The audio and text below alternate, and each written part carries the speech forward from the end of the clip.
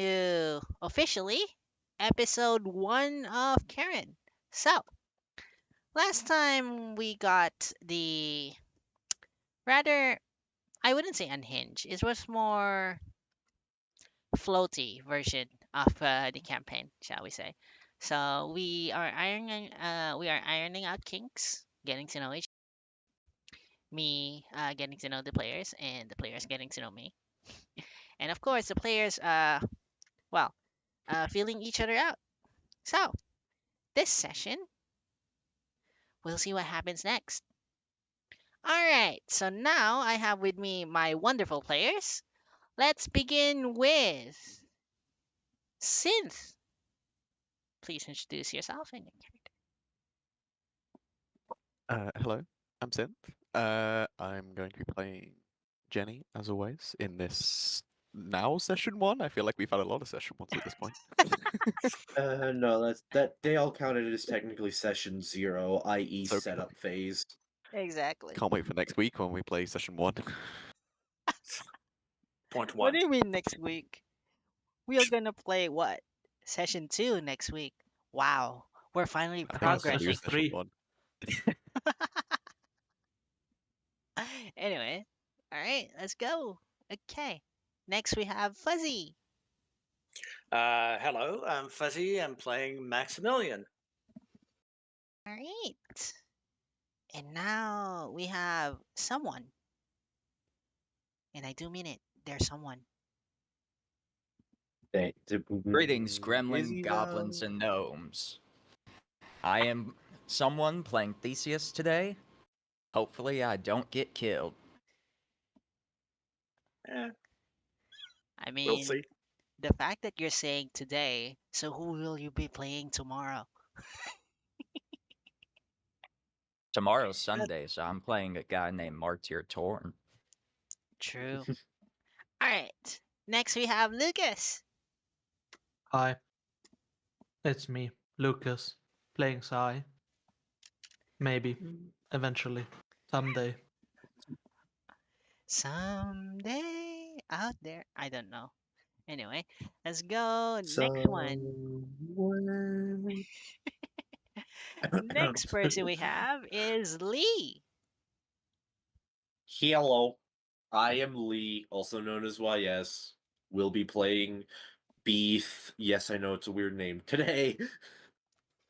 All right, and now with that merry cast, let us begin.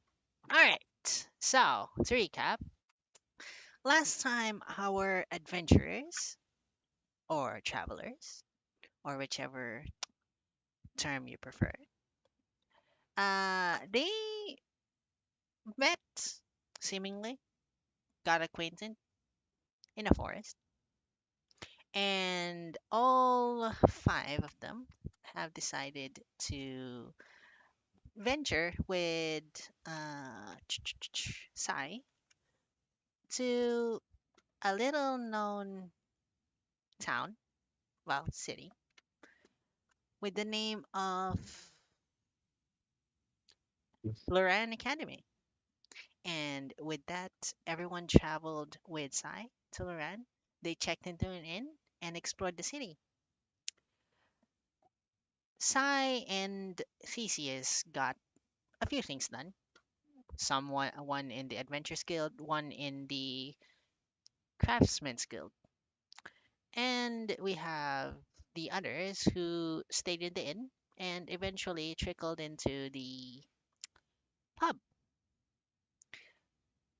wherein they got drinks. Maximilian observed. Sai eventually well, not really trickled, but ventured into the pub, got drunk, and passed out. The same thing happened to Theseus, although I believe Theseus's drinking shenanigans were more on the life-threatening variety. And this is where we resume our session.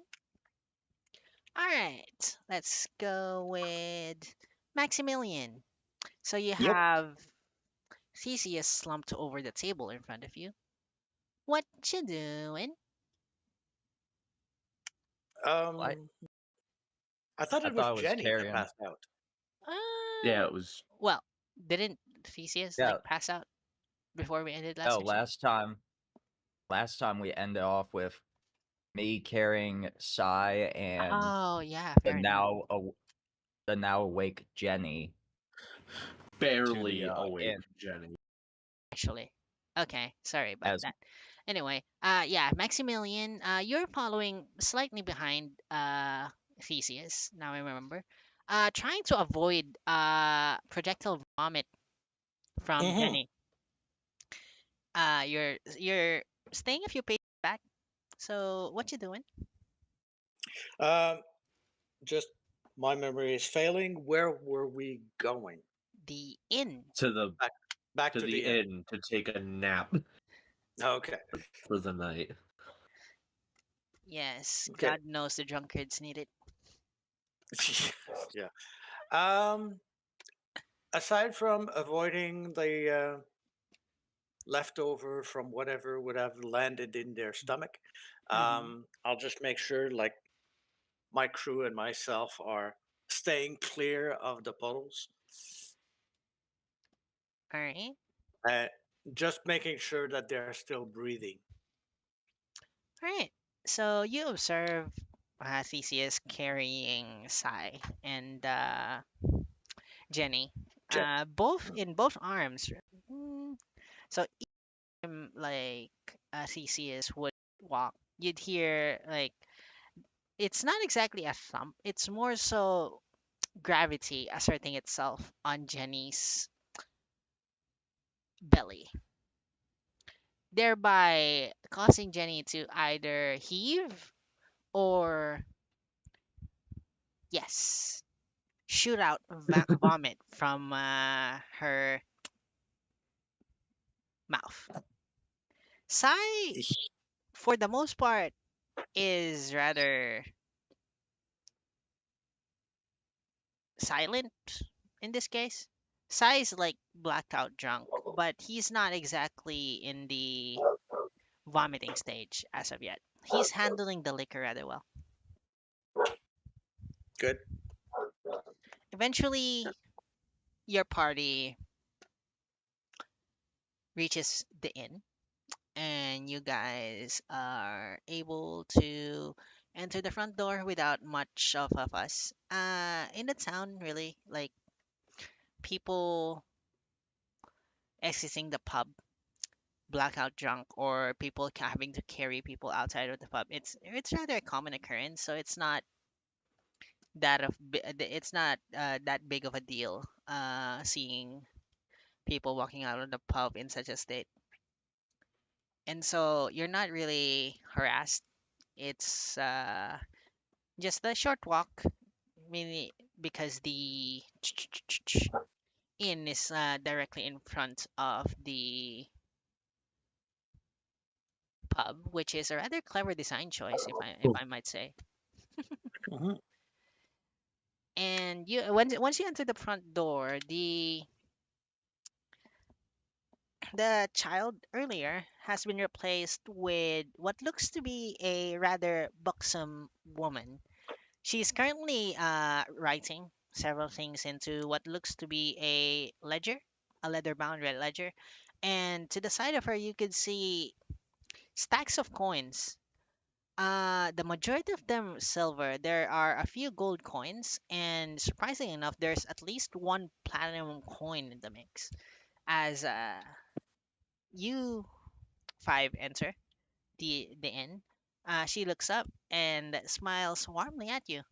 Hello, welcome to the Golden Boar Inn.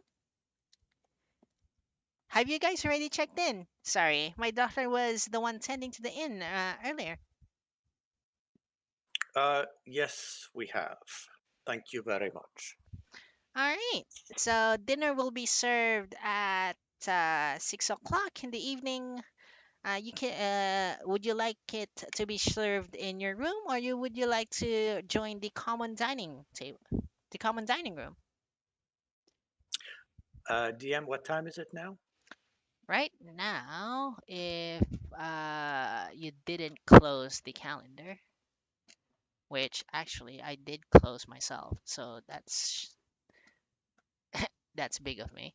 And the Ooh. calendar has removed itself from my quick controls, which is not good. It Anyhow, says it's 5:34 right now. yep. So 5:34, meaning you have approximately Less than half 26 an minutes. hour. Yeah. Um, I think in the room is probably better, especially considering our companions there that seems to have to recover somehow.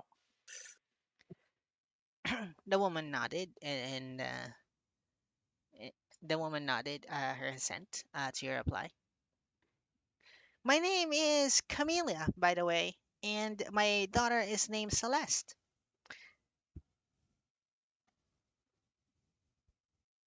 If you need Nice to meet. anything, just call out to us. Sorry. Mhm. We will. Thank you. She nods and then goes back to writing on the ledger as it seems that like currently you do not have any need for her or their services. Mhm. All right. So what are you guys doing? Uh, this is your key there. I just nod as I head straight towards the rooms. Okay. Alright. Hold on. Hold 1 sec. I'll try to reach to where like waist area of Jenny and Sai to see if I can find their key. All right. Um. So for Jenny and Sai, honestly, they're drunk. They don't feel much. You try and find their pockets, and eventually you find the pockets for Jenny, and you manage to retrieve a little wooden square, just like the one that Theseus bit off earlier. Mm-hmm. Uh, for Sai, it takes you a bit more. Um, he seems to have a lot of knickknacks in there, but eventually you find it and you retrieve the key as well. All right. I guess we should take them to their room first. All right. So, So you oh, approach the first floor landing and you are presented with 5 doors, each with your respective room numbers. okay. I find room 334 and pull out Jenny's key. All right. So as you pull out Jenny's key, you notice that the what seems the symbol on the key, what used to be some sort of magical circle, is now looking like an arrow.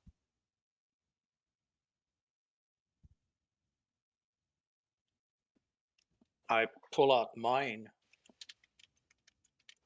As you pull up And, yours, you see the same thing. It's an arrow. oh, interesting. Okay, symbol changed. All right. I open Jenny's door and I Yep. So gesture for Titus to bring her in. mhm. So as you open Jenny's door, if you were paying attention to the key, the arrow has changed back to the magic circle, and it is glowing. It glowed a slight bit as you open the door.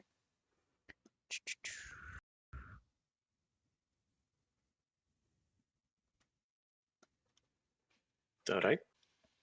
Theseus? I bring Jenny over to her bed and just tuck her in. All right, you tuck Jenny in, and now on her bed.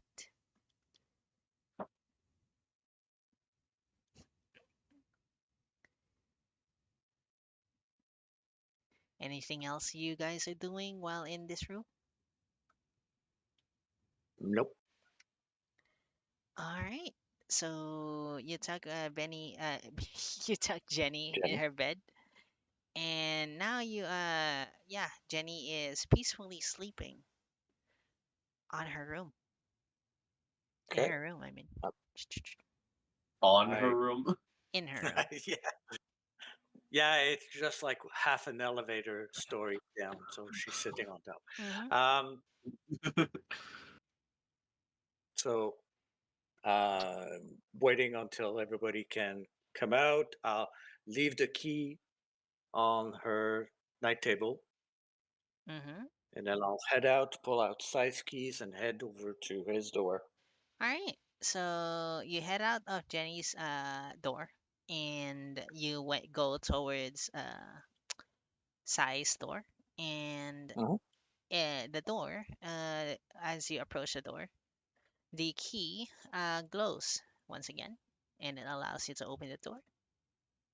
Okay. Again, just sir. Faces, if you will, please. Mm-hmm. I put Sai on the table and tuck him in. Table. On All the right. table. So you place Sai on the table, Well, if and you come in my room, it's a mess. There is clothing littered around everywhere. There's blueprints, a dozen of some materials, some hills, like everything. Smithing tools all over the place, okay. and a lot of fucking paper that has drawn swords and various weapons on them.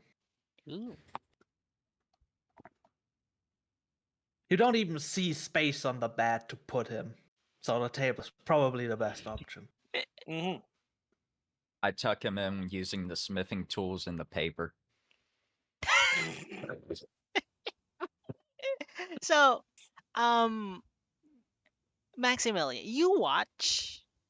as uh you watch as Theseus carefully lines up the smithing tools with Sai. So first you see Theseus just sit side down on the table.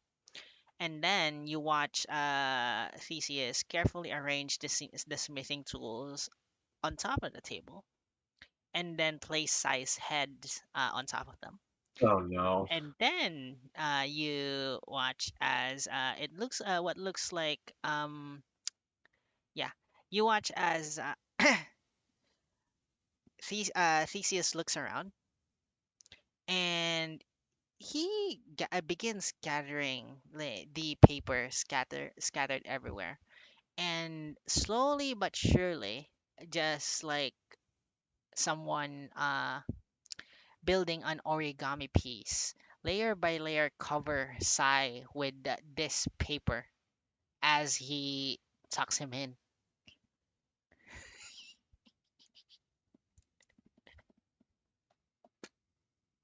Okay. You have a flair for creative craftsmanship, Thesis.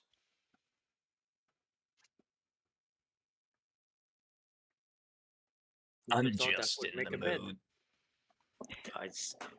I see. Hmm. Well, you are He's very kind for doing this for them. He has a messy room. Well,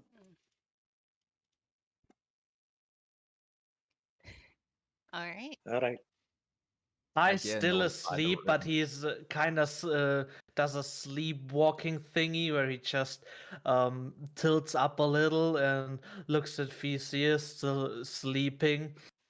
Oh, you want a autograph? Oh, fine, you'll get one. And he just types sigh on Theseus's chest with prestidigitation, and it just sign for an hour there. Then he falls back asleep. Uh, okay. I clear part of the night table and put a key in an obvious place, Mm-hmm. and then I Right. walk out. So as you and I'm Theseus, sorry, Theseus. I'm st- I'm staying in the room to clean it up before I leave. All right. So Maximilian, as you exit the room, roll me a Perception check.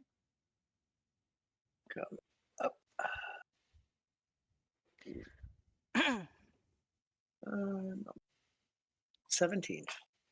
Right, 17. So as soon as you exit the room, you notice a slight wind, like brush towards you. And if you were to look Coming. around, you would still Mhm. see that apparently Jenny's door is still open.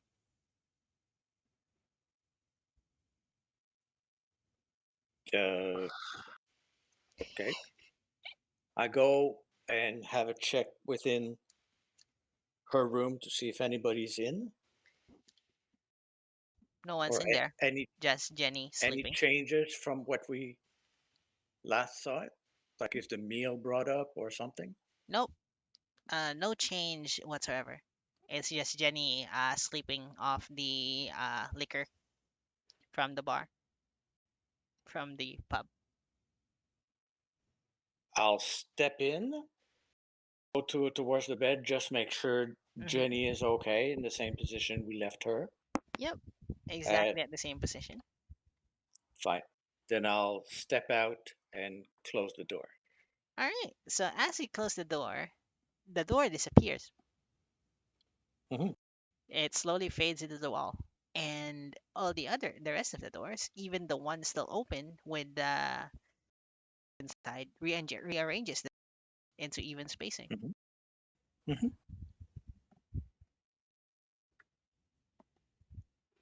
All right. Okay. So peace. What you doing? Um, last time in our last session, I had left before everyone else go home. So in that time, let's see, we'll say be me found his way over to the inn. Because Well, I he's was about to say that you were still outside. I was going back a bit, but yeah, okay. You find yourself over to the inn. and talking to anyone, room, bed, that's it. All right. So you slip by the receptionist, going to the your door. You open it, you close it, you go to the bed, and you fall asleep. All right. Let's go back to Theseus. What you doing?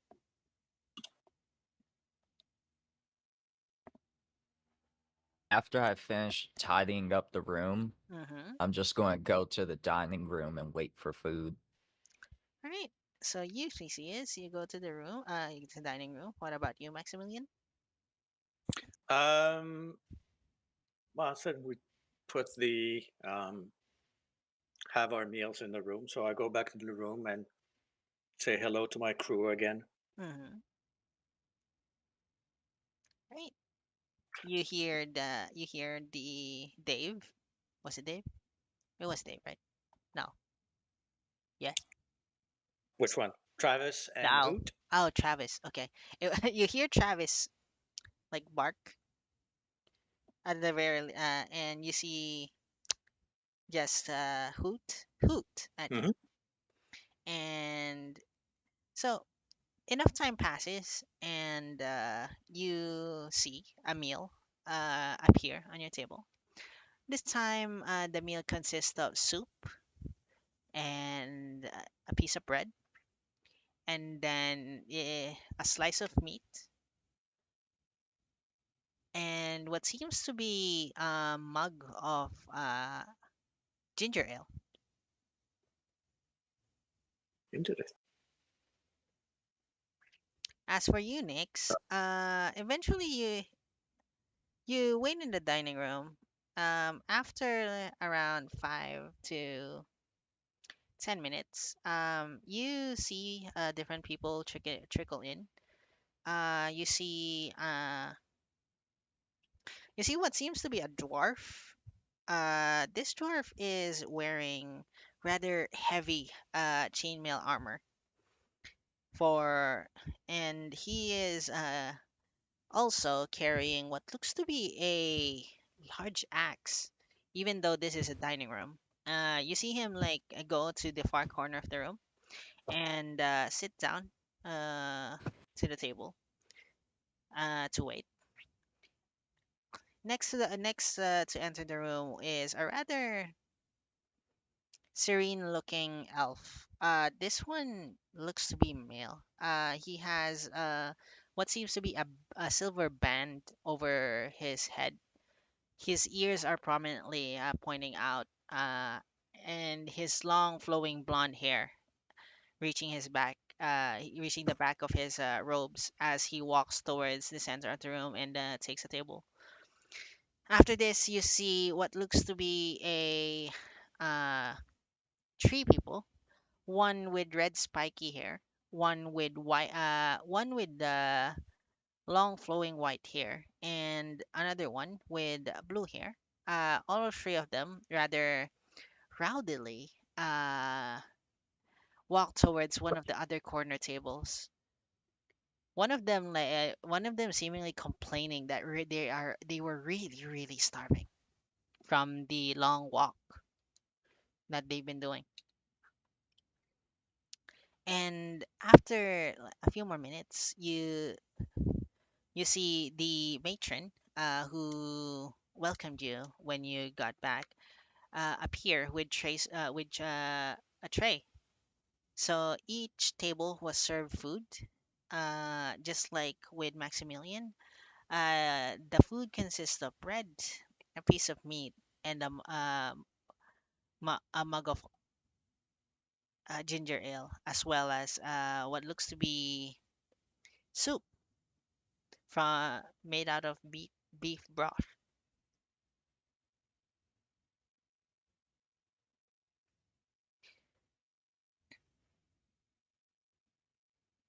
As soon as the food hits my table, I'm just going to I'm just going to dive into the food and eat it wildly. All right. So you dive into the food and eat it widely.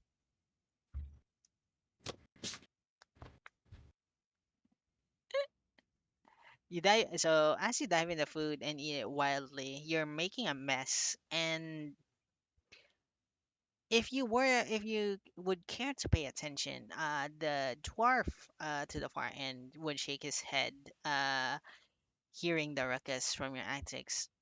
The elf in the middle of the room seems to just be ignoring this, while the trio at the far end of the room seems to be oblivious of whatever this is you're doing.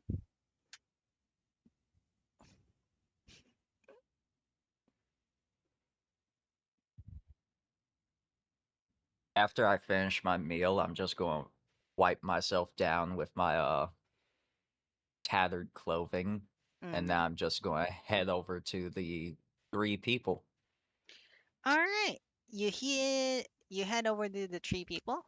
You see the guy, the you see the guy. He seems to be human. You see him like just looking at his food. He's already devoured the meat and he's currently dipping the bread in the soup. And as he approaches people, you can hear him. Hear a single word you're saying, Aleytia. Hello. Mm-hmm. That was after you said, as you head to the three people. All right. So as you head towards the three people, you would hear like this guy, the one with the spiky red hair. He looks to be human, and you would hear him. Like he's already devoured the meat, and he's currently working with the bread, dipping it on the soup. And you could hear him like loudly complaining to his companions. I wish there was no food. There was more food in this. Why did they serve such low portions? And then you could hear the blue-haired girl just scold him. Be grateful that you're even eating. It's been days since we've had a proper meal. And as for the girl with the white hair, she's just remaining silent, seemingly just observing the two.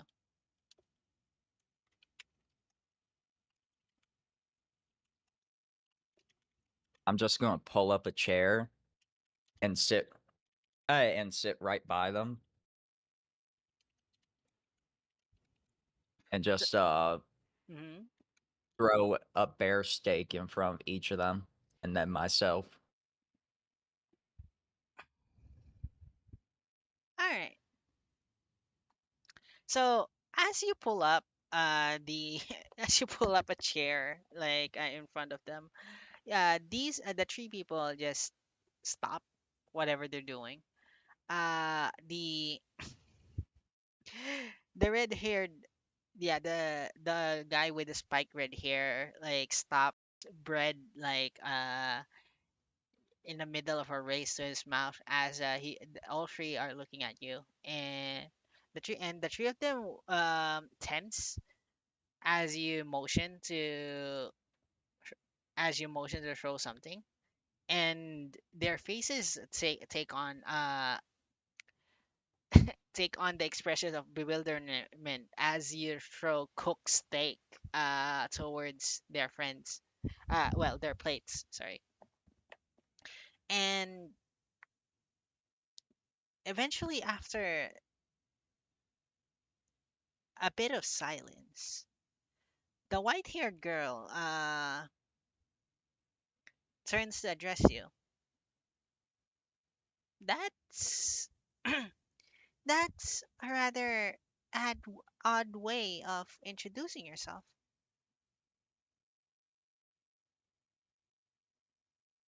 Y'all said you were hungry. More food.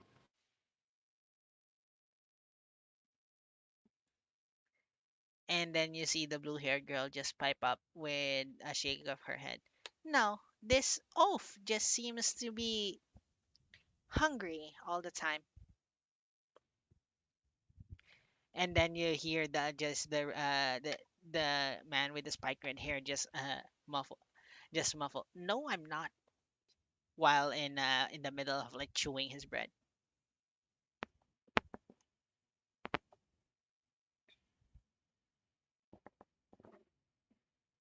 You always need more food to properly live, properly grow, train. Food is food. Well, I wouldn't say this is nutritious. The blue-haired girl states as she looks at the stick.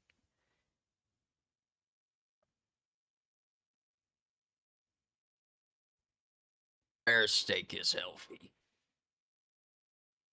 If need more food, I can grab more food tomorrow.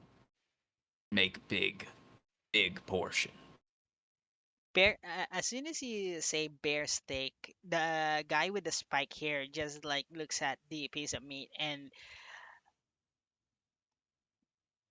takes out like he doesn't even bother with the fork and the knife.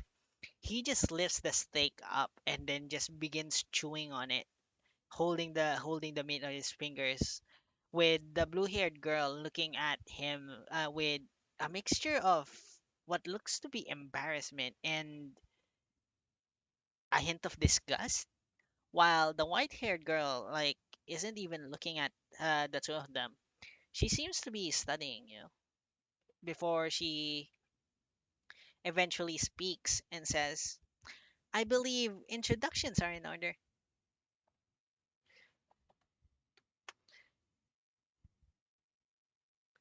My name Well, is." Oh, sorry. Mhm. well, since I've showed up, I as well introduce myself. I'm Theseus. As you see, I'm an orc. Mhm. My name is Silvana from the kingdom of Meandrashel. This is Vesa from Moonbright and Kalen from Fear Academy.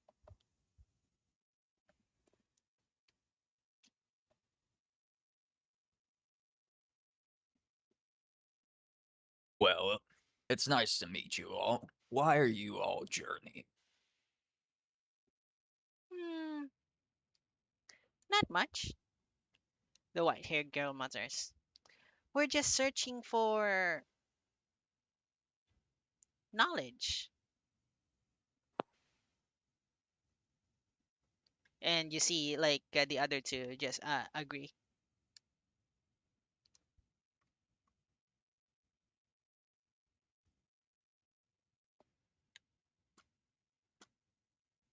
Well, this academy seems to have a lot of knowledge since wizard, magic, all kinds of stuff. Yes, the royals of the kingdom used to send their prince or princesses to this academy if they showed aptitude for magic. Otherwise, they would send them to Xcaster to study the art of being a martial, the martial arts.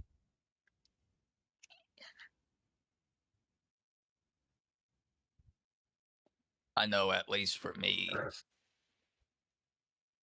learning not my forte, but Xcaster might be a destination I might choose to go to in the future. You should if you're interested in learning physical combat.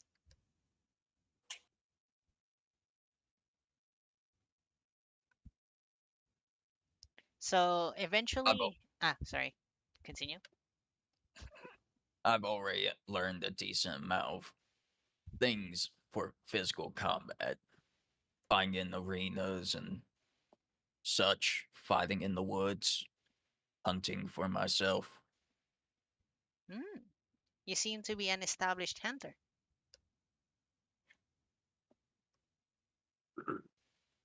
And I make do with what I can. The white-haired girl nods as her other We'll be right companions. The blue-haired girl is like wiping the mess on the mouth of the of the guy with the spike hair, and eventually the white-haired girl turns to you as she looks at this. It seems my we are done with our dinner. It was nice meeting you, she says as she stands up, the other two following. Nice to meet y'all as well. If you need anything, I'll be staying here for a hot minute. The white haired girl nods as they turn to walk away, leaving the table. And as you look at the table, you would see that the two, the blue haired girl and the guy uh, with the spike hair, had eaten their meat, while the white haired girl left her plate rather untouched.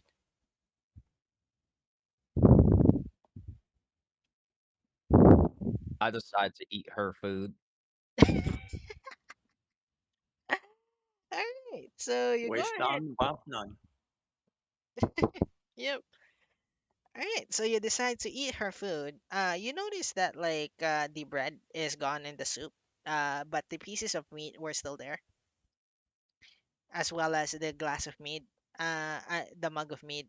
Eventually, as you finish, the dining room had already emptied, so you're the only one left there. So what you doing? I'm heading to my room to take a fat nap. All right, and after the dining room, you head to your room and take a fat nap. All right. And with that, that ends your first day in Aloria. Everyone is now able to take a long rest within the security of the inn. other or if you're doing something, please tell me. Nah, be sleeping. Nope. Stay in my Beef. room. Fucking.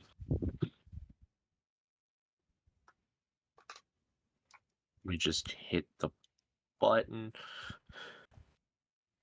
All right. Not the button. Yes, the button. Look, gasp. All right. So everyone takes a long rest, and let's start with you, Jenny. So Jenny, you wake up uh from your slumber. You feel like around your face it's rather sticky. You could hear the soft chirping of birds, and along with the feeling of stickiness, you also feel like the warm sunlight trickling from the window.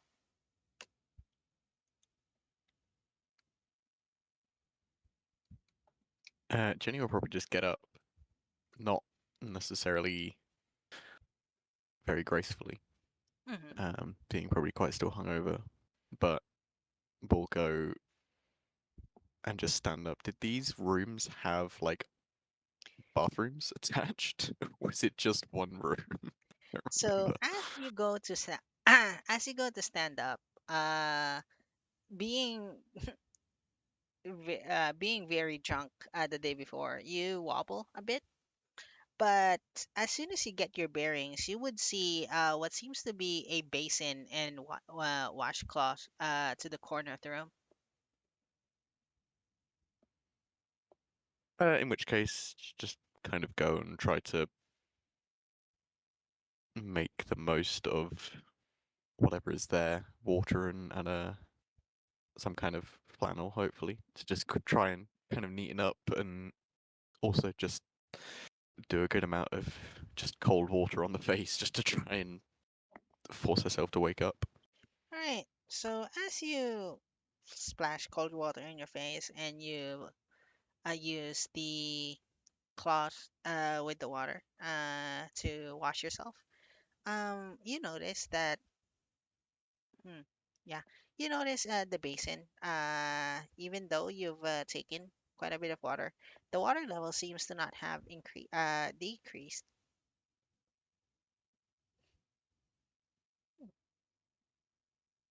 Is there an actual tap or is it just like Nope, it's just a a basin. basin of water? It's It's interesting. just a wooden basin. Some kind of magic. Um, but yeah, I don't think she would be the first to leave her room. No, well, the doors disappear, don't they? When the doors close and Well, from your perspective inside the room, the door's still there. door is still there. Okay. Um, I think after a good while of forcing herself to wake up, Hmm. at least be somewhat presentable, um, she'd probably head outside and want to head outside and just get some fresh air. All Um, right. and kind of head through to see if there's any kind of like caffeine based or herbal things that are being served in this kind of not a hotel but the inn, I guess, or if she's gonna have to go all the way back to the tavern again All right. just to So get some coffee. as you turn to head outside, going towards the door, you pass by the table and you see a piece of bread and a saucer of butter. There's another plate which seems to contain strips of meat, and and in the glass there seems to and beside that is a glass that contains what looks to be an orange substance. And take a little just hesitant sniff, just make sure it is actually some kind of natural thing. So you take a sniff and you smell the aroma of just butter and meat and fresh bread. And the drink is presumably And actually orange. as you sniff what's in the glass, you're presented with a rather unique smell. It's not exactly orange, but it's familiar. Well, hmm,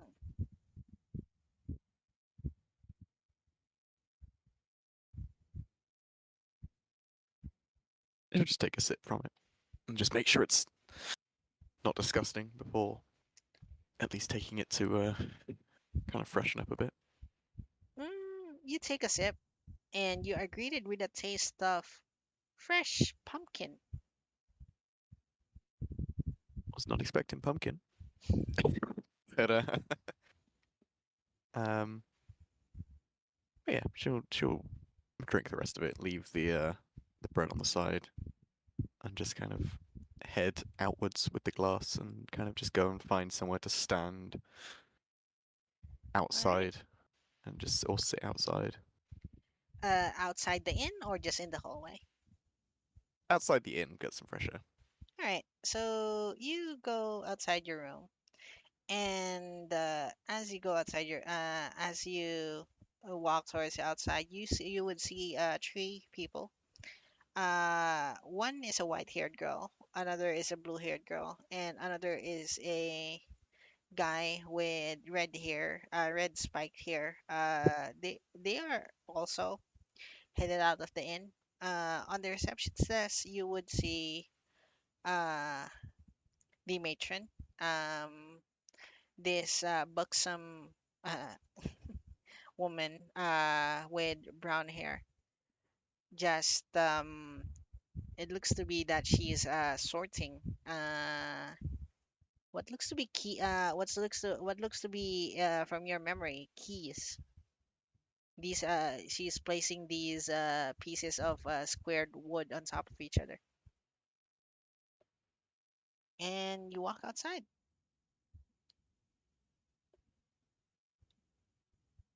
All right, let's go with Beef. What you doing? One sec. Sorry, I just made myself a PBG. Anyways, so after eventually waking up, probably with some mild fucking what's the word? Yes, you wake up to so as you wake up, you're greeted with, like you said, a mild, not exactly hungover. Not Yours, quite hungover, but not hungover. mhm, A buzz. a buzz. Yeah. A So buzz. as you wake up, you're greeted with the rays of sunshine, like just shining to your window. Your room is a tad higher than the rest in the inn, so you have a view of you have like a half view of the outside walls of Loran Academy. So the sun is blasting its rays through your window.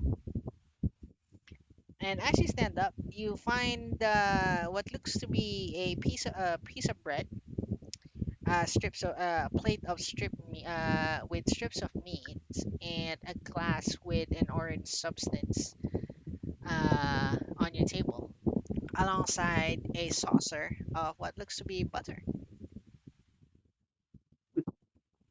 Nice. I haven't gotten to eat in a bit, and he'll just go over and just start eating it. No questions asked. No nothing. Just chow down. hmm So you dig into your breakfast. This is a rather simple meal. uh, in terms of like meal wise, but it fills you, and eventually you finish your breakfast.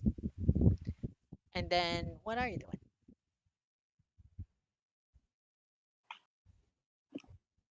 once I'm done with my breakfast, I'll probably go outside or yeah, leave my room, probably go outside, see what I can find in the town to do.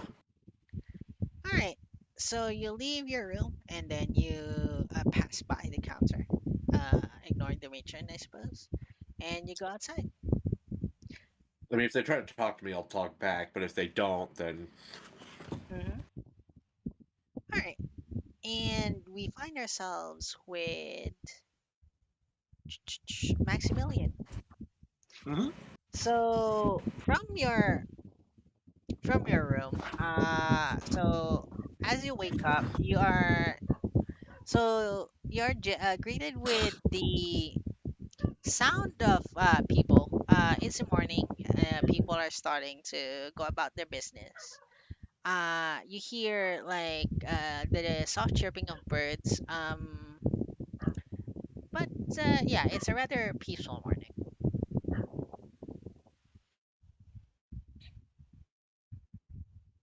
Um, is there food in my room? Uh-huh. So if you take a look around on the table, the dishes and the tray last night has disappeared to be replaced with a fresh plate. This one is just like last night. It's a piece of bread. However, this time the plate there is a plate of butter. Another plate contains strips of meat, and apart from that, there seems to be a glass of what looks to be an orange substance.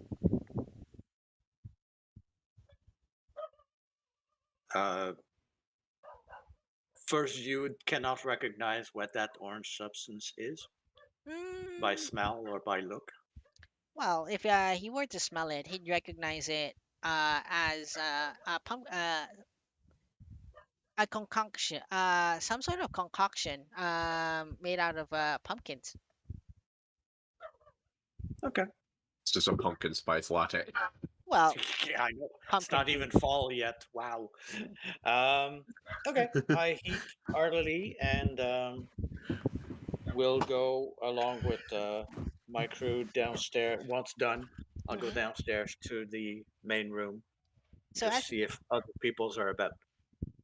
All right, so on the main room, you're greeted with the reception desk. You see that what looks to be you see the same buxom receptionist that greeted you when you returned last night. And apart from that, no one really is in the room. So the receptionist looks up to you and smiles before proceeding with what looks to be paperwork. She seems to be like folding papers and then placing them inside envelopes one by one. I'll step to the counter. Um, Pardon me, Camellia. Have you seen any of my adventuring party about? Oh yes, two of them just went out. They should be just outside. Well, thank you very much. Have a great day. I step out. All right, so you step out of the inn. All right. Okay. So let's go with Jenny. So, Jenny, as you step outside to relax and maybe take a seat, you notice that there seems to be a rather large crowd milling about in the city. Uh rather like it looks to be rather like larger than like what you experienced when you entered the city yesterday. There seems to be a lot more people.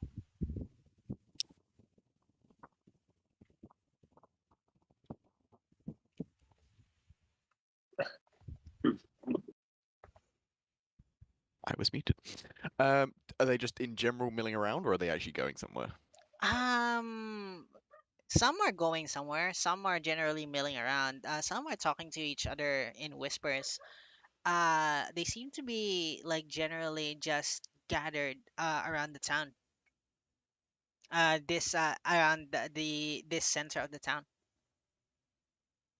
Whereabouts are we on this? We are. We up in the top left? I don't remember. What? No, we are Right in about here. the middle. Yeah, right about there, where Oh, so the it's this arrow building. is. It's this That's weird the end right here. That's the Yes, tavern. this squarey building. is. All right, where's my mouse? All right, this is the inn that I'm pinging. Oh, the big one. Okay, got This you. is the pub. This one, Right. Okay, I'm following. and you guys Got are you. here. Well, And the crowd is like around here.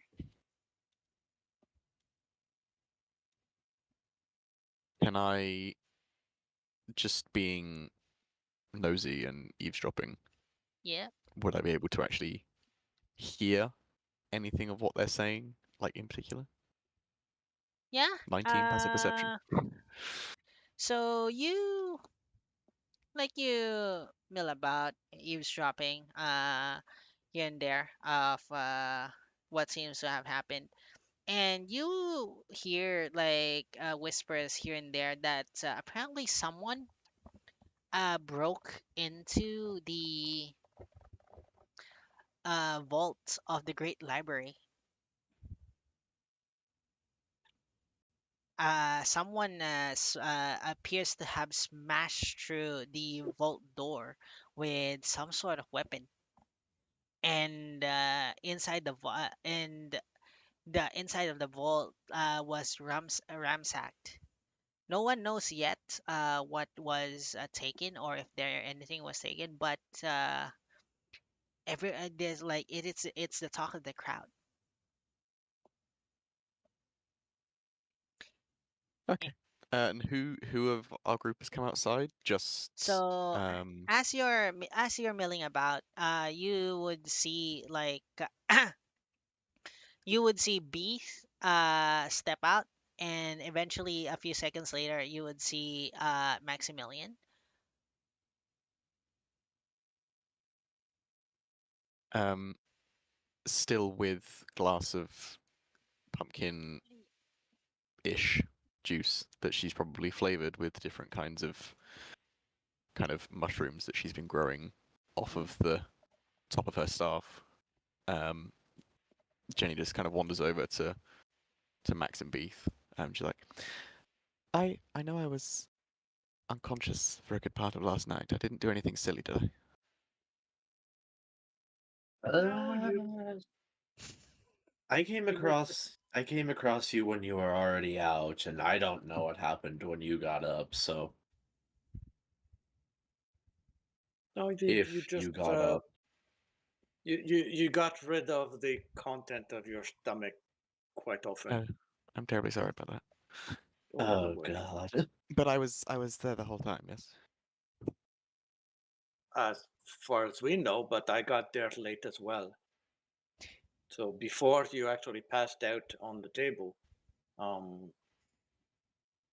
we don't know exactly what happened.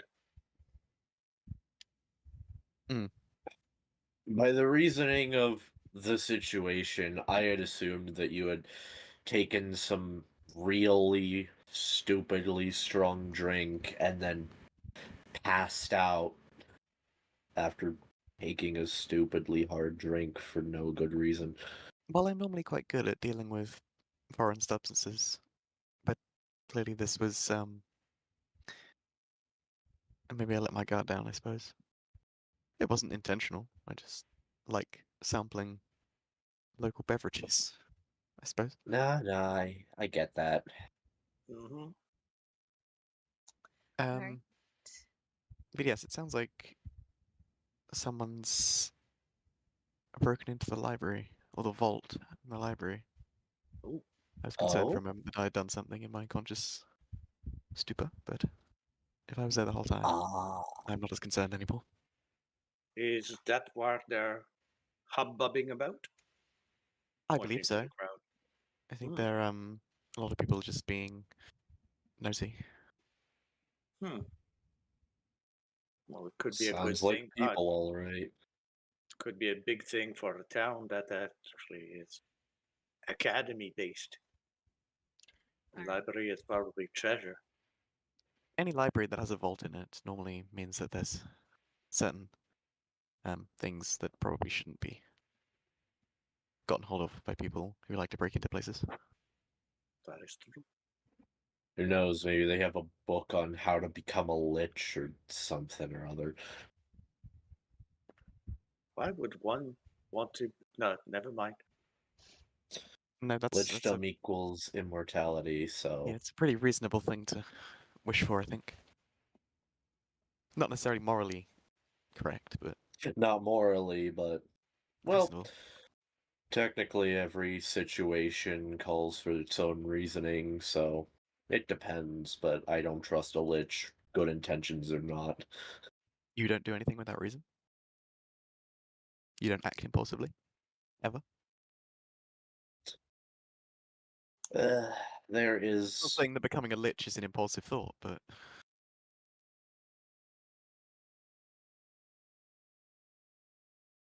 I just don't trust them. That's it. yeah, I don't think you're Most supposed to. people the chance of either A for power or B for some nefarious scheme. Or C just because it's there. Or that, all of which aren't really morally correct in any way. Fucking philosophy. Maximilian looks anywhere but in either Jenny's or Beat's eyes right now. All right. Nice day. It's a lovely And morning. all right. So, Theseus. Well, actually, no. Sai, what you doing? You wake up with this ache in your head, and not only ache, like it looks like it's not only your head that's aching. It looks like even your face, like half of your face seems to be aching as well. Seeing that I probably went to sleep at like 5:50 or something p.m., I should be awake at like 3 a.m. I see we've got another me on our hands. I mean, I'm just saying. I asked you if you were doing something. Well, That no, I'm totally fine. I would have slept, but I should be now at 3 a.m. roughly. yeah. I wasn't really going for a specific time, but okay. Well, Yeah. if I go 7 hours, it would be even earlier. So hmm So yeah, you wake up at around 3 in the morning. I would devour the food that was brought to me if it's still there from 6 p.m. Uh, so about that. If not, that's cool too. I'm just saying if it would be still there, completely cold, I would just eat it. So about that, the food is still there. I mean, the plate of meat is still there and the plate of bread. The soup has spilled over to some of your papers as well as the mug of mead. Considering as when they appeared, the table was already occupied. Can And I cast prestidigitation on the meat to clean it off the soup? yeah, okay. You cast Perfect. you cast prestidigitation to clean the meat uh from the soup.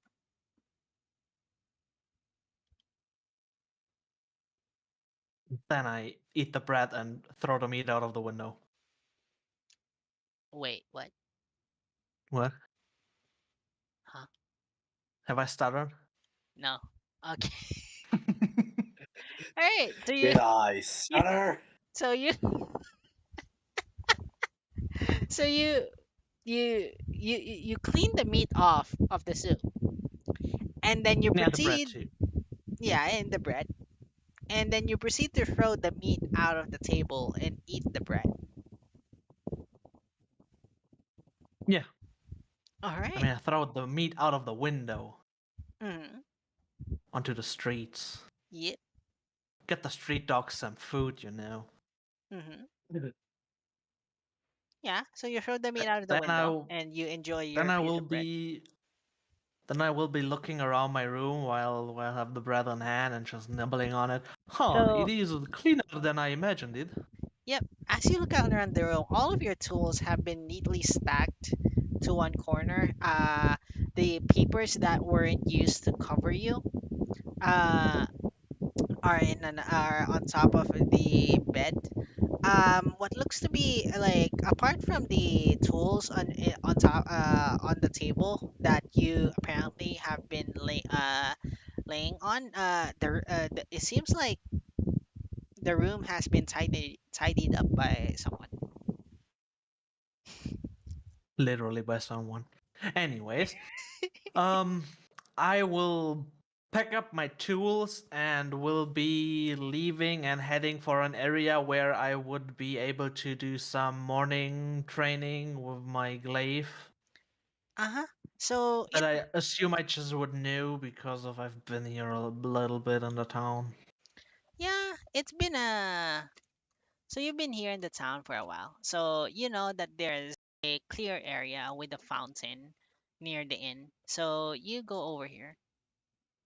And so you go over that area over I should keep this tab open anyway. Yeah, you Around go, here. yep, that area over there, and Okay. begin training with your glaive. What else you doing? I'd train for like 1 or 2 hours until like 4:30, 5 a.m. ish, and then I would probably head to some smithery where I might have worked before to do some prep work and do some nail forging, just the basics to get the day Mm-hmm. started, and then get back to the tavern roughly at when everybody else is leaving, or a little Yep. later, whenever it is a good time. So eventually, yeah, eventually you go to your smith and you practice your smithing before going to the tavern. At around 6, 7 o'clock in the morning, you begin hearing like a crowd outside the pub. It's been a while. Like it's been a while. You've drank a few mugs of mead from the barkeep. He's seemingly just giving you refills. Someone has like it doesn't look to be on the house. It looks like someone has already paid for it. But yeah, he's giving you refills for a bit before you hear just this. It seems like there's a crowd outside of the pub. I'll head outside. All right. As you head outside, you are greeted with a large crowd of people and onlookers. To the side of the pub, you would see what looks to be men in blue robes with several men and women in blue robes with what looks to be floral pattern to their robes, like questioning people.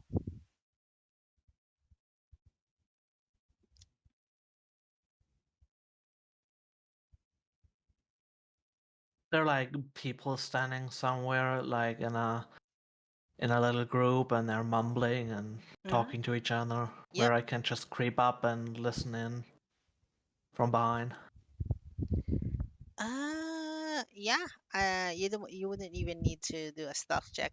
You creep up to this group and you listen in, and just like Jenny, you hear that the whispers that it seems like someone has broken into the vault at the library.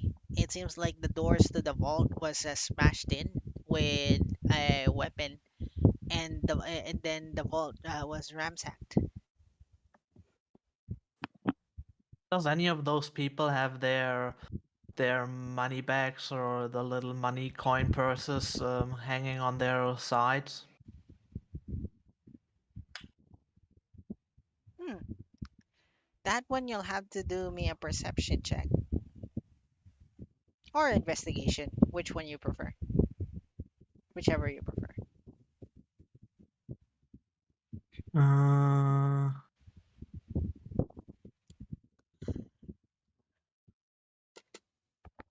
Psst.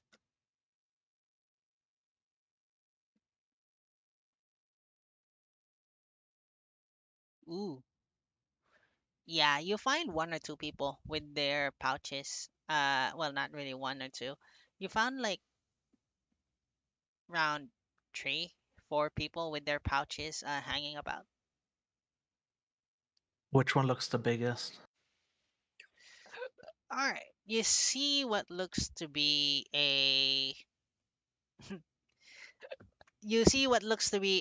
man with red spiked hair who's with in a group of three. Uh he seems to be like yeah, his pouch is hanging about. It looks to be rather bulging, and he's currently like going through the crowd, like trying to maybe get somewhere. As the two females he was with proceed to another direction.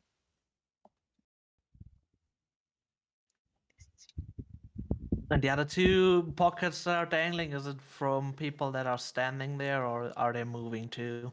They're moving too. Would it be possible to. Which one is the easiest to steal? Let me just put it blankly. That looks to be the easiest. Ah, As in moving slowly or moving between people and they wouldn't really notice. I mean, if you put it that way, the one who's like trying to get through the crowd is The red-haired one? yeah, the red-haired one. Gotcha. I gonna try to steal his pouch by casting Obfuscate Object. I just Uh-huh. cast it so you can read it, I guess. Okay. Obfuscate object. Here.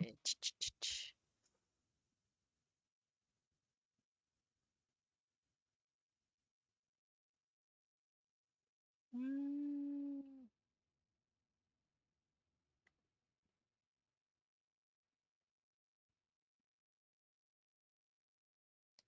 And it must be on your person.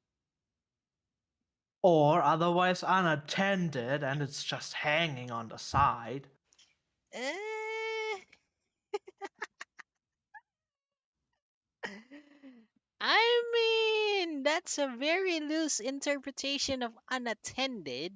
Well, judge me, I guess. uh, If you're saying I can't, I can't. You have the no, hand. You're the DM. I'm not saying you can't. I'm just weighing it in my mind. If I agree to this or not. Uh, sure. So I consider it yeah, dim light scenes since he is like walking through going through the crowd. That would dim the light around the pouch a bit. All right. Roll me sleight of hand with advantage. Let's see if you can steal this. Damn. Yep. So as he's passing through the crowd, you enter the crowd as well, Sai, and you pass by this red-haired guy with spiked hair, and you manage to swipe the pouch from him, and eventually you exit the crowd on the other side. I'm casually Uh, walking towards the inn. yep. So Maximilian, uh, Beef, and Jenny, I want you Mhm. for to do me a perception check. Perception. Okay, hold on. I didn't have my character set on. Boop. Perception. Yes.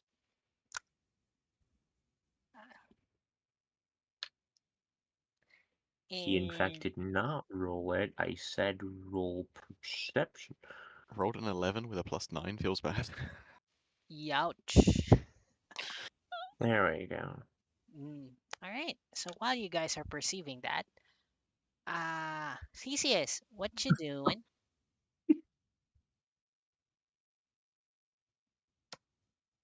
I'm going to wake up, see that there's food on the table. Mm-hmm. I'm going to grab the wash bucket, set it right next to the table. Uh-huh. I'm just going to clean myself before deciding to tackle the food. All right. So you clean yourself with the wash bucket. If you if you pay attention, you would see that the water does not decrease when you clean yourself. So no matter how much water you use to clean yourself, it seems to not run out. But eventually you finish cleaning yourself and you go towards the table wherein you're presented with bread, a plate with pieces of meat, a glass of orange substance, and another plate with butter. I drink the orange substance. Mm-hmm. I hole out the bread Yep. and pour the butter into the bread before shoving it into my bag. Okay. And then I shove the rest of the food in the bag. All right. You shove the rest of the food in the bread. Now what you doing? I go to the window Mm-hmm. and look out at see what floor I'm on, see what's going on outside.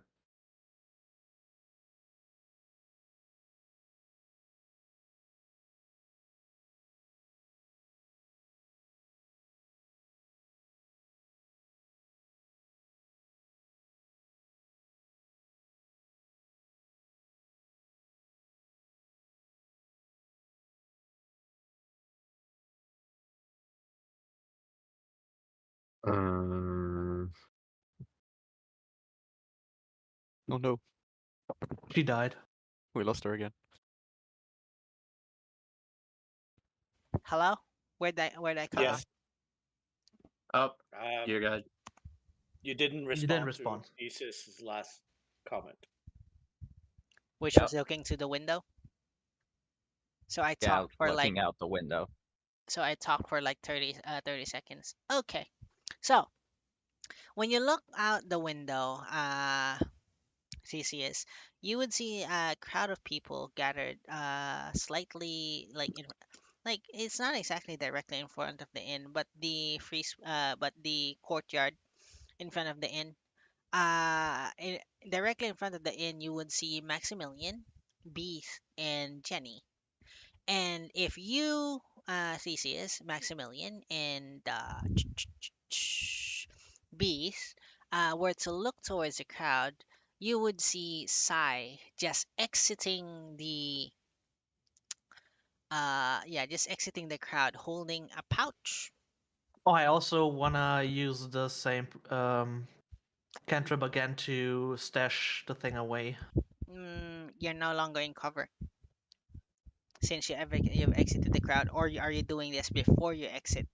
Oh, before I'm exiting. I mean, All I right, take it and I walk a little away, and then I'm still in the crowd, and I wanna stash it, so all it's right. not obvious. In that case, you three just see Sai walking out of the crowd.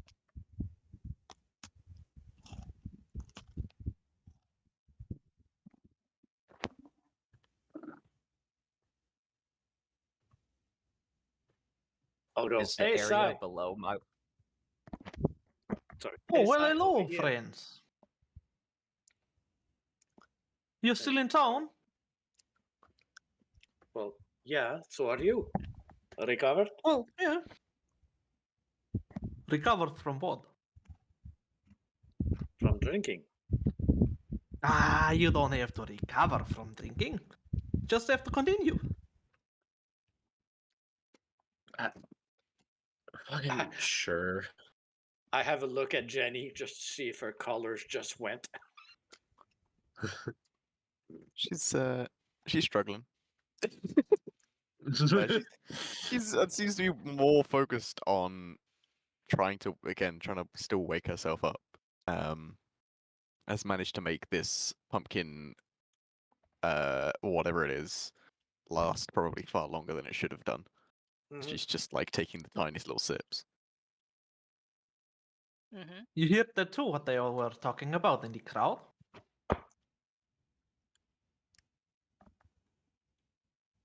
Yeah, Yes. Jenny was just mentioning they were talking about a break-in. Well, I might have a suspicion on that. All right. So, Theseus, what we're saying? How far? Is the Were you area asking how far down? that and is the area below my window clear? Eh, if you roll high enough, you'll just manage to avoid the others. Perfect. So I jump out the window. roll me acrobatics.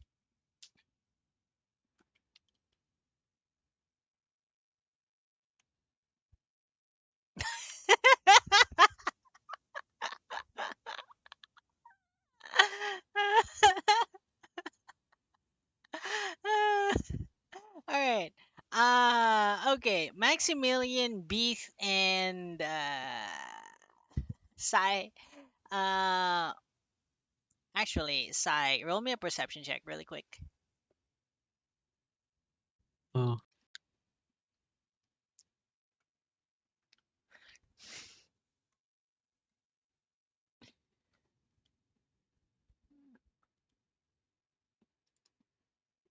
All right.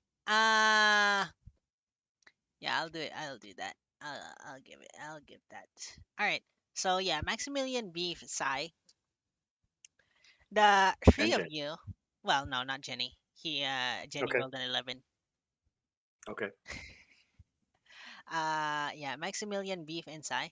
Uh, the three of you would notice that as Sai was about to say, um, that he had a suspicion on what is that. The three of you sense that that you guys might want to get out of the way. I take a side step. Yeah. Take a back step. Beef. I also step like to the side, just away.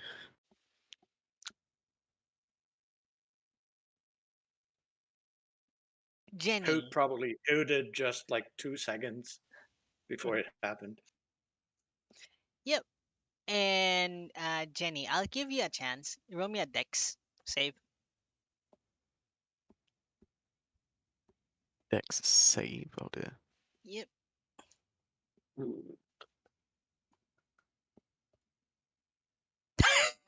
Mm, So, Not uh, your city. so Theseus, you jump out that window. You jump out the window, but um, your balance wasn't quite right. As you jump out, slip a bit, and instead of jumping like 5 feet, like five from the window, you begin to just free fall. And Jenny is now serving as your landing pad. As Jenny, the glass you. Oh, never mind. And yeah, It's a feature. I came prepared.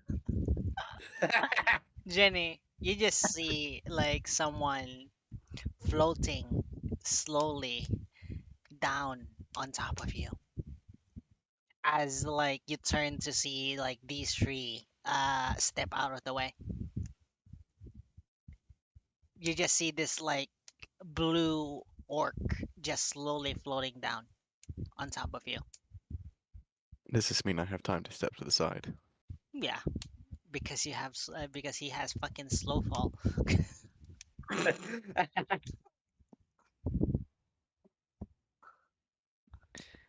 I mean, feel it like doesn't there say were. that. It doesn't say that decreases my speed of falling. It just I mean, negates certain amount of damage. I get. The feature's called slow fall. Yeah, the previous editions had that you had to be close to a wall in order to grab and Yeah, make but contact every once in a while, yeah, but fifth not 5e. edition. Yeah, 5e they removed that. You don't really need Uh-huh. that. You don't really But need that would that have been anymore. color. Yeah, it would have been color text. Exactly.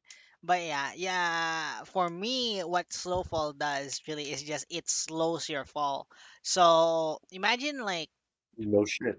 imagine like fucking Harry Potter falling from his broom and Dumbledore just casting a spell and he slows down while he's falling. That's what's happening to Nyx right now. Okay. To Theseus right now. I mean, Don't give him that. He will jump down hundreds meter next time. he already has the I'll live. fucking thing. I can't do anything about it.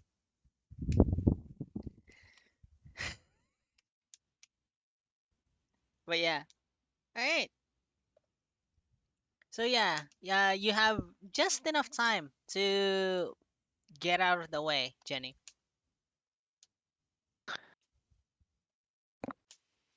In which case you definitely will. Um, not wanting to be landed on. I feel like there were slightly more, sophisticated ways to descend from your room. Thesis, nice of you to drop by. Oh, funny. Thank you. And I bow. Well, hey there. Feel like walking out.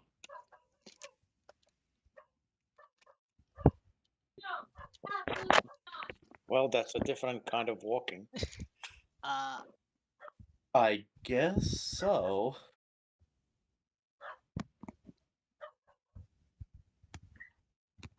I mean, only if I had some way to just walk on the air. Ooh, that could be interesting. Instead, I just float down like a feather. Practical. Especially when one defenestra themselves all the time. Can you do that with more people? If you're like carrying someone? Probably. Thank God you didn't do that with Jenny yesterday. She would have been fine. She would Well, maybe have like healed. a sheep sickness?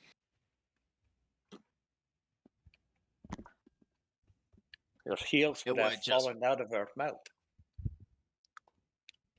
it would have been just some extra, let's say, propulsion to slow down the speed.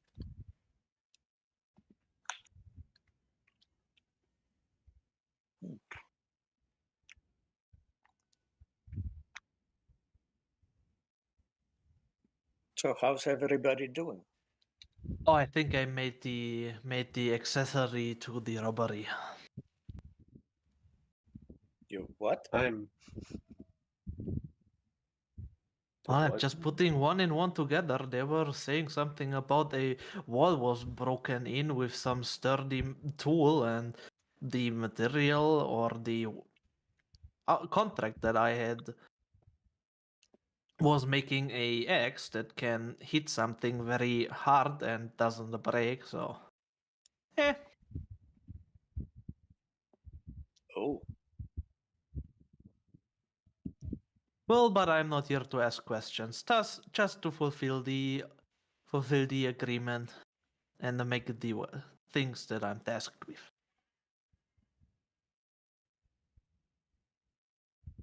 I feel like it's the morally correct thing to do to go and tell someone that. Fuck, I don't even know the name of the dude that hired me. He paid. That's all I care for. Right. you have a description though. Well, it is as we say in business. The things between customer and the master working the things, everything between them is secret. Apart Can't from the fact talk that you about just it. told us. Oh well, I haven't told you any names. Well, no, but you've told us that you know. Yes, I can say that much, but I can't endanger my clients. I feel like What you've if endangered your yourself. client gets? Yeah, what if your client gets caught and blabs Oh about well, me? then I don't care. I have the paperwork with the Artisans Guild that I just fulfilled the request, and that's about it. So I'm not liable for any dangers or damages caused with my weapons. Where would we be in a world where blacksmiths are charged with murder because they crafted weapons for a person misusing masterworks? That's not my fucking business.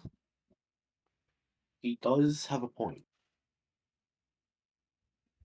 You haven't obviously been in some towns that I've crossed. Some people are very, shall we say, obtuse in how they present um, any association with crimes. Dude, I probably made 1,000 weapons that were used to kill another 1,000 people, if not more, so I'm not sure about the entire thing. And if you go for master blacksmiths like my pops, or even some greater blacksmiths that work for royal families, they make weapons on weapons and weapons and weapons, and they're gonna be used for wars, crimes, criminals, everything, and they can't fucking get charged with all of that. Well, some could. It depends where they are, and depends how, uh, shall we say, stubborn the law is. Eh, as long as I have proof of the guild, I'm fine. The guild can punch me out of every danger regarding work.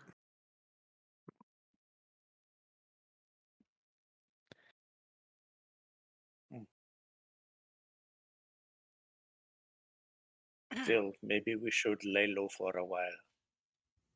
Oh, they had a lot of quests there too. I mean, I'm not sure what all you guys were planning on doing because all we agreed on was basically me showing you how to get here to some civilized grounds and getting you out of the woods, and here we are. So I'm not sure what you wanna do, but we could just go there and get one of those quests. They're all not blacksmith related, so I really don't care what we do, to be honest. Kinda low on work here.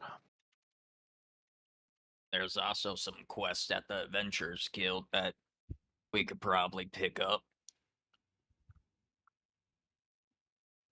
Oh, we can even combine one in one and get quests from both guilds and have them same location. As my old pop says, work efficient and don't do work twice. Were there any quests going to Pyro Plateau or some?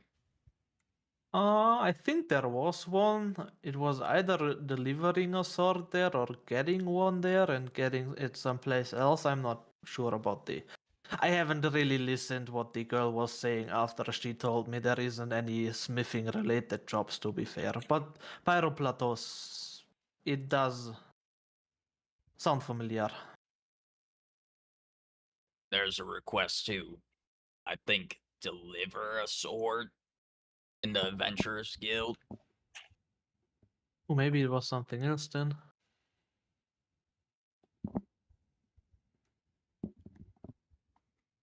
Well, We first pick we should those. all make a little conversation of how and what people wanna do, because we are all strangers to each other and I have no clue what you all are up to. I mean, you could have business, could be wanted someplace. I mean, I have no clue.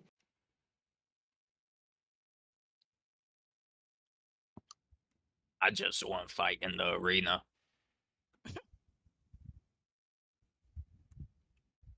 There's an arena That here. could be above my pay grade. Wait, we're paying you? I mean, If I'll have to I see. haven't agreed on anything.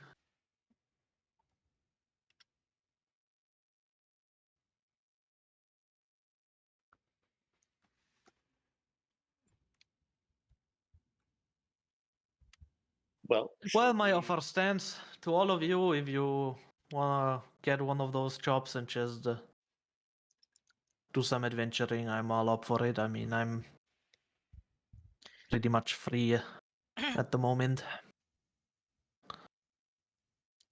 All right. So, where do you guys want to go? Do you want to investigate the break-in? Do you want to go to the Adventurers Guild? Do you want to go to the Craftsman's Guild? Or do you want to get into do you want to find out how to get into a brawl in the arena?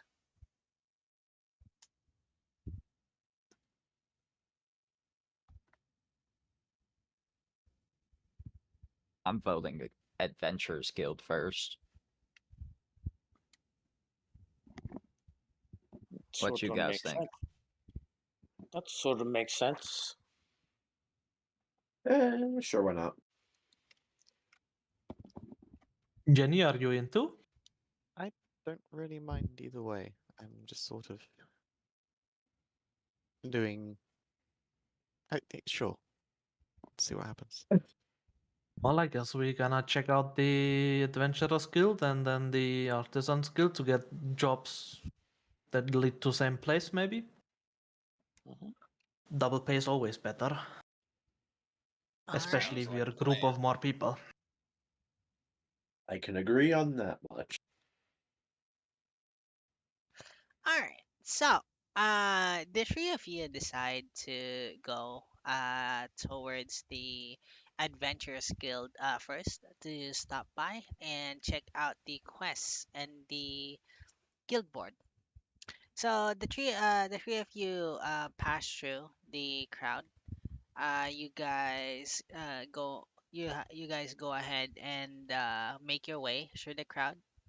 Eventually exiting through the other side. Uh, and with that the Adventurers Guild, you eventually get to it. Which is this building over yonder.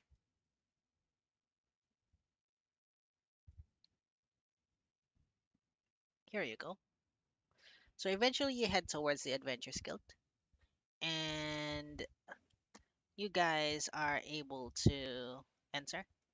As you enter the guild, you guys are presented with a crowd of people.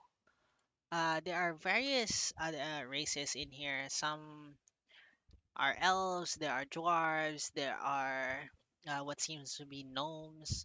There seems to be a few penguins scattered about.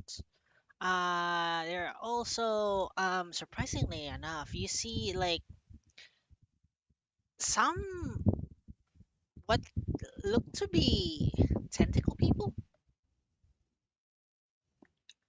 and as you enter the guild, like some of them turn to look at you, but eventually they just like turn around, dismissing you. And as you walk towards the counters, you are presented with three counters.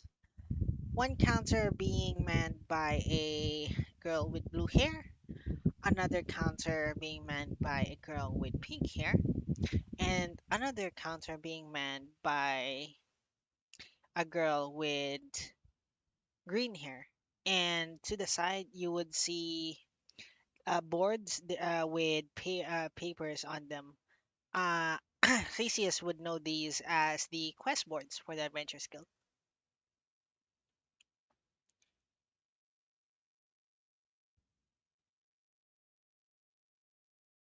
I'm just going to go up to the quest boards, see what F and E rank quest I can possibly spot out.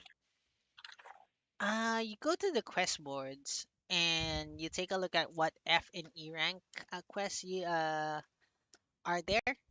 So as you look at the give me just a moment. As you look at the let's start with the F rank quests, shall we? See.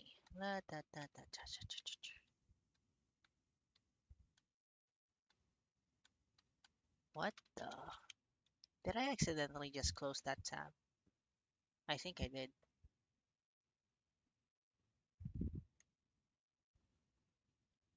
Remind yourself, don't close tabs containing your documents. Anyway, uh,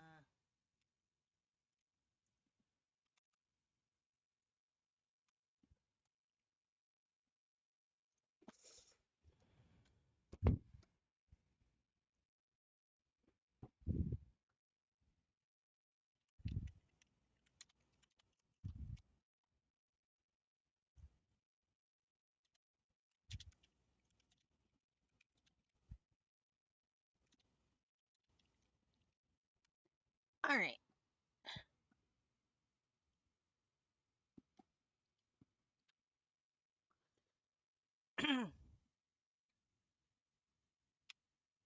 So for the F rank quest, you see, it's so you perused the G rank quest board before, and now as you peruse the F rank quest, they seem to be rather in nearly the same vein. Only some of these quests are harder, a bit harder than the G rank quests. So for the F rank quest, you see sweep the guild courtyard. So basically, it's a sweeping quest. So basically, you clean the courtyard within the guild, and you are rewarded with 2 silver and crusty bread. Another quest you can see is lost and flustered. Uh, Apparently there is a old man in Moonbright that needs escorting uh back to his house.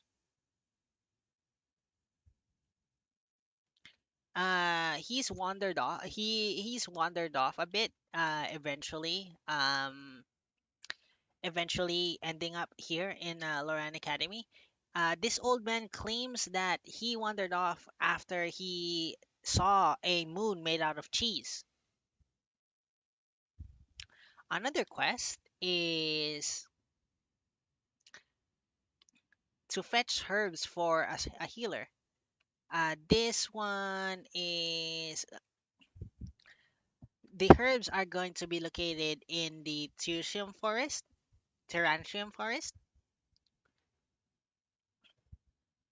There's another quest wanting you to help with collecting shiny rocks.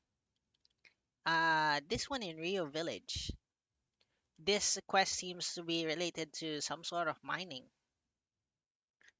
in a mine. Uh, Another quest is to shut up a parrot. There seems to be a parrot in the island of Islea that wouldn't stop screaming obscenities to whoever passes it by. The quest is basically to make this parrot shut up. Next is to retrieve a pair of sneakers from a goblin. So one of the merchants here, one of the merchants in Eloria has lost his lucky sneakers to a goblin attack, and he wants them back. Another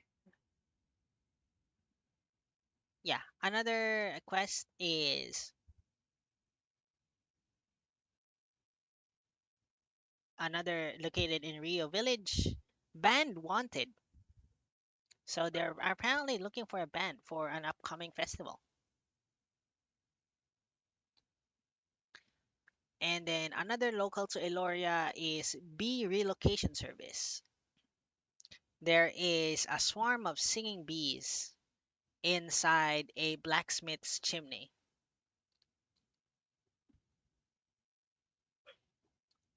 They want the bees relocated to another area so that they could resume work. In Xcaster, there seems to be a plumbing emergency. Someone dumped a potion down the toilet, and the potion had a rather violent reaction being mixed with the water. And now their toilet is clogged, and they would like you to unclog said toilet. Borrowed, not stolen. Someone has recently lost a pouch containing 50 pieces of gold and a ring. They would like the pouch returned, and they would give the person who returns the pouch a reward.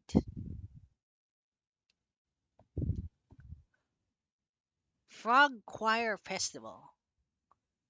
Near the lake in the location here is near the lake on Loran Academy. You need to catch enough frogs to perform what's called the spring croak phony. Bonus if the frogs are on key. So they apparently need to sing a symphony. And then another quest that you see in the F board. Too many turnips. This one, the location to fetch the turnips is the Fey Woods.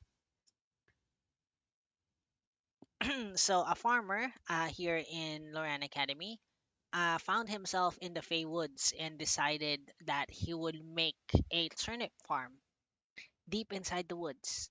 And he needs help retrieving and transporting his turnips. Would you like me to continue? I I forgot think we that I'm have G quite a rank, few. so Pardon? I forgot I'm G rank, so I don't need to know those E rank quests. Yeah, you can take. Hold on. I don't think B even. You don't think what? Do you need to? Do you need to like sign up for Adventurers Guild or whatever? I did. Theseus did. Well, Theseus, didn't you say something about the quest in Pyro Plateau? Why don't you ask about it? I sure as hell didn't. I don't bother to ask about it. I just look at the G rank board, remembering it was somewhere there. All right, let's go to the G rank board. Looking for the Pyro Plateau quest. I mean, he didn't say anything. He said at the F rank, at the E and F rank board. I'm just following Yeah. directions. Hey. Now I'm looking at the G rank board, looking specifically for the Pyro Plateau quest I saw yesterday. Okay, so you go to the G rank board, and you distinctly remember that there is a quest for the that goes to the Pyro Plateau. And then it takes you a bit. There are new quests pinned in the G ranked board, and eventually you see the quest named Courier with the sword. Location: Pyro Plateau to Enderwatch Outpost. The reward is 20 gold, and the quest states that you need to escort travel. So you need to escort a merchant with a sealed satchel. You need to escort him, and you and your party with the merchant must reach the Enderwatch Enderwatch outpost within 24 hours. And yeah, that is the quest.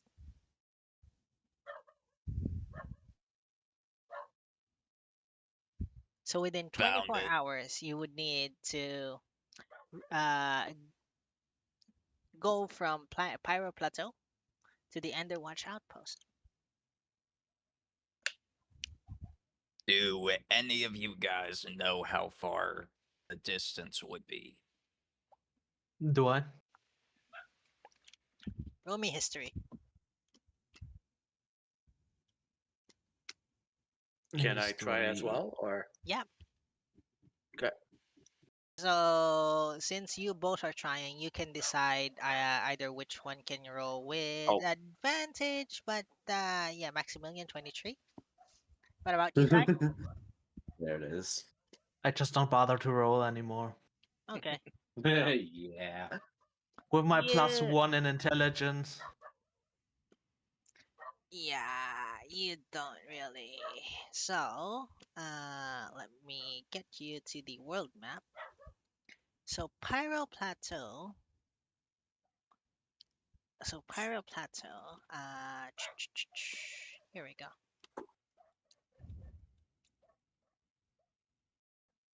I think it's this one. Give me a moment. It's this one, or it's this one, or it's this one. right, right. There we go. This shortcut just gives you guys, yeah, just drags you wherever my perspective is. That's good. That is so helpful. I forgot that hotkey. Hey, I remember shit.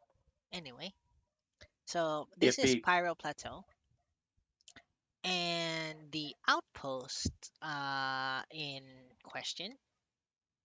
You remember reading a map somewhere? Uh, you remember reading a map somewhere, Maximilian, that Mm-hmm. states that Pyro Plateau and the outpost is that the outpost you are looking for is in Kororbia, which Question. is about a ways away. Is the 24 hours to get to Pyro Plateau and from there to the outpost, or is it the 24 hours from Pyro Plateau to the outpost? From Pyro Plateau to the outpost. So our travel from Lorraine to Pyro Plateau would not be included in those 24 hours. Nope. Okay. It's feasible. Yeah. Can I guesstimate how much on foot, and then if we have horses, how long it would take between Pyro and Kororbia? So if you were to take a guesstimate, yeah, I'll give this to you. If you were to take a guesstimate on foot, you're not gonna make it in 24 hours. Okay. On regular, you might barely make it within 24 hours. But on, say, horses specially trained for fast travel, like horses that are trained for pulling chariots and whatnot, you're gonna make it like in less than 24 hours.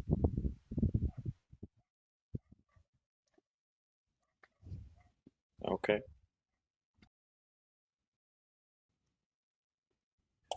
I have cartographer's tools, so I pull out the map that have been created ever since I've been here, and just put down, measure, and say, no walking, no Horses, and well, depending how much funds we have, if we have strong horses, we might be able to make it. But Oh, but if you're saying we need strong horses to make it, I don't think it's gonna pay. It's not gonna be worth it. Yeah. Yeah. So just a reminder, the quest doesn't state what reward you're gonna get. Well, it's a G rank quest. no, it does. It did mention 20 gold piece. Oh yeah, it mentioned 20 gold piece, but well, that's not a fixed reward.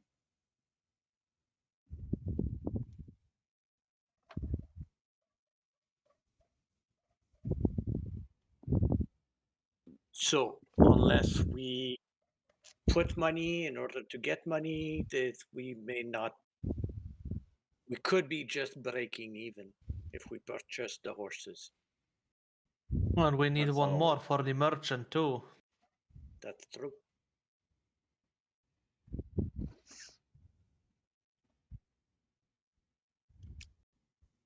In our current state, it might be. Might not be worth the effort, to be honest. I mean, it would Yes, I be was about cool to- because we are going through places where there is not really much designated roads and shit, but still. We probably failed quest, and then Thesis is gonna be fucked because he failed his quest. Yeah. So, did you get punished if you failed a quest? Yes, I have to pay a fee. Oh, Uh, maybe I don't let's try feel to like go losing. for. No, let's go for sure things then.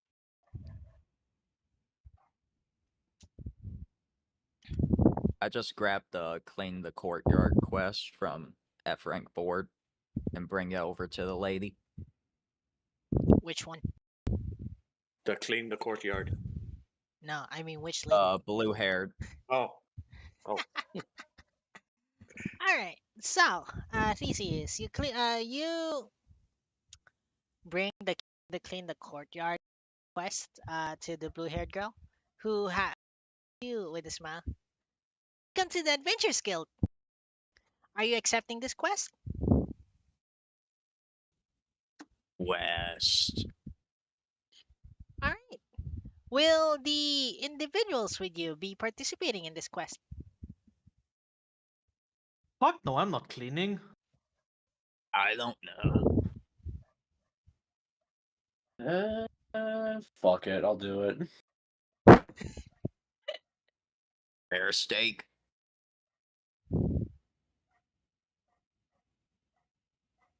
there's a steak. They just talked about bread. You can put steak with bread. If you have steak, yes.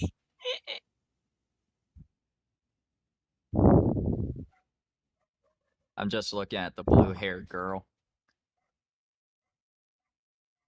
And she's just looking at you. Are you offering me steak? Yes. Uh, excuse me. You see the blue-haired girl like hesitate before shaking her head. Um, no thanks. Will your companions be joining you in this quest?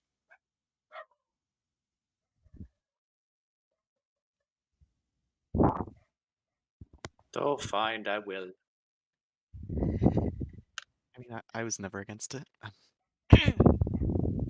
Are we Just zero going out of from doing a real quest to cleaning shit? I mean, to be fair, that Well, was we your got to quest. begin. It had nothing to do with We've got- us. We've got to begin somewhere. All right. Yeah. Register, then we quest. What even is the reward for fucking cleaning shit of royalty? And bread. Yeah, no, I'm not participating. You can do that. I'll do something else while you clean. I'm sorry. Bread. You see Theseus just like growling and just saying bread.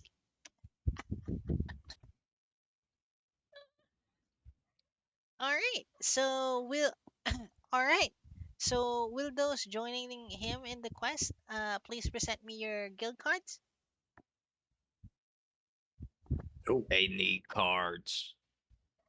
Fuck. oops. If you don't have any guild cards, you can register with the pink-haired girl over there. She points to the counter at the middle of the in the middle of the guild.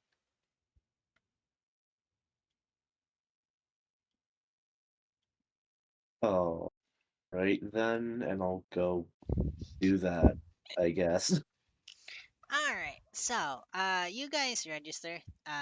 You guys go to the green-haired no, to the pink-haired girl, I mean. Green? To the pink-haired girl. And she oh, whoa, whoa, whoa. Oh, never mind. Sorry. I clicked the wrong guild. That's the wrong guild. That's really is the wrong guild. Where is the wrong guild? Why is this guild here? Anyway, here we go. Okay, so the the pink-haired girl welcomes you on the counter with a bright and cheery "Welcome to the Adventurers Guild. Are you here to register for the guild?" Yes. All So it right. seems if we want to do things. The pink-haired girl nods her head and she brings out four identical crystal balls on top of what looks to be pillows, and she places them on the counter. Please place your hands on the crystals. I placed my hand on mine. All right. So as you place your hand on yours, Maximilian, and this Mhm. happens to the rest as well, the crystal begins to glow, a bright blue, before fading, and one by one, the pink-haired girl takes the crystals from the pillows, before placing them into what looks like a slab of a slab also made out of crystal, and the as she places the ball on top of the slab glows and it spits out what looks to be a card. The this card, the pink-haired girl takes it and then hands it to you. On the card, you find your name, Maximilian, and Mhm. on that you also see your class, what looks to be a class, the word class, I mean. And then after Mhm. that, below that, you see your race, and then you see your age, and then after that, you see your rank, your guild rank, which states that you are rank G. And then below that, it states some other information such as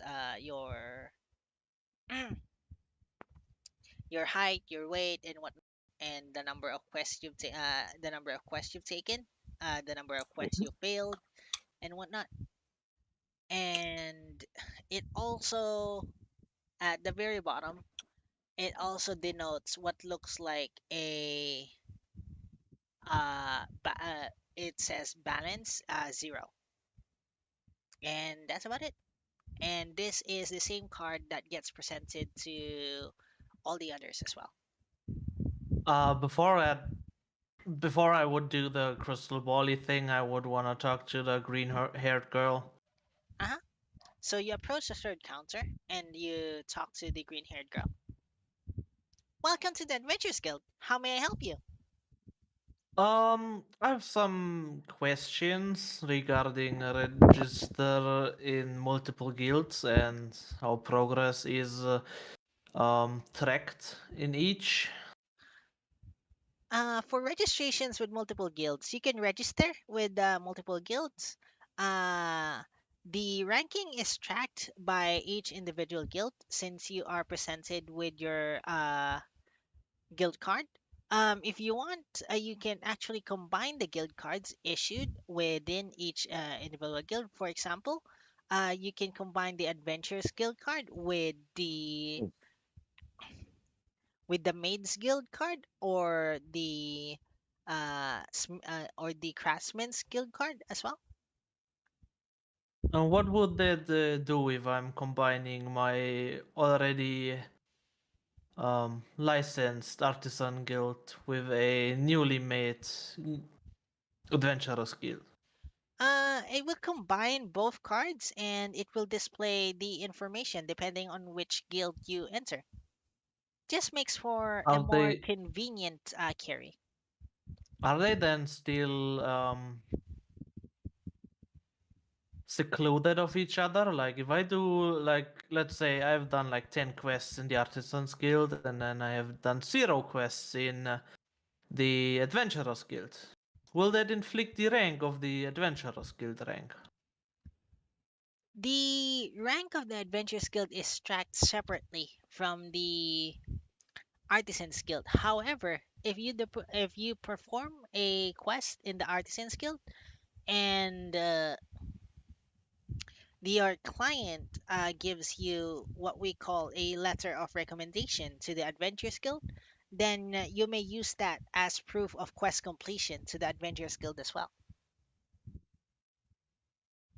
So I can do an Artisan's quest, and if it is liable to be also done for the Adventurers Guild, I get it for both. Do I get double reward too? No, you get the reward. You get the reward for the original quest. However, you get the quest completion for both guilds. Okay, that's convenient. Is there a method to get a higher standing rank in the Adventurers Guild? You may take what we Because call a placement test, if you will. Because I'm frankly honest, I don't think that my capabilities are. You see, like cleaning others' shit isn't really What's the least I'm capable of? I can do more than that, so doesn't seem right. As you say, shit, the green-haired girl raises an eyebrow before just nodding her head at your statement.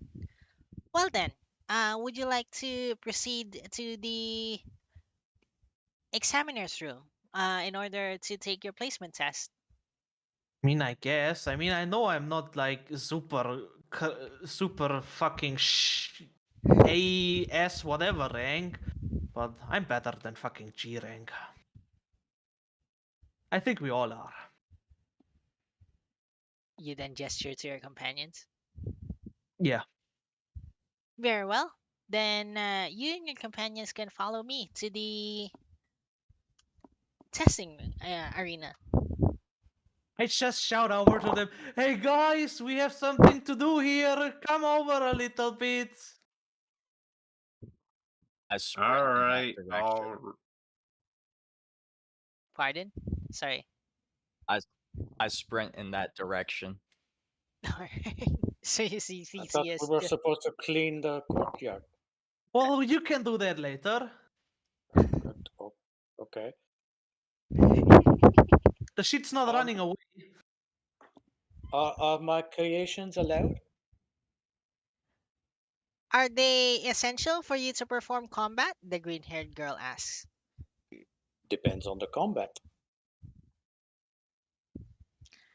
The green-haired girl looks and examines your creations before nodding her head, and then she turns.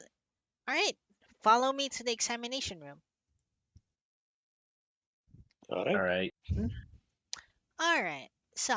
The with the shouting that Sai has been causing, like the adventurers at the guild have noticed you guys, and they and they like look curiously at what you guys are doing. Seeing the green-haired girl leading you to a specific door, the adventurers, like, you hear like a cheer from the adventurers as they begin to like file into another door, and then entering it. And so the Oh boy. guild receptionist takes you to the back of the guild, where you are presented That's what with this was. a arena. So all around the arena, the adventurers are now filling up, and you guys exit the are enter to this side. I'm shoulder checking Theseus and just tell him, "Huh? You wanted an arena? Here, I gave you one." Arena. All right. Okay. So, guys, we're gonna take a 10-minute break. I better not be stuck Okay. on it. Whoa. All right. All right. So we're gonna take a quick 10-minute break. Do what you must do. Get a PB&J. Go to the restroom. Uh, I plan already had 2 of them. plan Do both how of it you at the same are. time. Yeah, plan how you you guys are going to tackle this, because Sai got you an opportunity to rank up in the adventure skill. Mhm. Okay. All right. It's gonna be fine. Trust me.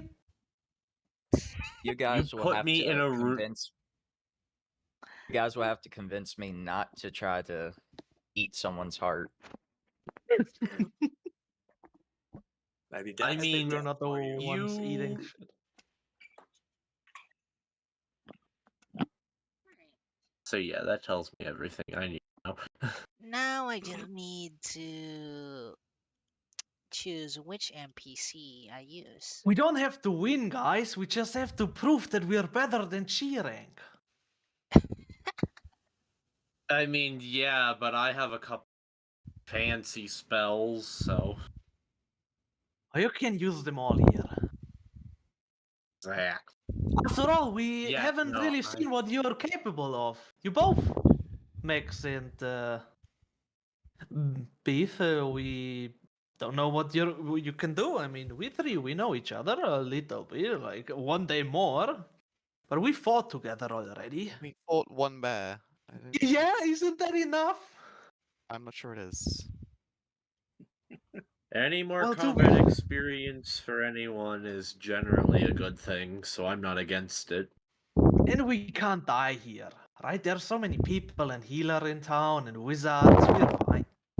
It is an organized event. I would imagine that they have healing on standby.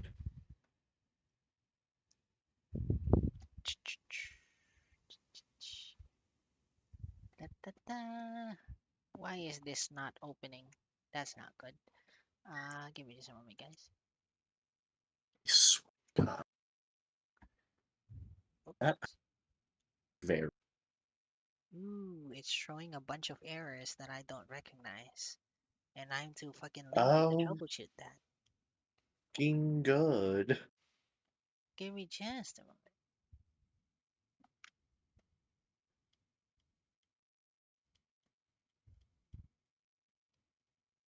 Mhm.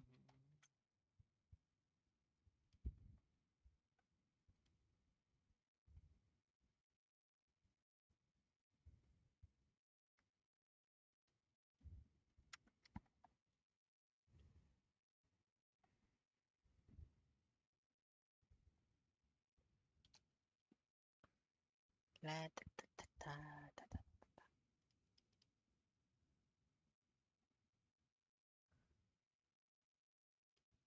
Ch- ch- ch- ch- ch. Mhm.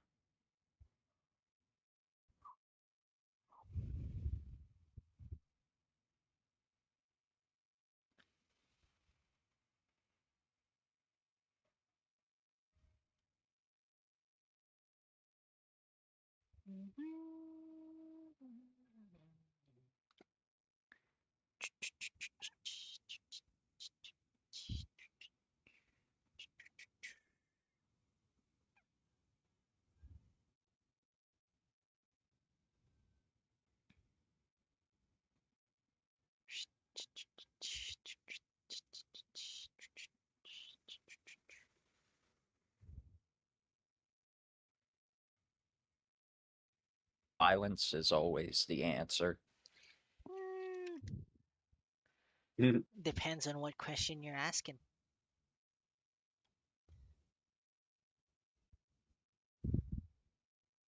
Well, it's simple. Escorting someone, violence. Saving a kid from a tree, violence. The tree. A tree? Violence the tree. That's Yeah, kid stuck in a tree, chop down the tree. or burn it. Eh, No, no, no. That would burn the child also. If you don't get careful about it. My character only eats enemies, not people he's trying to save.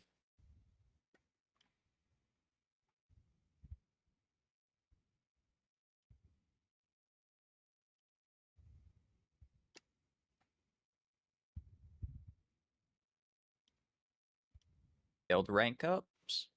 You could use violence, but there's always another option.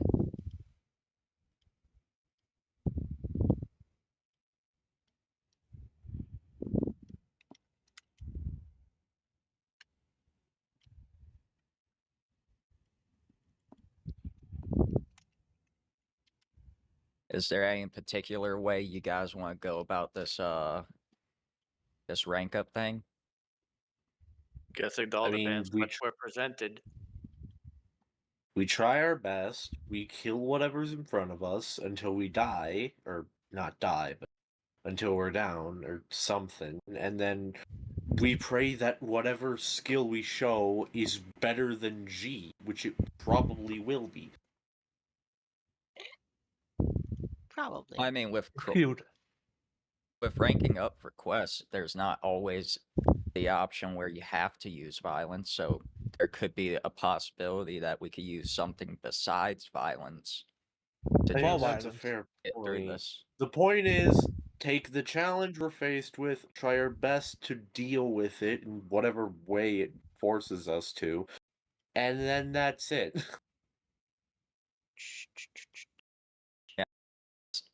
Despite me saying this stuff, my character is just going. Is violent focus. Don't worry, I am too. No, he's Yeah. food focused. He's both. He's an orc.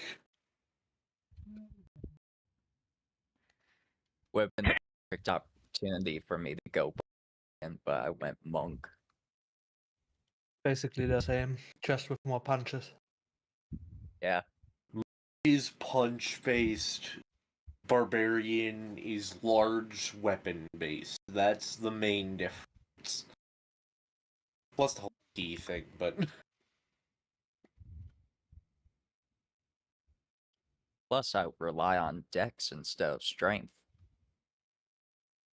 Oh, wow. Yes, you do. Aren't those You like my should make two that your lowest dump stat. stats? He's fine. They are my two lowest stats, other than intelligence, which is a tie.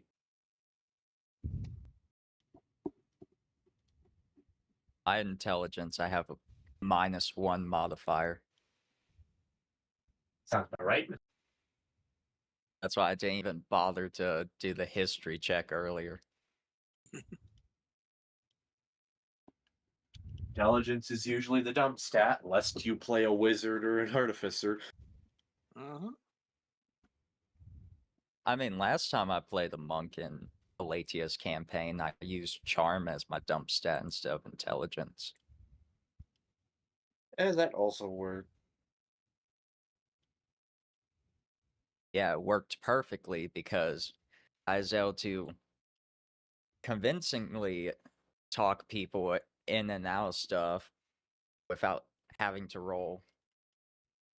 Well, I only rolled charisma a few times, but whenever I was convincing enough, I almost never had to roll fucking persuasion. Which is nice, isn't it? That's why I Yeah, have but my charisma as my main stat.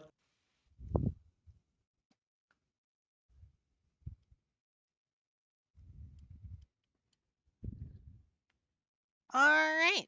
Yeah, with this Let's. character, Oh, he's not really doing too much talking. all right. Let's resume. So, the pink-haired girl guides you within the arena. And in this arena, you guys see to the side over here is different adventurers have gathered and seated themselves around the seats. They are eagerly awaiting the show that is going to occur. So the green-haired girl stops in front of you, in front of you guys, and she looks at you before saying, "All right. So there are two types of assessment. There is a assessment for those of the magic variety who prefer the mystic arts, and there is the assessment for those of the martial variety who prefer a more physical aspect of combat." Guy raises his hand. Yes, What if we do both? then you pick which you prefer. Crazy. I'm asking for a Well, friend, not for me. I obviously the take friend. the fighting one. I'm the friend. I can do both. I'm the friend who can do And I prefer both. doing both, to be honest.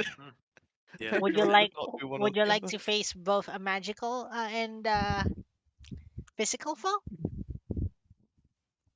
Are we doing it all together? No, you will be doing this one by one.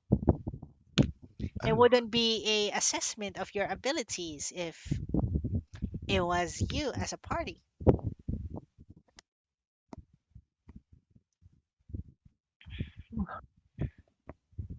Makes sense. Hmm. So, Is there any disadvantage of doing one failing and trying the other one? there is no disadvantage, although she gestures towards the audience. You might not live it down if you fail one and try and succeed on another. Depends how good of a showing you do. The Hmm. green-haired girl Intriguing. says.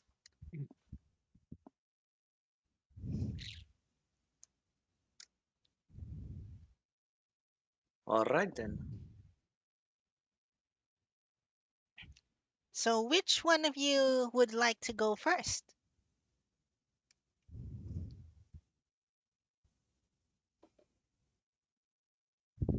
I pat Theseus on the back and push him forward a step. I look all giddy and excited. Go All get right. him, Go get boy. him, Tiger. Go get him, Tiger. All right, Theseus, please step forward to here. See here. You haven't dragged your token. I forgot. You're fine. There we go. Okay, so the pink-haired girl looks at you before nodding. Very well. Which trial would you like to undertake?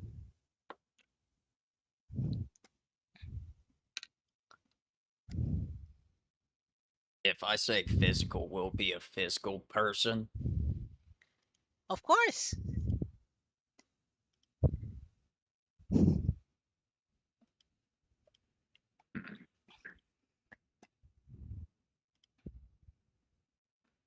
Magical is magical person.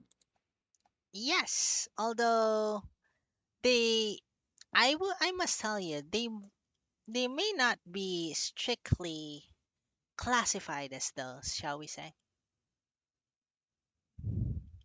Magical. Eh, The green-haired girl nods before writing a few notes to what looks to be a clipboard that she's carrying before she says, "Farewell. The headmaster of the academy will be out shortly." And you see at the in front of you, around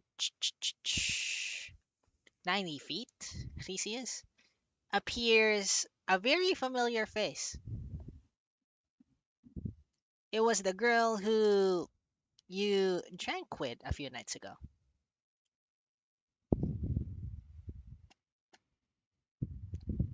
You just see the grin on my face widen.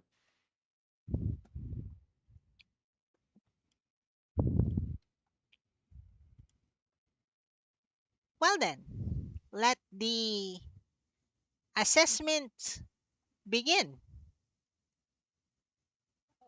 the green haired girl says in a loud voice, and you hear just a loud cheer from the audience as the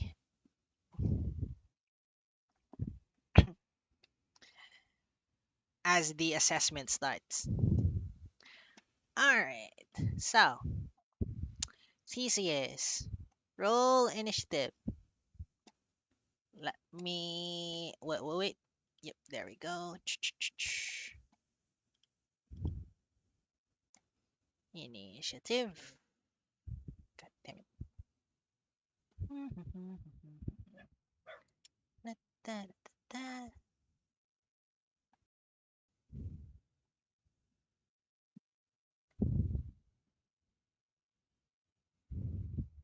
Did you already roll?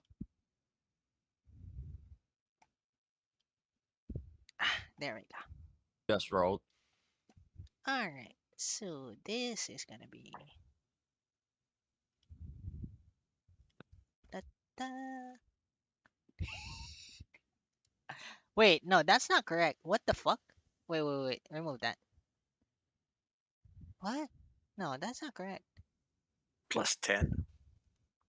No, it displayed at 200. I was like, what the fuck? Wait. Give me a moment. What the It hell's doesn't for us.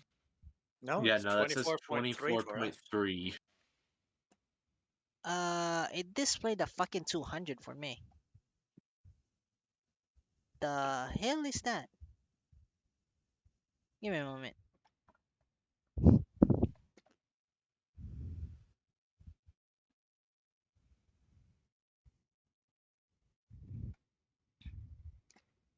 That is not correct.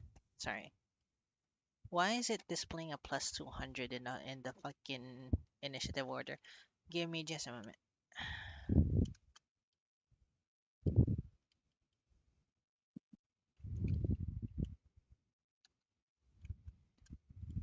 There we go. That's better. Adjust that. Adjust this. There we go. Are you sure you want? No, I don't want to exit the tabletop. Oh, guys, I'm already telling you, I'm not winning this fight. Oh, I'm Eh, aware of that. you might. It's not. We are not winning by defeating. We're winning on different ways. Yep. All right. 8.18. That's better. Yeah, see, it's doing fucking 200 for me for some odd reason. Anyway. All right. So, first top of the round. Nyx. CCS, what you doing?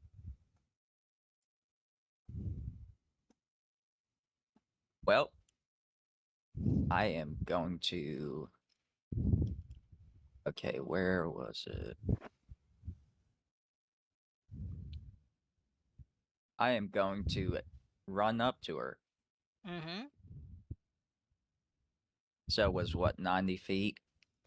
Yep. That'd be right there. Okay. So you run up to her. And then I can't reach her, so I'm just gonna actually fucking. Do you have anything you can throw at her? Mm-hmm. Again.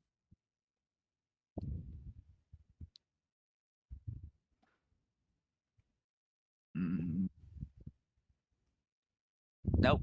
I don't have anything that I want to throw at her, so that's the end of my turn. All right. That's the end of your turn. It is the headmaster's turn. Whoa, that just removed all of my actions for some reason. What the hell? Okay, so she walks the 10 feet towards you. For mages, you guys are getting very close to each other. And she decides to hit you with a mace.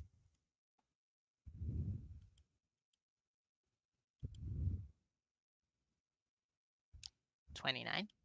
That's a hit. 19.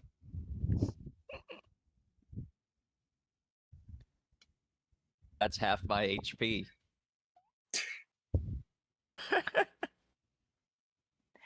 Boy, Alright. this is Just prove gonna yourself. Do it. Alright. Theseus, your turn. She's just looking at you and like you see that she just approaches you, Theseus, and then from her hand you just see this mace just materialize and she just whacks your face with it.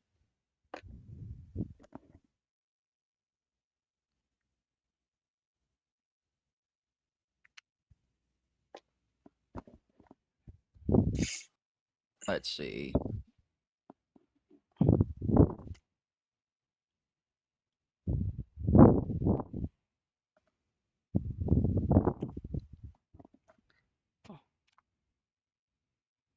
Well,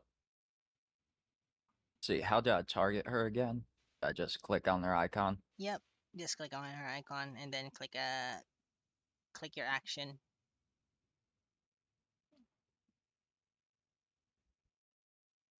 Ooh, that hits. And damage. Yep. That will apply. Wait, should I roll crit since it was a nat 20? Mm-hmm. No, it wasn't a nat 20. Yep. It's off by 1. Okay. So And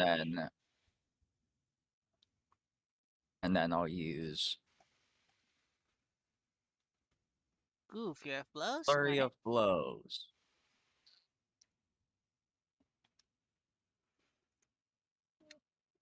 So that will be fucking unarmed strike. Uh-huh. 1. That'll be 2. Second one hits.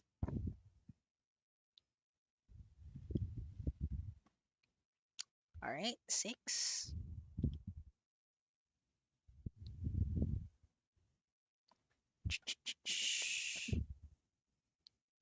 That would be Alright. my turn.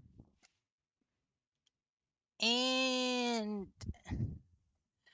with that, you see her just like shake her head before she is just going to take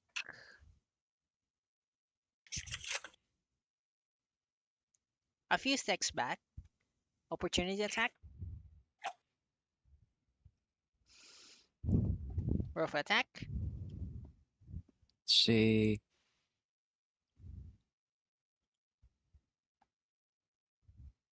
Mm-hmm.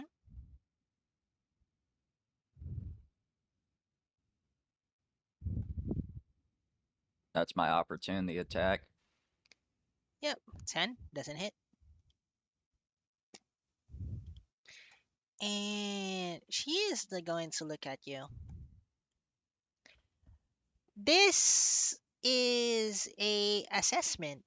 I would have thought you would be a tad more creative than this, she says in a voice that echoes around the arena. Why be creative when I could just be straightforward?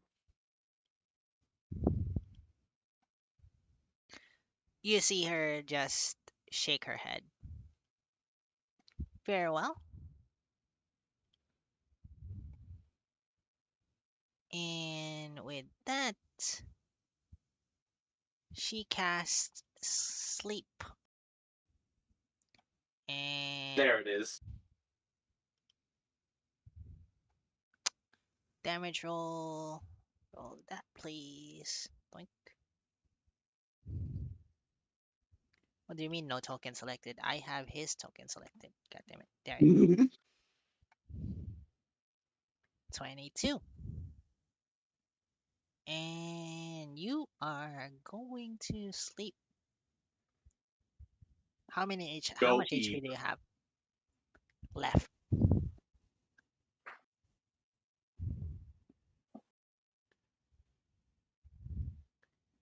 Theseus?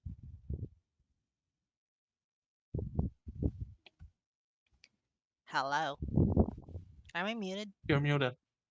No, No. you're not. Yes, yes, But yes. he You is. didn't. You're not muted. No, I He- didn't. You Yeah, didn't. okay. You didn't subtract the HP from earlier. Ooh, forgot. Yep. It should have applied automatically. That was odd. Okay. Let me subtract that one from earlier. 29.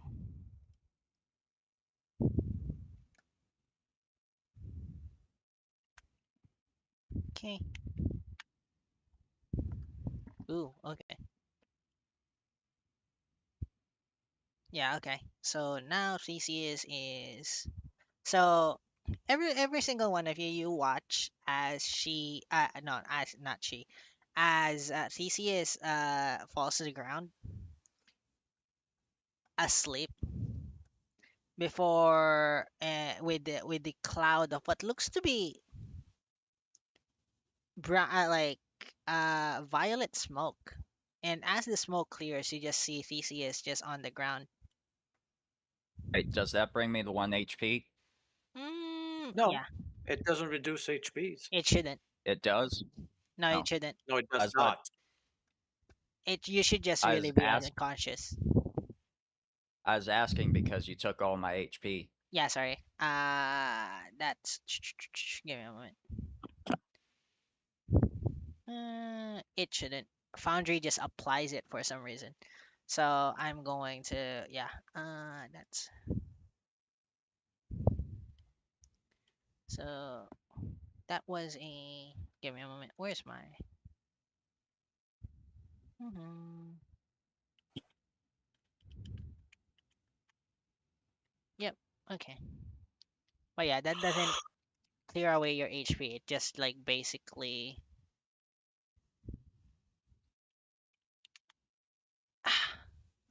It just basically puts you to sleep.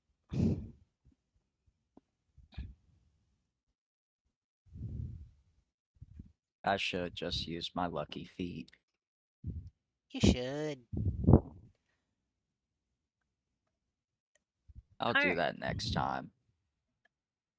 All right. And with that, and you see with that the green-haired girl just uh echoes her voice echoes to the throughout the arena. And that's the end of that assessment. Will we could we have the next person step forward? All right. Let's do this. You can do it. Will you be using magic, or do you want the magical trial or the martial trial? So, short, quick question: does the trial I pick affect what I'm allowed to do? So, like, can I only choose magic if I pick the magic trial, or I'm assuming not. No, it's more so of a measure of your expertise. Well, after thinking it over, I feel like the martial trial could be easier. And then Beef looks to the crowd. But where's the fun in that? Give me the magic trial. You see, like, the adventurers whispering towards each other after the showing with Nyx, with Can I Theseus. prestidigitation make a cricket sound? No, do not ruin my moment, please. I just want to look cool. Ah, If they're all silent, I do it. If they're doing something, I don't. they're not exactly silent. They're just whispering to each other with the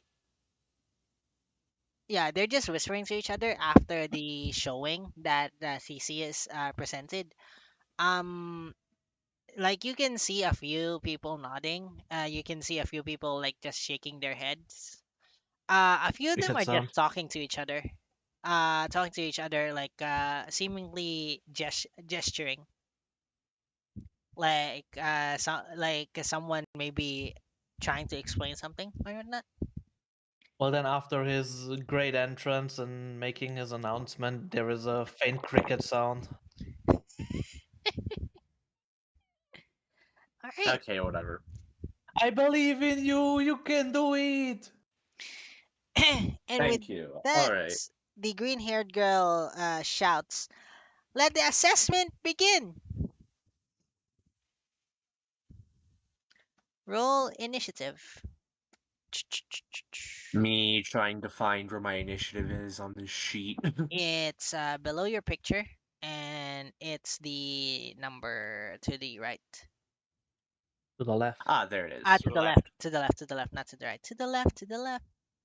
Yeah, yeah, the right would be proficiency. Anyways. Mhm. Well, fuck me. Ooh, 4. All right. I mean, why not? Right. Okay, so top of the round, the headmaster is going to cast. Character sheet.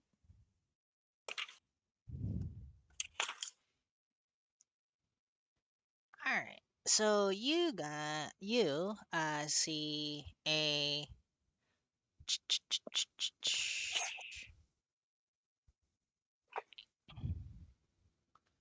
all right. So when they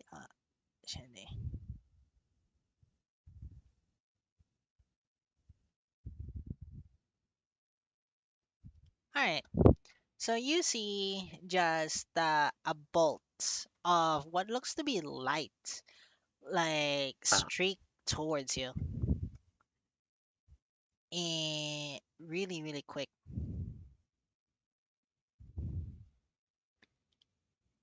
guiding 14. bolt. Alright. Oh, 14. I'm assuming that's to hit. uh-huh. Mm-hmm. Yeah, that hits. Rolling for damage. What a quick assessment that was. 11. Ow. And Okay then. it is your turn. Peace. Oh, right. I was looking over something. If I go over here. Yeah, let me read this. Mm-hmm. Crystal fire damage. Let's see what.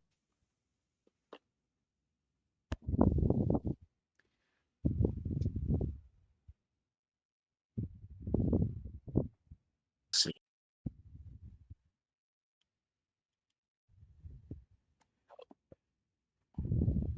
Okay. So one of my features is Heart of Fire, which makes it so that whenever I cast a fire spell, there's Uh-huh. basically an eruption of fire around me. Mm-hmm. And because it specifically says creatures of your choice, I'm assuming that I can basically manipulate that fire. Can I make it so that when I cast this fireball, because I'm going to cast fireball, Uh-huh. that it kind of like does like two pillars of fire that coil around me in like a double spiral thing and they collect into the fireball before shooting I mean it because that'd be cool. that's flavor. So yes, you can. It's flavor. Exactly. That's flavor. Alright. Yes, you can. Alright. All right. Actually, double So- check before I double check before I commit to that. Fireball, give me the description. By that I So mean range. Oh yeah, range is 150 feet. So if I do a quick Right. 5-second, can you close? Just so yeah, I can hit that. so when you guys want to like cast a spell, do an attack, if you want to add flavor to the attack, like I won't mind. You don't need to ask for permission. Okay, cool. Because yeah, I'm using one of my features to add flavor to it since I can't Mhm. really use it anywhere else. So yeah, we'll be doing that and then casting fireball. How exactly will this work? All right. So I think it'd while be he is doing that, click on the icon for the NPC, and then click the Actions tab on your character sheet, and then cast the spell Fireball. this one. All right. So, So you mhm. fireball. Let's see.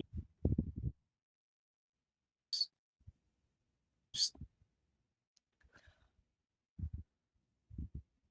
boop. Ooh, Seems third level. Cast. there you go. 30 saving throw. Okay. Bam. Okay. So, with that, bees, beside bees, two pillars of flame erupt, and then slowly they curl, uh, centering on top of his head, where a large ball of fire, is created, and bees just hurls this ball of fire towards the headmaster. So let me roll that deck save.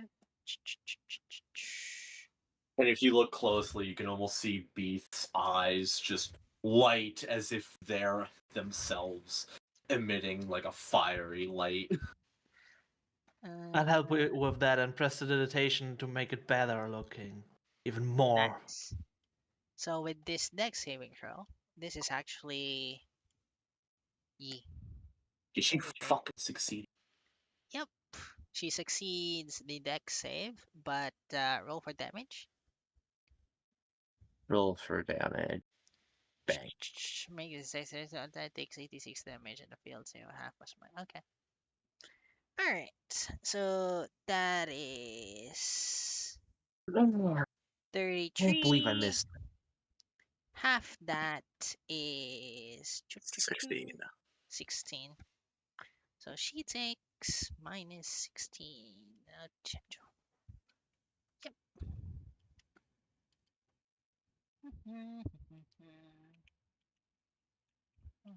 You're not the only one with fancy tricks.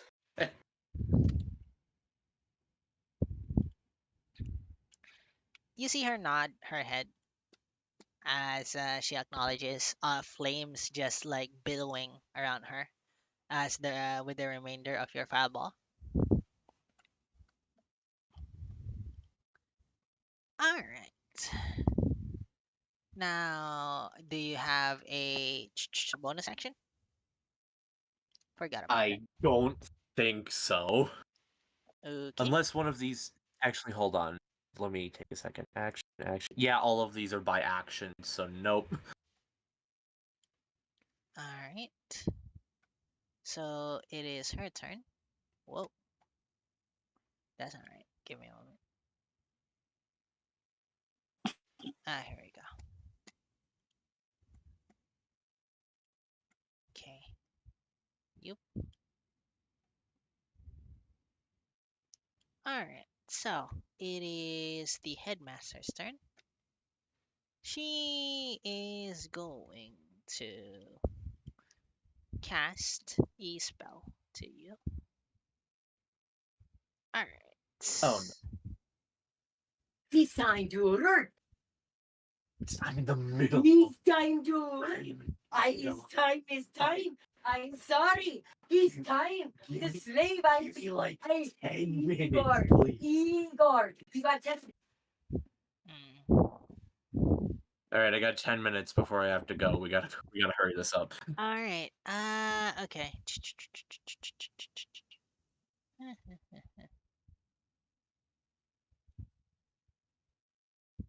All right. All right. Let me just yeah. So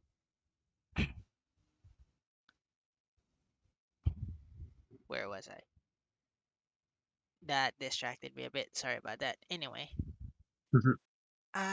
she is now just going to. She nods her head at you as you.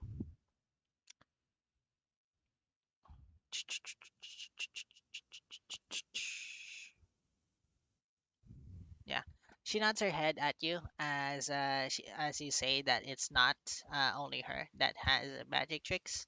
So she looks at you and she raises her hand, and you see that the flames that were surrounding her gathers to her hand, and this time a bolt of flame strikes you there from her hand.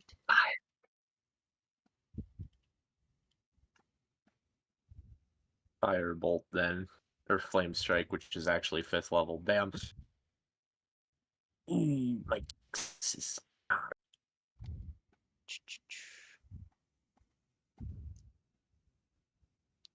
Oh my, is this correct? You. Okay. All right. 14. Do I resist fire damage? Please tell me I resist fire damage. I Mm, don't think I do. yeah, you'll need to take a look at your feats for that. So that's That's what gonna I'm doing. take 22.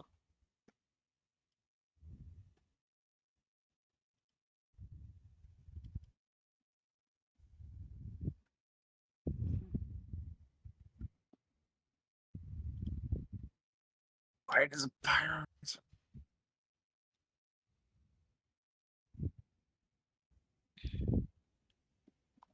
And wow, why does the pyromancer not get fire immunity? Oh, or fire resist. That's probably later in the tree, I guess. Great. Well, there goes my fancy. Eep. And with that, Beef falls unconscious, just like Theseus over before him. And at this point, Beef is taken away by what looks to be a medical team. Beef is taken to another room, and that ends that assessment. The green-haired girl shouts I as. was I was honestly kind of preying on you using sleep again because Fey Ancestry, I'm immune to sleep spell. Mhm.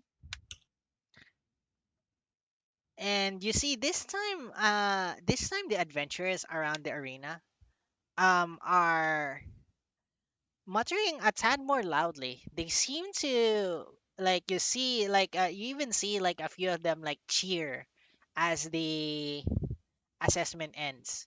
It seems like Beef did better than Theseus did. All right, I gotta go do work, which means I gotta go. I might be back in time for the if the session is still going on. There's a good chance I won't, but either way, I gotta dip. All right, All right. see ya. Yeah. Bye. Yeah. I look Okay. behind, look at Max and Jenny, and be like, I guess I was the one suggesting it. I should fight too. Probably a good idea. Well, we see each other back in the medical tent. As I step forward. All right. So as you step forward, Sai, Theseus appears like escorted by people. They led him back to the inside of the arena. He's now awake, and he is led beside the beside Maximilian and Jenny.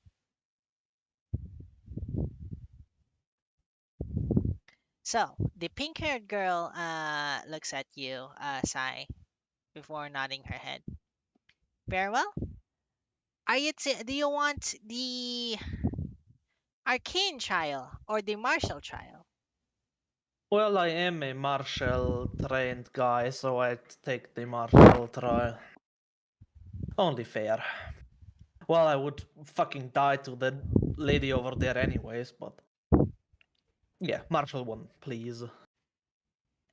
With the mention of dying, the green-haired girl shakes her head before she writes down something on the clipboard that she is holding.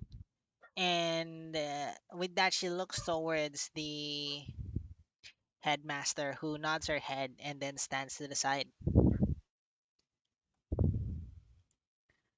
And from a door on the other end of the arena, another girl, a white-haired girl, with this time ears longer than the headmasters. This girl seems to be wearing what looks to be a orange kimono, and there is a blade shielded to her side as she approaches.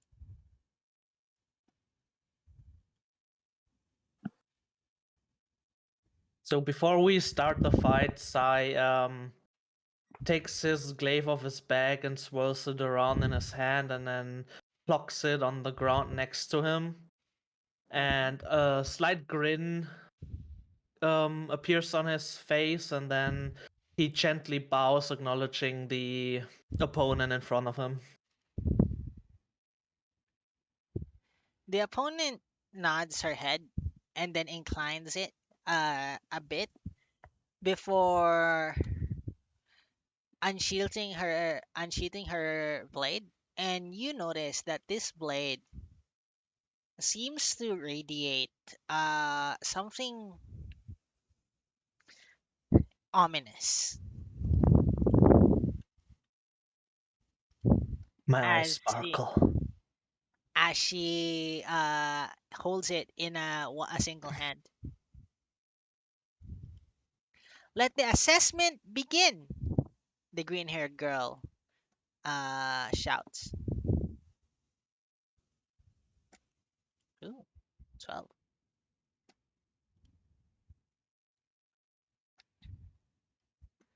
All right. Okay, so we're 85 feet apart. Okay, so with that, the the girl the girl knows that it's her first. She is supposed to go first. However, she just stands there, blade in hand, and she just like looks at you. Uh, her eyes just watching your every move, and she just stays stood on the spot, and that's her turn. Okay.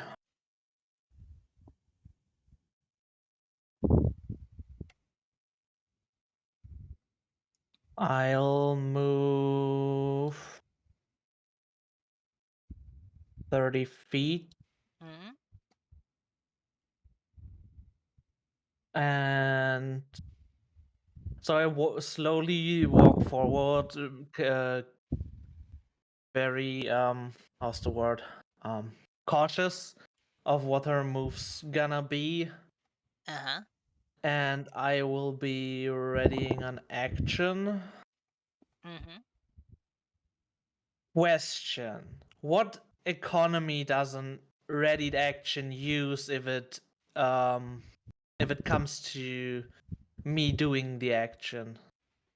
What do you mean? If it's a ready action, it's gonna take an action. If you have a Yeah, It's bonus gonna but take your reaction to make it happen. okay, that's what I wanted to know. Okay, then I might not do what I have planned initially. Yeah, that's it. I'm just readying an action. Well, I don't. Do I? Do you? Ah, Do you want fuck to it. ready an action? I do and I don't. It's a problem. Because it takes my reaction away, and I wanted to do something cool, and I can't do it if I only have one reaction.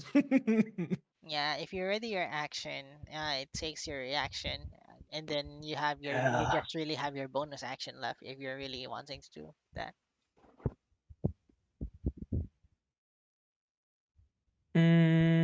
All action. Yeah, I'm just readying an action then. All right. It's a funny thing, really, this character. Anyway, so this character is going to.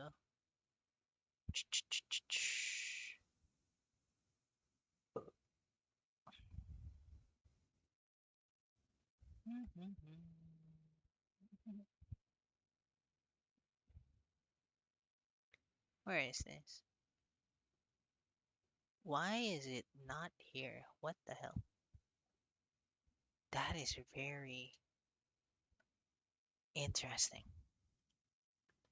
Okay, never mind. It's not here for some reason.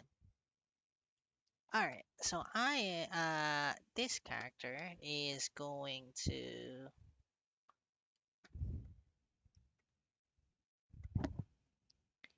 take uh the initiative,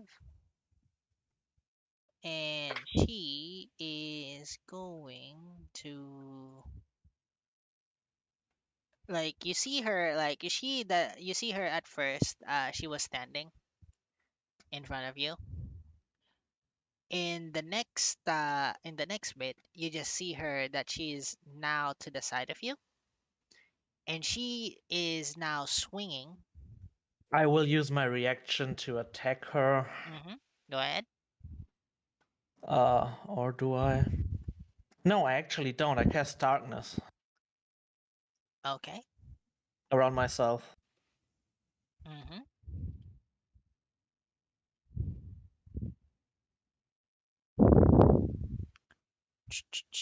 Magical darkness, friends.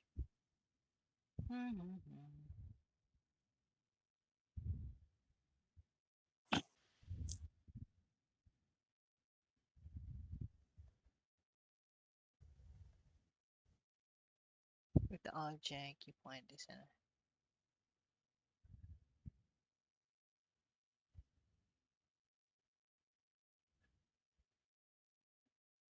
So technically give disadvantage if she doesn't have a means to see through magical darkness if she's attacking.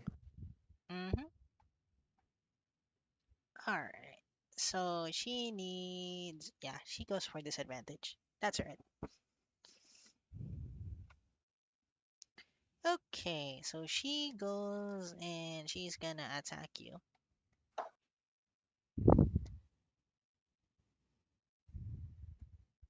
Damn, good that I'm not a dragon. Whoa! Why did that? No, that's not. Why did that just click? It should just do an attack roll first. That's stupid. Did you Anyway. target him? I did. That's the thing. Is it because I have the character sheet in another window? Okay, that's weird.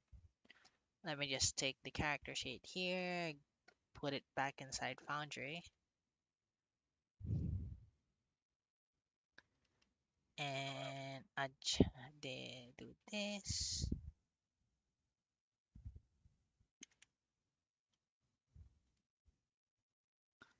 Alright, yep. But yeah, clicked. I am clicking your token.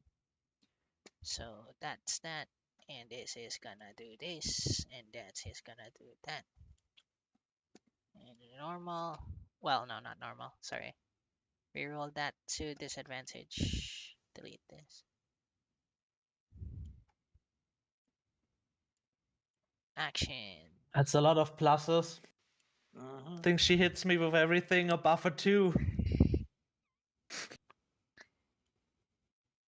Yep, disadvantage. There you go. 19. Yeah, that hits. I doubt I can cast a reaction because I have used my reaction as the action. She's readied one. very so she has full proficiency on this blade. This blade adds a certain bonus.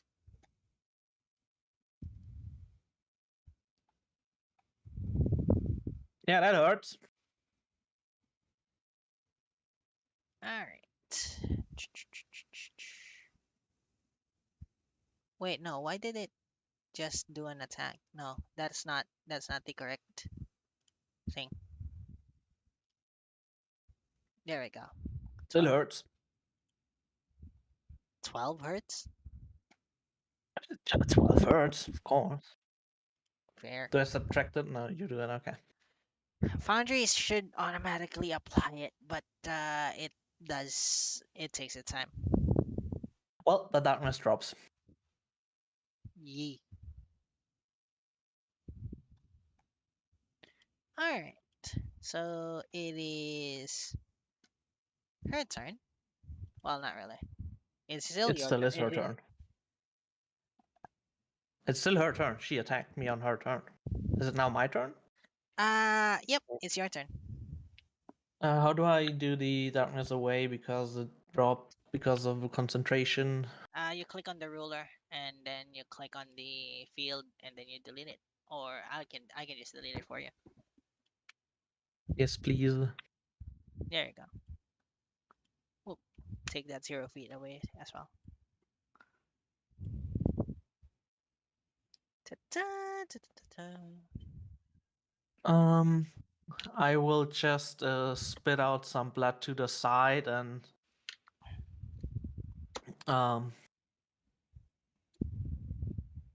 just say, "Oh, you have a fine blade there. Let me show you mine." And I attack her with my glaive. Mm. Hop, hop. Hits. Ooh, Hits. Yeah. and then I can attack again with the glaive Uh-huh. because of my Don't cool forget to click her things I token. have. Just saying. Oh. But yeah, let me just apply that damage. It's automatic. It should be automatic. There we go. Second attack. Mm-hmm. 20. Hits. 12 points. Ooh. All right. And then as a bonus action, I attack once again with the back end of the glaive. Uh-huh.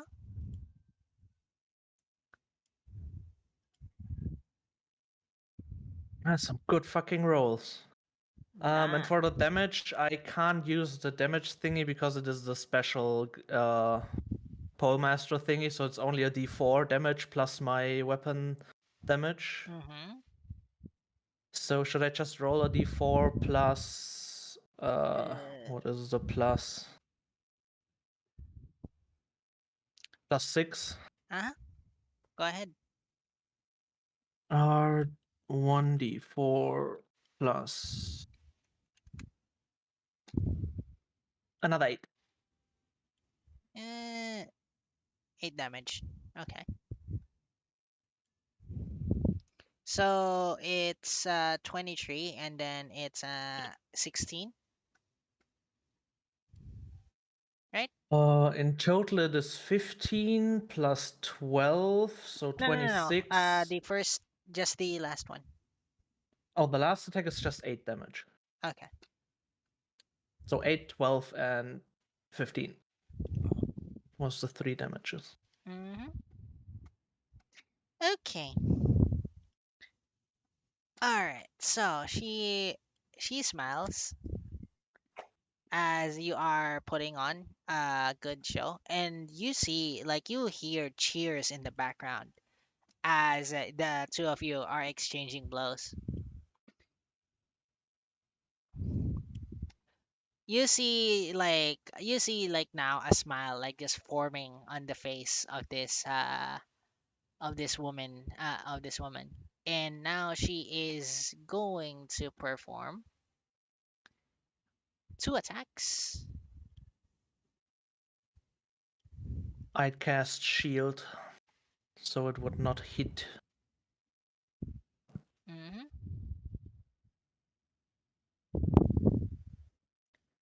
So as she And tries to strike me the first time, there's just this Mhm. faint blue glow appearing where she would strike, and it just clinks off. hey, you see like her blade bounce, and as it bounces, you see her grip her blade harder, and her smile widens as her next attack, wow, Misses 2. misses apparently. All right. Okay. And that's about.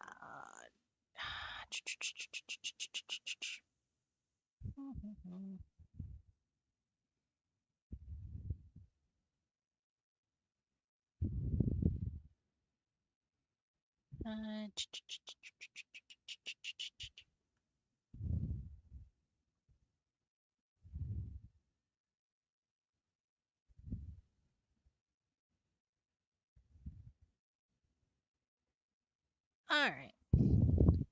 And as a bonus action, you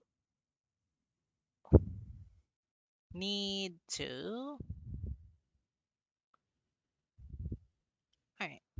So as a bonus action from behind you,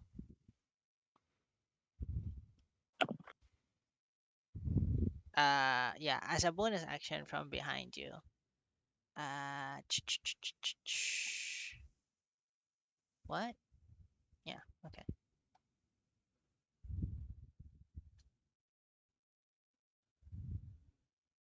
Why is it? What the hell? Okay, give me a moment. That's not. It's not working. It should be doing an attack. It's not doing an attack for some reason. So I'm just not going to use it for some because I don't know why it's not doing it.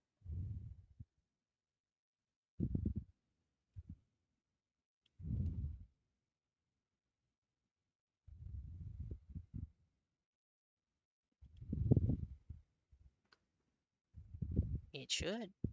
There we go.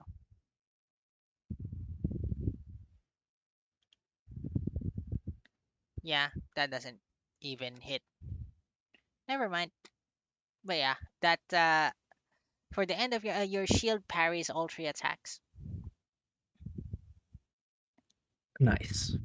Just imagine the shield being on my hand where I grab the glaive, and I just Mm-hmm. parry the attacks by using the glaive. Yep. All right. Back to your turn, Sai. Well, I let out a huffed laugh as he's clearly enjoying this more than he should. And then he tries to swing the first time. All right.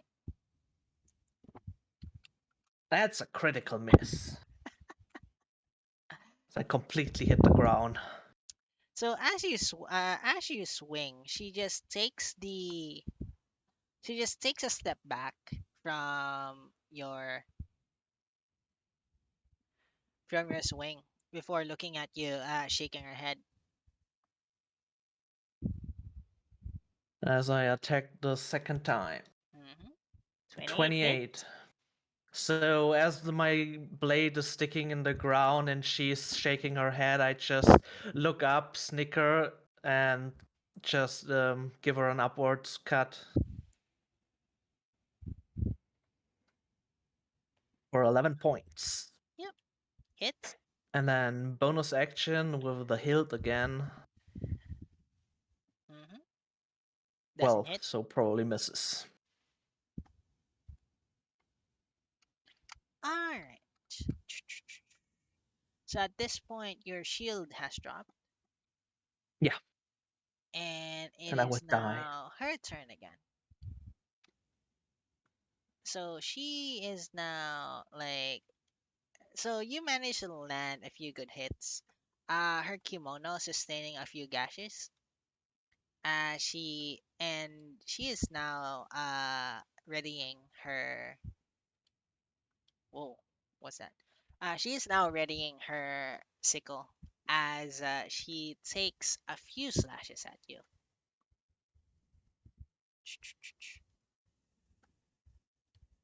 One,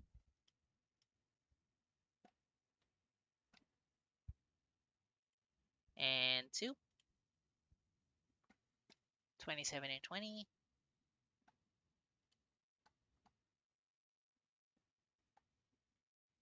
I do have a general question later though. Uh-huh. Hits or no? Everything hits above a 15 at this point. My AC is hit without shield. 31. 29. You rolled 2 attacks instead of damage. Yeah. Oh, sorry. Mhm. Whoops. That's not good. Yeah, the damage is not gonna be that high. I'm assuming. It shouldn't. I hope. Yeah. 15. Not that high, she says. It shouldn't. 14. As he spits out even more blood all over her kimono. She shakes her head. But there is a big grin on his face. He's enjoying this more than he should. And with a nod of her head, the girl in a kimono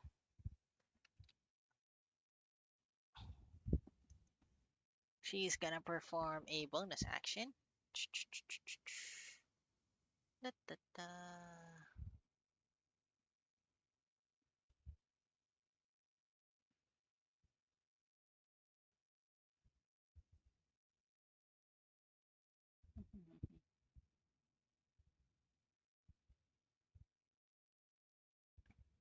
Uh, uh,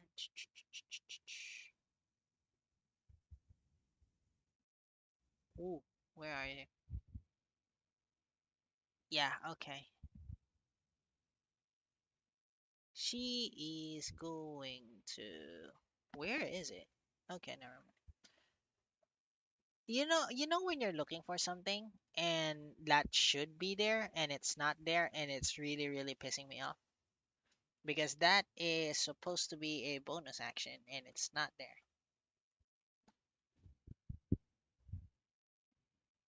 Sorry. Uh,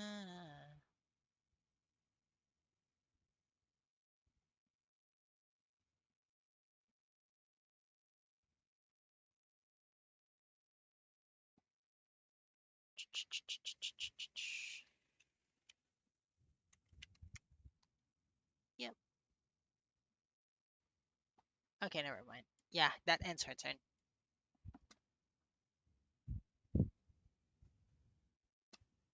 My turn, I hear. Mm-hmm. that ends her turn, and she just looks towards you as she says, "Will you surrender?" I never surrender.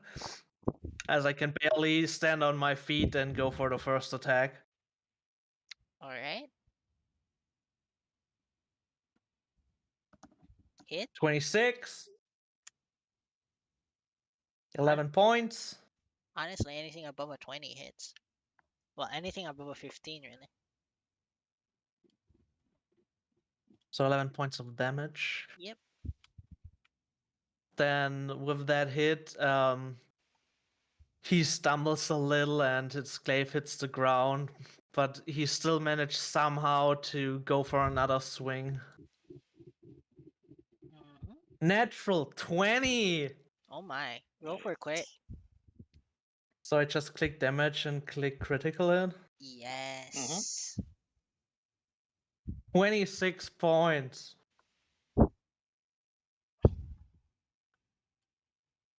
All right. I cough up some more blood and then just say, don't you wanna surrender? And I go for the bonus hilt attack. Okay. 19, it misses, right? Or No, does it it hit? hits. Like I said, Ooh, anything above 16 hits. that's max 10 points. Ooh, Yep. I'm fucking balling out. So I just hit the hilt in her stomach and then almost slump over as I am smiling towards her, accepting that this will probably be the last hit I will be landing on her. So she catches you, and with that, she delivers a swift strike. Yeah, she just can't land it. I'm not resisting at that point. I would hit anyways. Hmm. All right. So she nods and like she looks at and medics come and take you away from her. Whoa, why did it delete? Can I with a last breath basically cast prestidigitation to remove all the blood from her kimono Yeah, sure. and then faint? All right. So you cast prestidigitation and remove the blood from her kimono. She nods at you like thankful as you're taken away by the medics. And with that, she walks back towards the edge of the arena. And the green-haired girl is now writing more things into her clipboard as she looks towards the rest of your party. With Beast now standing beside Theseus. Will the next person to take the assessment please step forward? The green-haired girl says.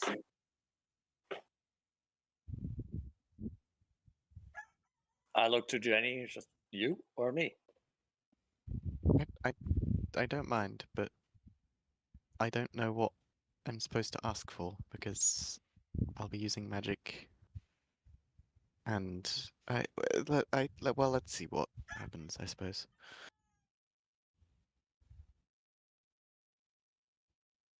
Mhm. And yeah, Jenny will kind of just step on up. All right. So you step forward, Jenny. Be right back, really quick.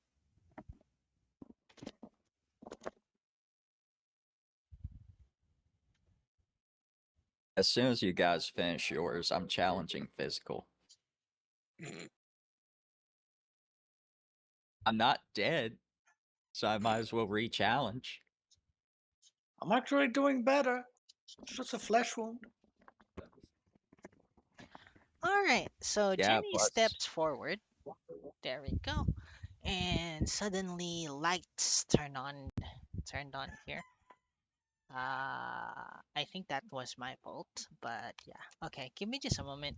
Foundry just reloaded for some reason. Hello.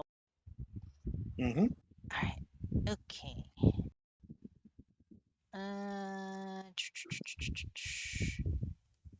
What is this? That works. Okay.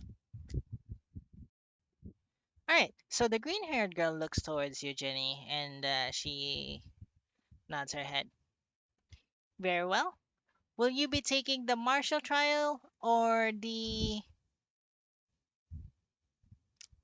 arcane trial? I'm I'm not sure. I sort of I do a mix of both. Then which would you prefer?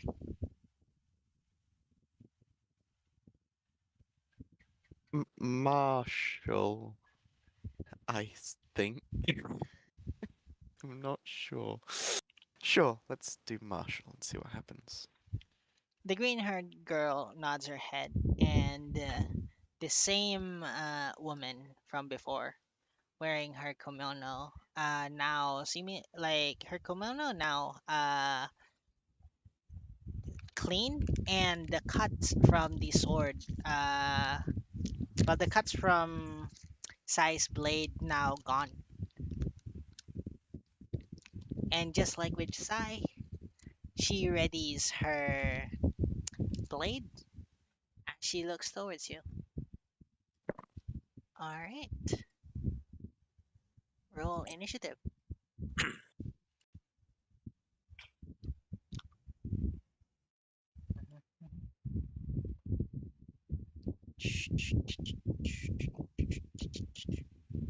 Okay, so it is her turn. All right. So unlike with Sai, uh, she unlike with Sai where she waited. This time she is going to. She approaches, like she begins to walk towards you. So she walks the thereabouts here, 60 feet, and approaches you. And she just readies her blade, inviting you to attack her.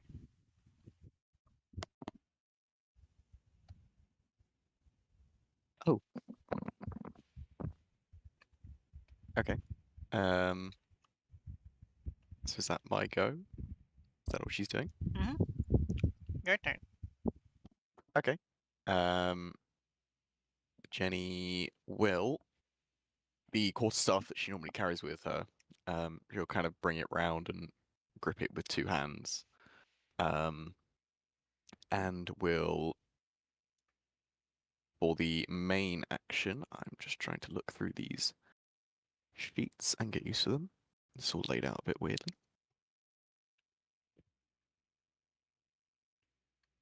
Their spells.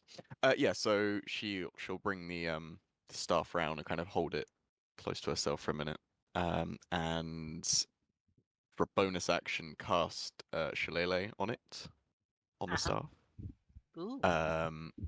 And her main action, she will use a feature. Where are we? There we go. So she will use one of her symbiotic entity charges. So all of the kind of that have been all over her armor, these weird kind of veins of moss and fungus that have been all over her armor kind of start to glow this fluorescent purple, and the mushrooms, the fungus that was on the top of her staff start to do the same, and her eyes kind of start to flare up. But I think she'll do that and then kind of twirl the staff and take like a single step forward. And then basically do the same thing, just kind of wait. Because that's bonus action and action. And she's just going to stand there and wait. You see the woman just shake her head as this time she pulls a mace uh, out of her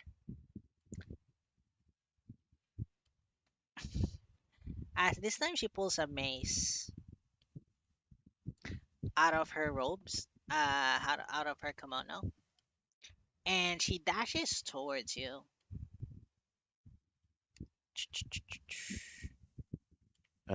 Once she's within 10 feet, Mm-hmm. Jenny's going to use her reaction to let loose her halo of spores, which is a con save on her end, please. Okay. Constitution save. She'll survive. Understandable. Okay, continue. Sorry. No, that's fine. That Oh, certainly okay. I saves. thought there was So something else. Sorry. there would be if you failed, but All right. And she hits you with her mace. Where was I? Yeah, this one. Be gone. This one. Yes.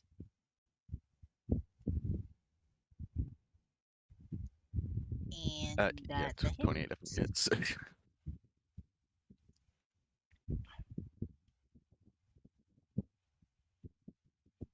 Ooh. That one surprisingly doesn't. No. That's damage. No, it's a D20. That can't be right. Wait. What? Okay. Yeah. Uh. It said damage, but it rolled a D20. It rolled a d20. That's very strange. Oh yeah. Why did it roll a d20? What the hell? Where's my inventory? Mace. Where are you? Oh yeah, that is not right. That's a d20 with this mace. Hmm.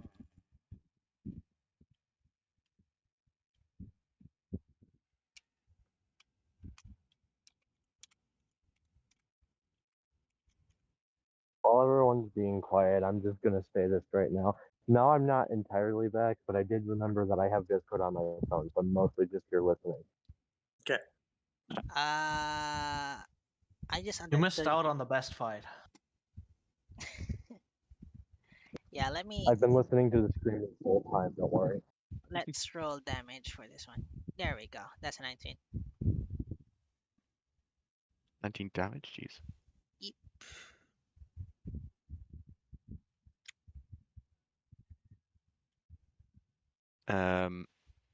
I should have gotten. I forgot to say the symbiotic entity gives 20 temporary hit points, so I should have. Yeah. Let me add that to this. Also, you didn't remove the non-damage that was an accidental non-damage Did I since it not? didn't properly roll the mace. Nope. Did that apply already? Wait. Wait. I've taken That's why 28 she's at. total. Yeah, she should have only took 19. All right. Let's do that. And then temporary HP. How much was the TMP? It should be 20. Okay. So it should be full health with one temp left. Basically, yeah. Yep. And then there we go. Yep. That should work. Okay. And it's going to be her second attack. So this is the mace is two-sided. So she just brings it back like a backhand swing.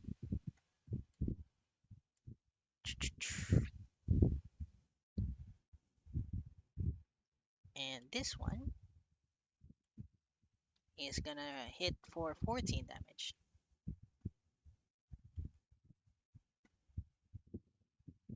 All right, it is your turn again, Jenny. Yikes. Okay. Probably not going to be existing for much longer. That's fine. In which case, Jenny will upcast a. No, she won't. It'll do it as a second level. Find it on the sheet so I can actually use it.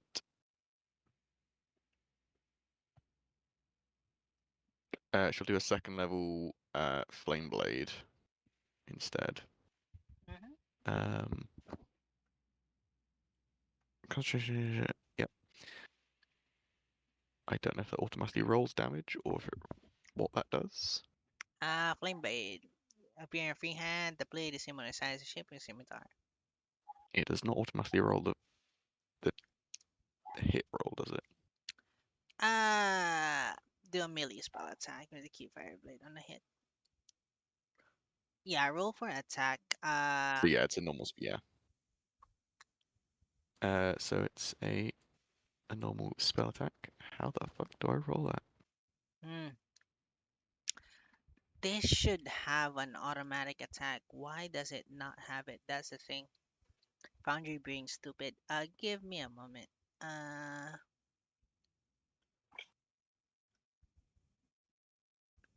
I mean, if I could just make a melee spell attack, well, but you I can't can. somehow.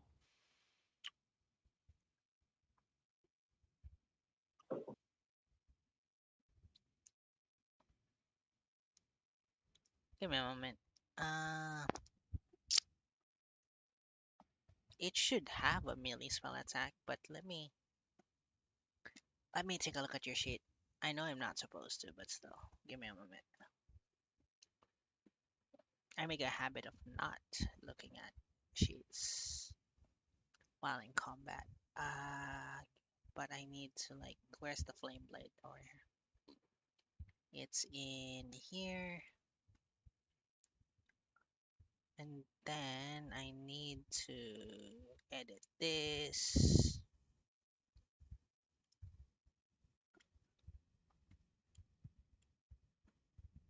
Yeah, it should have an attack. Create new. Activation. The attack's an action, right?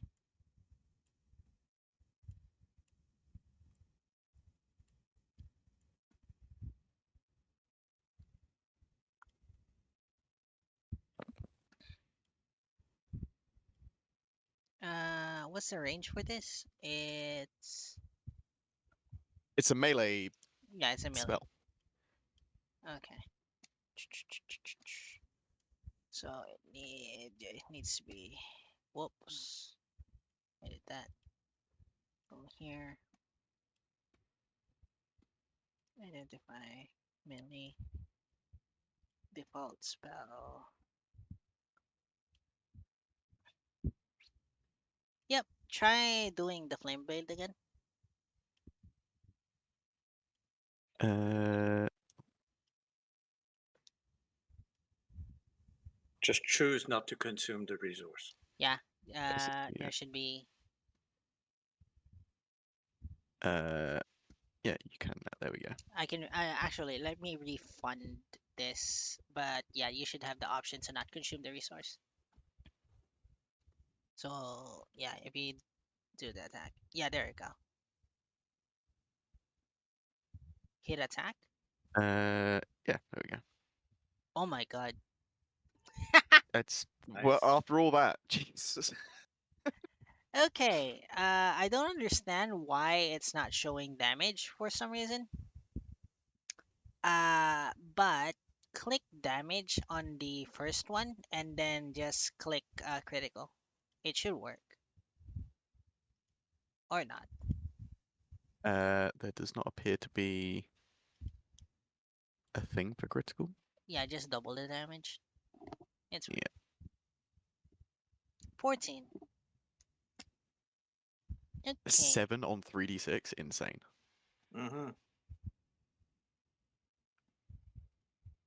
Okay.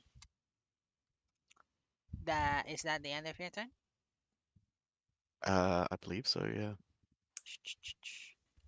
Okay.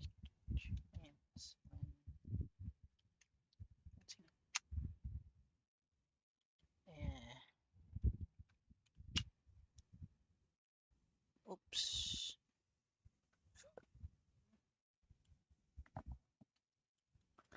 Okay, it is now her turn. She looks at you, Jenny, before speaking. Are you sure you wouldn't have rather did the arcane trial? She says as she lifts the mace. I mean, I'll be honest. I don't have any way to counter Arcana any more so than I do counter martial characters. I think either one would have gone particularly well. Are you perchance a healer? And as you say that you are a healer, she raises her hand and gestures, and she looks towards the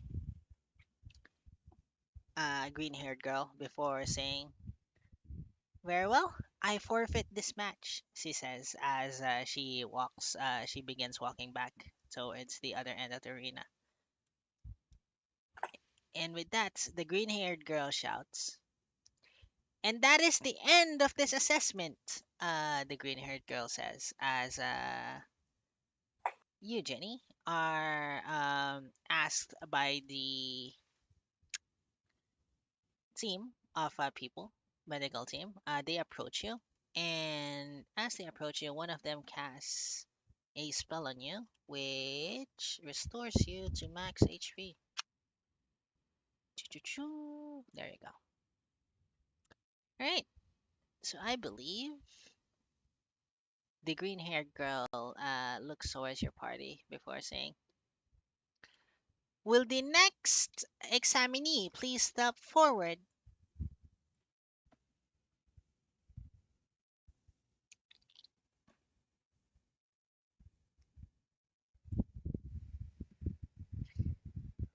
The green-haired girl looks at you, Maximilian, before nodding her head and saying, "Which trial would you prefer to undertake?" I will take the magic. She nods her. The green-haired girl nods her head as the headmaster steps forward once again from the corner. Very well. Let the trial begin. If I if I may ask a question, Uh-huh. what is the victory condition? There's no victory condition. The green-haired girl answers. This is more so an assessment of your abilities and skills. How creative you are during battle, how useful you would be to your future party, I understand. Well, or there's Garden. The how total Corona Party. much of an asset you would be to the guild.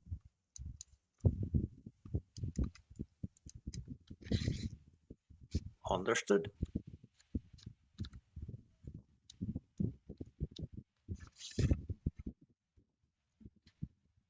Do you need to do anything before I roll initiative, or No. okay?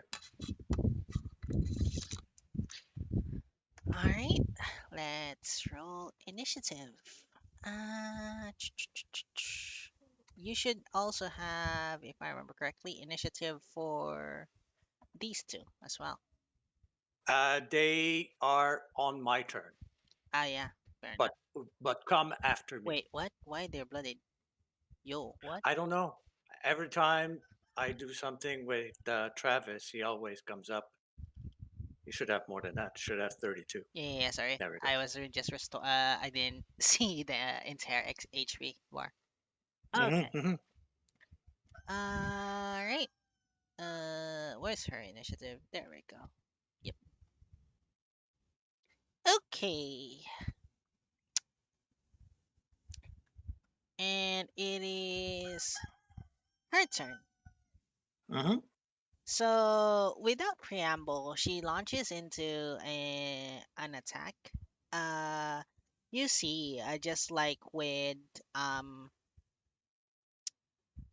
Jenny, a bolt of light. No, not Jenny. Just like with Beef, A bolt of light just streaks towards you immediately. It's a miss. Ooh. All right. And followed after that.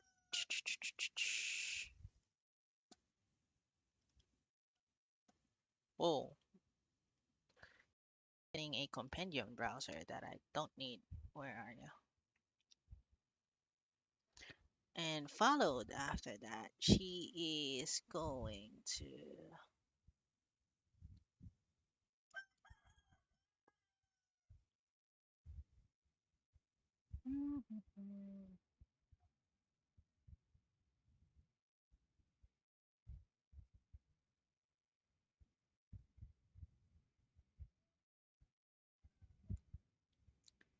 Yep, as a bonus action, she does this.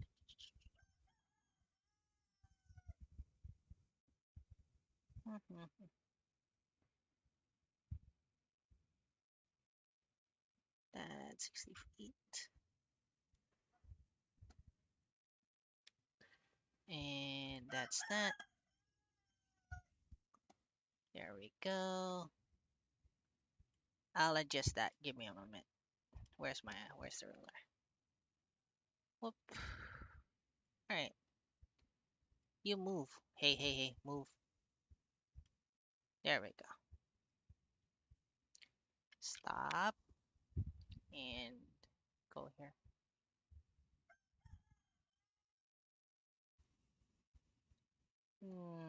That's not the correct one.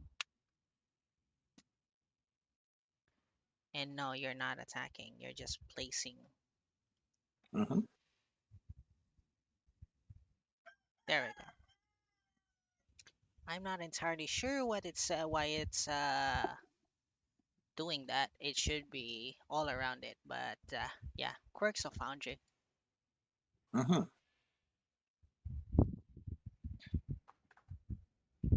Anyway, that is the end of her turn. It is your turn now, Maximilian. All right. So first off, I look at her. With one hand, I flipped my spear so that the butt end is actually towards her, Mm-hmm. and from the butt of it comes a series of chain that seems to fade into the ether, and then at a few moments before her, it actually comes again physical and tries to grab her. Mm-hmm. Whoops, sorry, I want to that. Wait. No. Okay. It actually didn't. Oh yeah, it did. Okay. Constitution saving throw.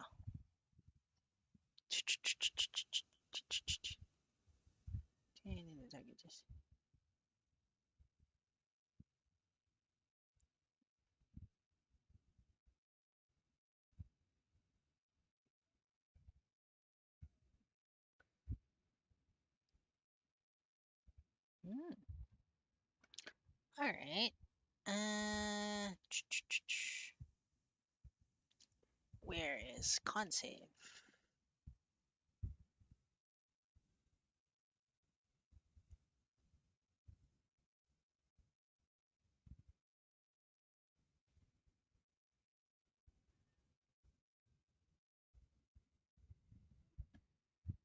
It does not want to roll, but yeah, natural 20. Oh yeah. Well, it's not the natural 20, but Yeah, I know. It's this should not be turning green if it's not a natural 20. I don't know why it's doing a green. It's doing the green animation. mm-hmm. Okay. Hmm.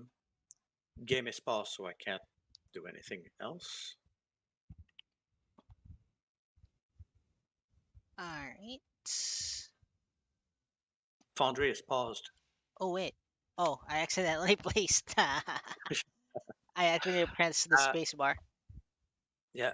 As a bonus action, I will tell Travis to dash, and so we'll end up right here with Hoot right on his haunches. All right. So Travis and That- Hoot move. Yep, that's my turn. All right. With that being the end of your turn.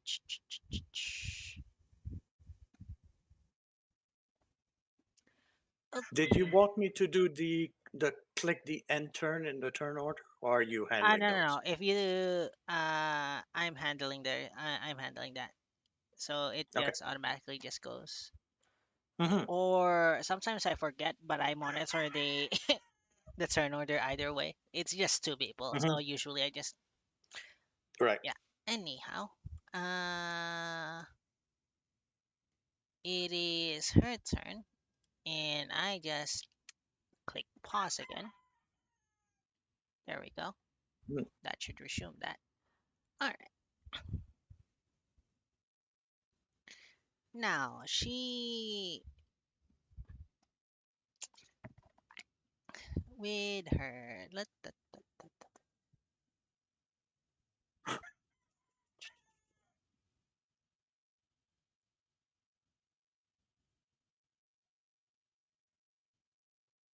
All right. So she is going to send another spell towards you. This time with a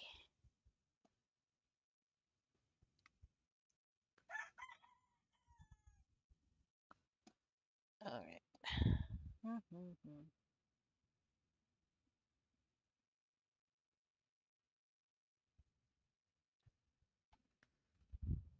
This one. Da, da, da. So this one just like the first this one just like the first another streak of white light soars towards you. Is it an attack roll or saving throw? It is a if I remember correctly, this is should be an attack roll. Okay. Then Oh Travis wait, no, it will is a do saving its throw. react. Sorry. Okay. Okay. Enters the spell's area. Yep.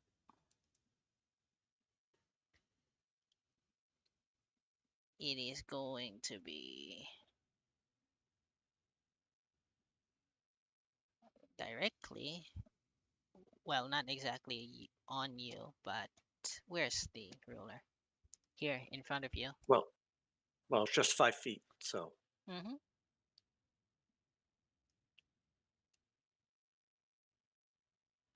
And you're gonna need to take the Constitution save.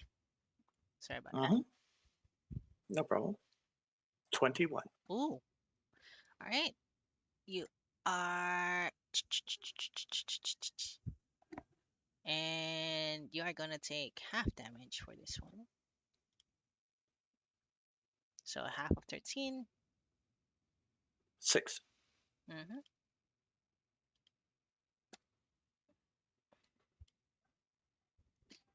And you're the one deducting, or I take care of that? It should automatically apply, but it is not applying for some reason. So that is So that. you want? Oh, There you go. okay.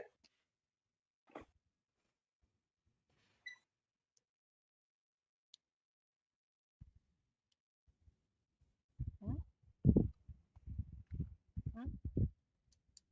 All right. And she is also going to move that spiritual weapon, and she is going to have it over. Whoa! I don't need another arrow. Be gone. Anyway, she's gonna move it here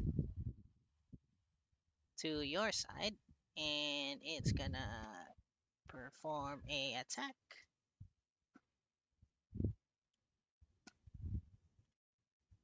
14 doesn't hit. No. All right, and it is your turn. Okay. I will move away from the wound beam. Mm-hmm. And then She's still there, so I'll cast Firebolt on her. 16 to hit. Yep. Just hits. 9 points damage. Alright. Bonus action. Mm-hmm. I will have Travis do his attack. Force empowered rend. Normal attack.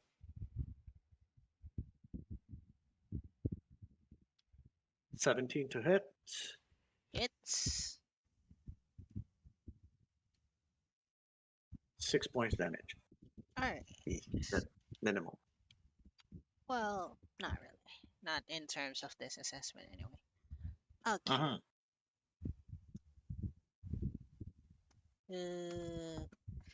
Ooh, yes. Since you did hit, I need to do this because that's a concentration spell. Natural 20. Bring that.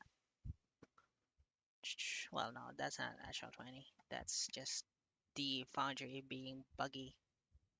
And then, yep, another bug from foundry. I don't know why it's doing that, but okay. All right. So that beam of light is staying there. Anything else?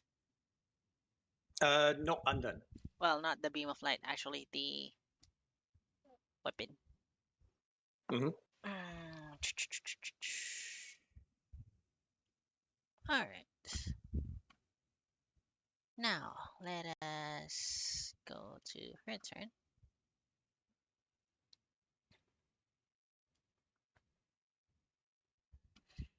Interesting companions you have here. Oh, She thank you. says as she looks at you. I worked very hard to build them. I'm glad you appreciate them.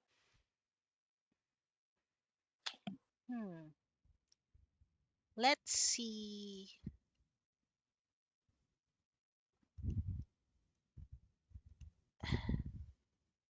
How sturdy they are. And with that sentence, she casts. Oh, what?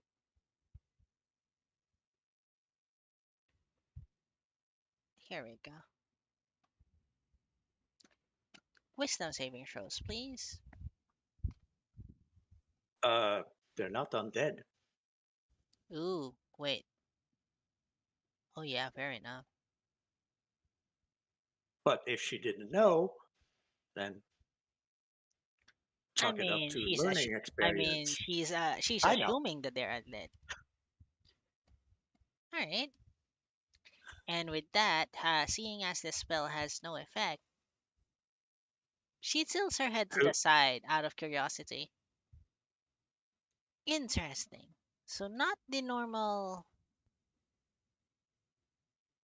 sort. Indeed, no, they are not brought back to life. She nods her head. Very well.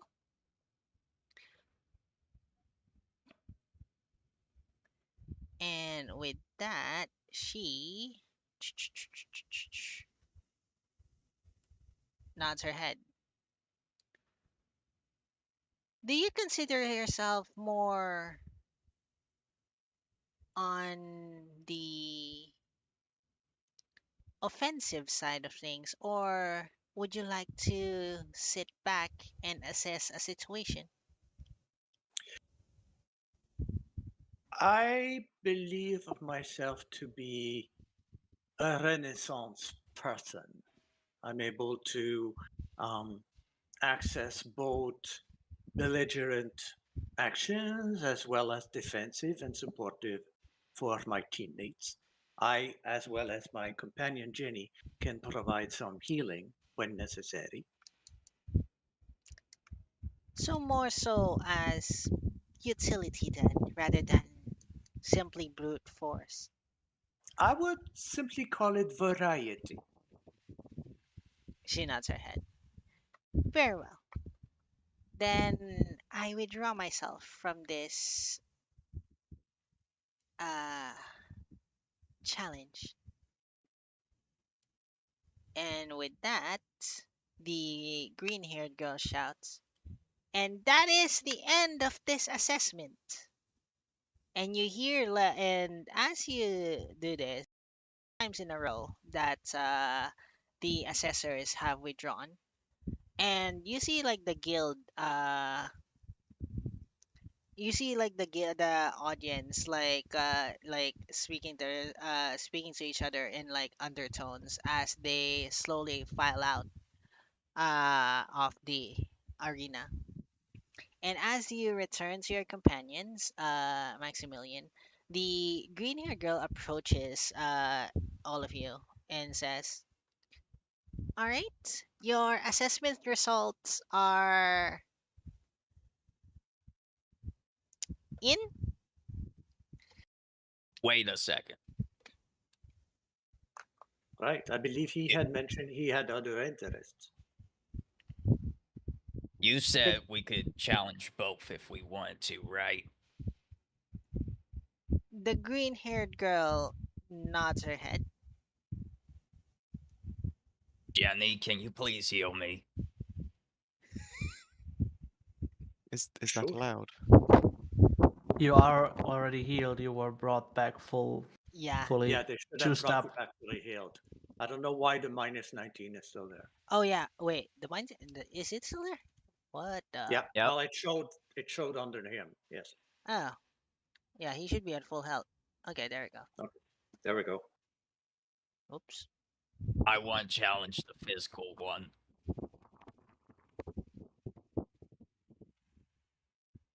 The green haired girl like takes a step back and nods her head. Very well. We shall continue the assessment. Please step forward, So she about right here, says. right? Uh-huh. And the white haired girl with the kimono uh steps forward. Let the assessment begin. The green haired girl whoops, reset that. Do this. Shouts. And with that, roll initiative.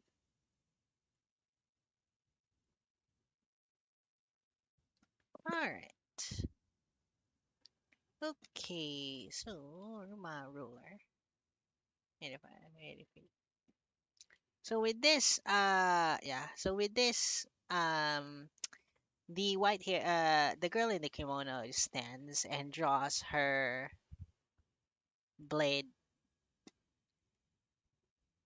before looking at you, inviting you to attack.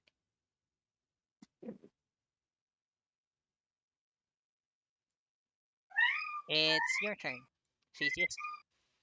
Is that a dog I'm hearing? Oh, it's a cat. That sounds like a dog whining, but okay. No, it's my kitty meowing. It does sound like a perfectly fine kitty. I don't know where your ears are. They're wrong. Okay. Just wanted them to do you. Sorry. How do I measure distance again? Click on the ruler General icon. senses. There should be like a ruler, the third icon. From Second like, column, third down. or you can just click the token icon, and then click the third icon as the ruler. It should be the same thing, I think. Wrong thing. Again. That one? Oh, again. Mm, How did I delete it? you don't Again. see. Wait, you don't see the ruler? Let me quickly share my screen Oh. on Discord. I'm using something. So Okay, that's so you either use this or you use this and then click this.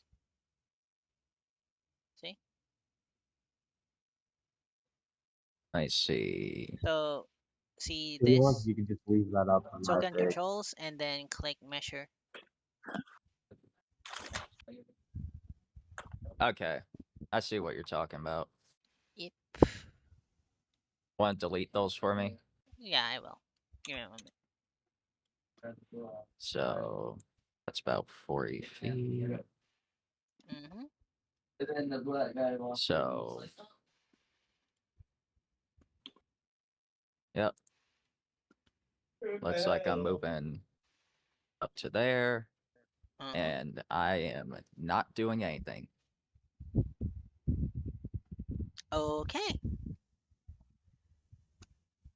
The white hair girl looks at you before speaking. Why would you choose to undertake a second assessment?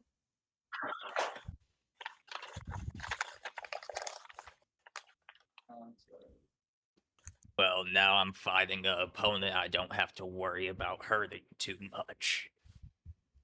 So I can actually go all out.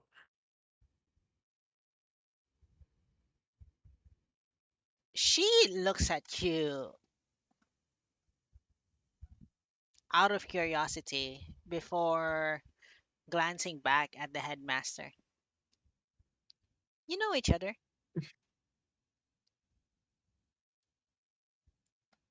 We shared a drink and a steak the other day. You actually see the girl in the kimono smile before shaking her head. Very well. On your head it shall be then. And with that, she disappears from her location and reappears to the side of you. And then she takes her time. Yeah, she takes. Ooh, where is it? I don't know.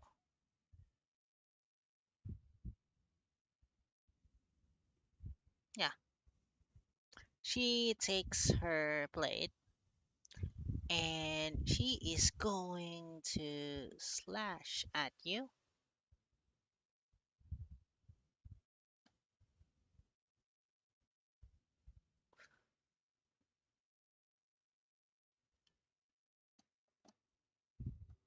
Whoops. Why is it? Okay, give me just a moment.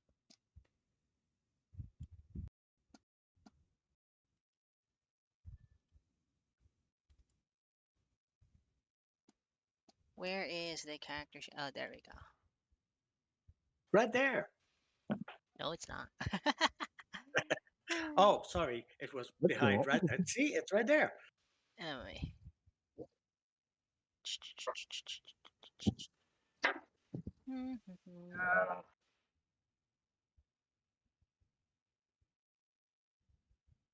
Should probably stop showing your screen.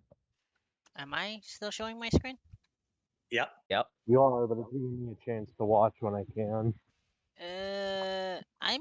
I should only be showing. Oh! It's showing the inside the GM screen. Why the hell is it showing the GM screen? Fuck me.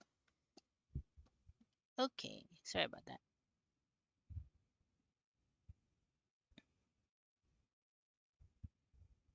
All right, now yeah, she's just gonna slash at you with this with her blade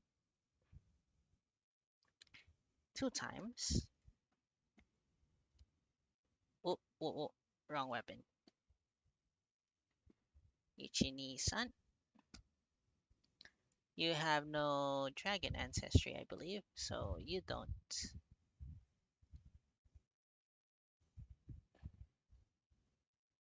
Ooh, did that just roll the same thing? It did.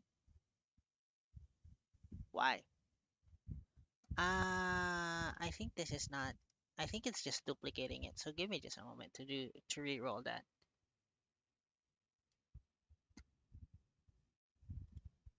Okay, that's better.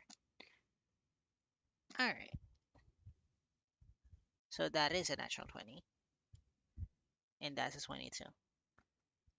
Okay, so both hit.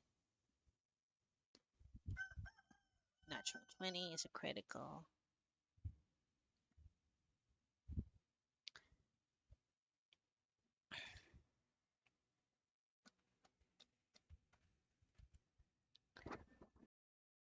Stop. Whoops. He's back. There we go. Sorry about that. Uh, Leaves and rolls okay. on a 20. Not suspicious at all. Nope. Hey. Two I just nat rolled an attack. 20s. I deleted the second. I deleted the second Two, one actually. because Wow. I deleted the second one because I suspected that it was a duplicate. So I deleted the second one and then re-rolled it because god damn it. And yeah, so 34 and 22 that hits. One is a 20 damage, and the second one is 22, 14.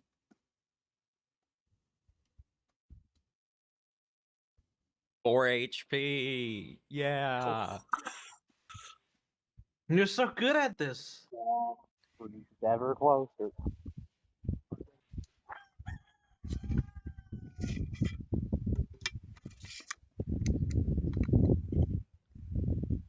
So the girl with the kimono looks at you as she finishes slashing.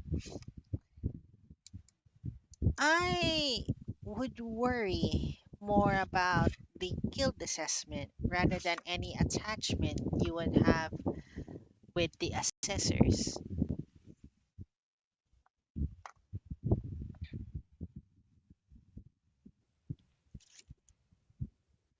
I do things how I want to do things.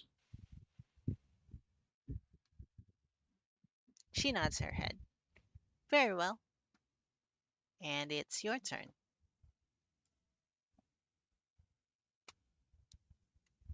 Perfect. Fucking attack. That doesn't hit.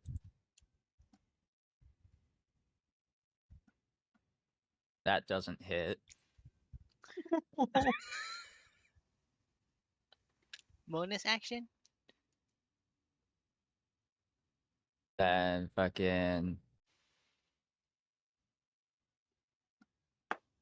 patient defense. I take dodge as a bonus action.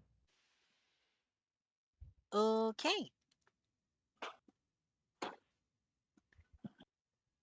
She looks at you. And she is going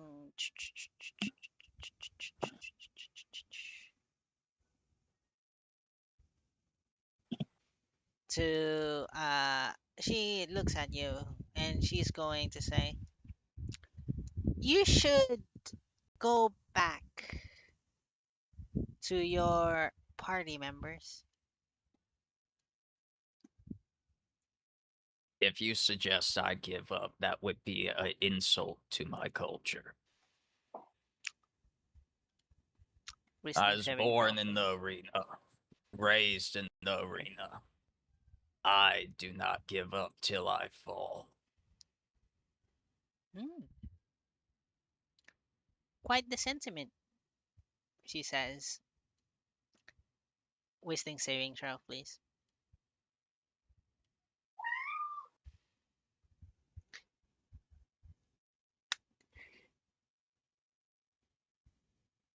Nearly made it.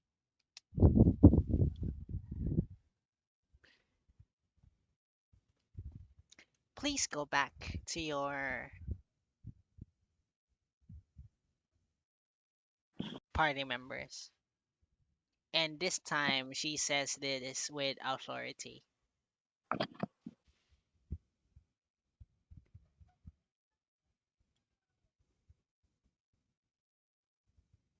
Am I able to just knock myself out? I mean, if you want to.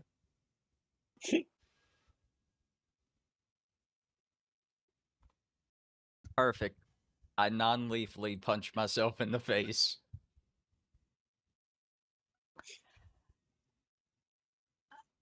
Uh, all right.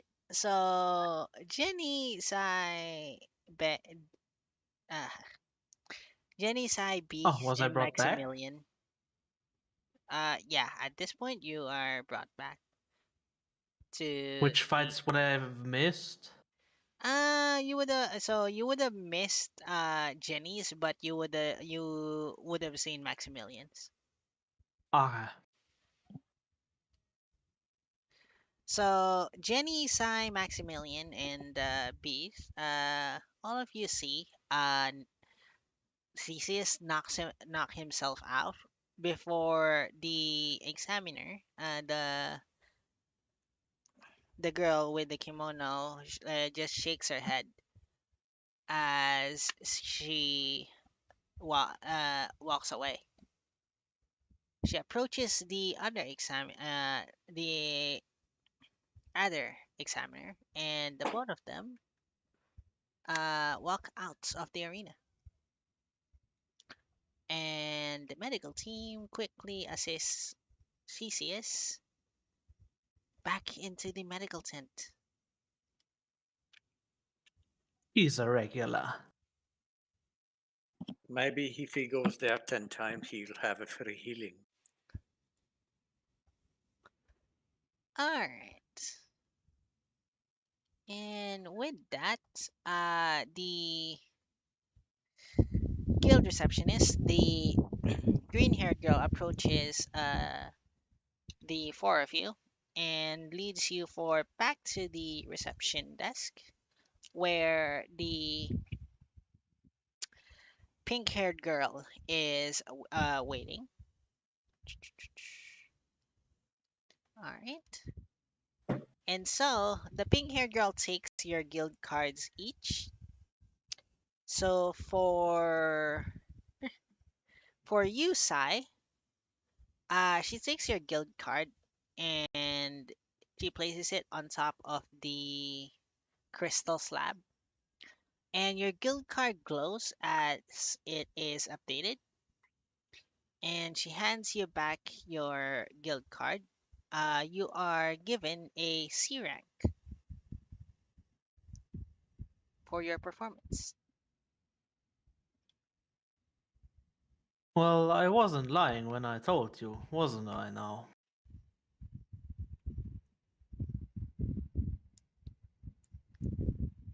Sorry, what did you say?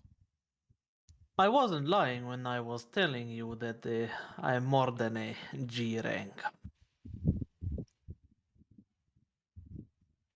Yes, however, adventurers usually do start at the G rank. The Well, I was in the Artisans Guild when I started, and I've been in that guild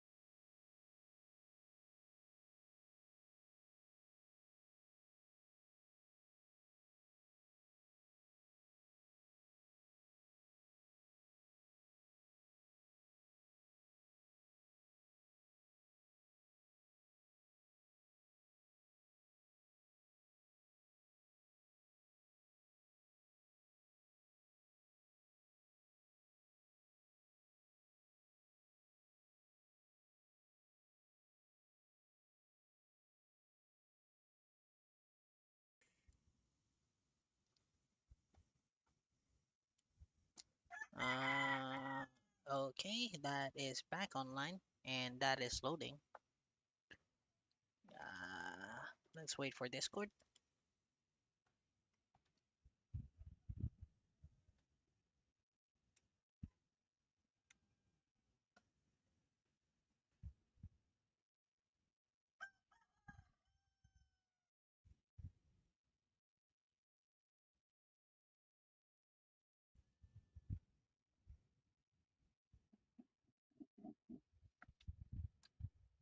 Mm,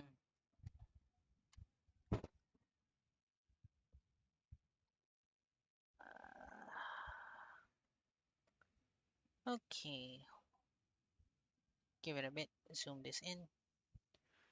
I think I'm back online on the stream, but Discord is not back yet, so give it a bit.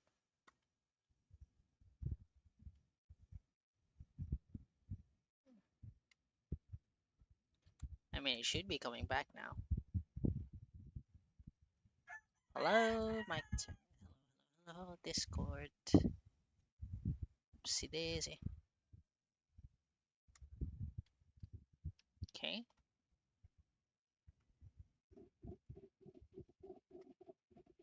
Nitro. Why? Wait. Why is it giving me nitro? What the hell is nitro? What? Why do I have nitro? Anyway, where's the other Discord? Where's Discord? Discord. Discord. Discord. It's loading in. That was not good.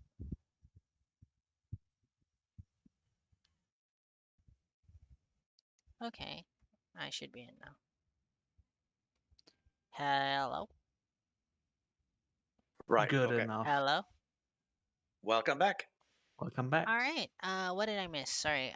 Windows decided to just randomly kick me out. Oh, fun. What did you do? I didn't do Did you, anything. did you insult Windows again? No. I just Okay. I mean, I insulted Windows when it kicked me out, but Oh, yeah, yeah. Just the upgrade of Psi from G to C. yeah, I did say that Psy would be yeah, going Mm-hmm. um so I think Discord just decided to yeet itself now. It's not it's gone.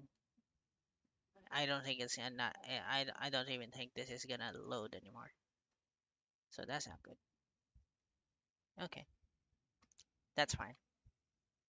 Alright, so that's not gonna do anything anymore. So I will be alone in this stream. Hi. Anyway, You're still here. yeah, Yeah. I'm on Discord, but on the live stream you guys are gone. Like your icons are gone anyway. Oh Yep. well. The Any assessment killed us. no it didn't. Killed something. It's the public that left. Alright, so and with that, yeah, so let's oh there we go, you're back. Um what was I gonna say? What was I saying? Before Windows rudely just kicked me out. Yeah. The green haired girl nods her head as she hands you the new guild card before she takes the guild card from Maximilian. Mm-hmm. So just like with Sai, she places the your guild card on the crystal slab, and as she places it, and it glows for a bit before she hands it back to you. So Maximilian, you are now on the same rank as Sai. You are in C rank. Thank you. And the next one, she looks at Jenny uh, and she stretches her hand out for the guild card.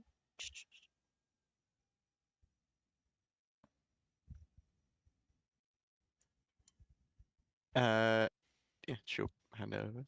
See what happens. Yeah, you're on. All right. So Jenny hands over the guild card to the green-haired girl, and she places it into the crystal slab.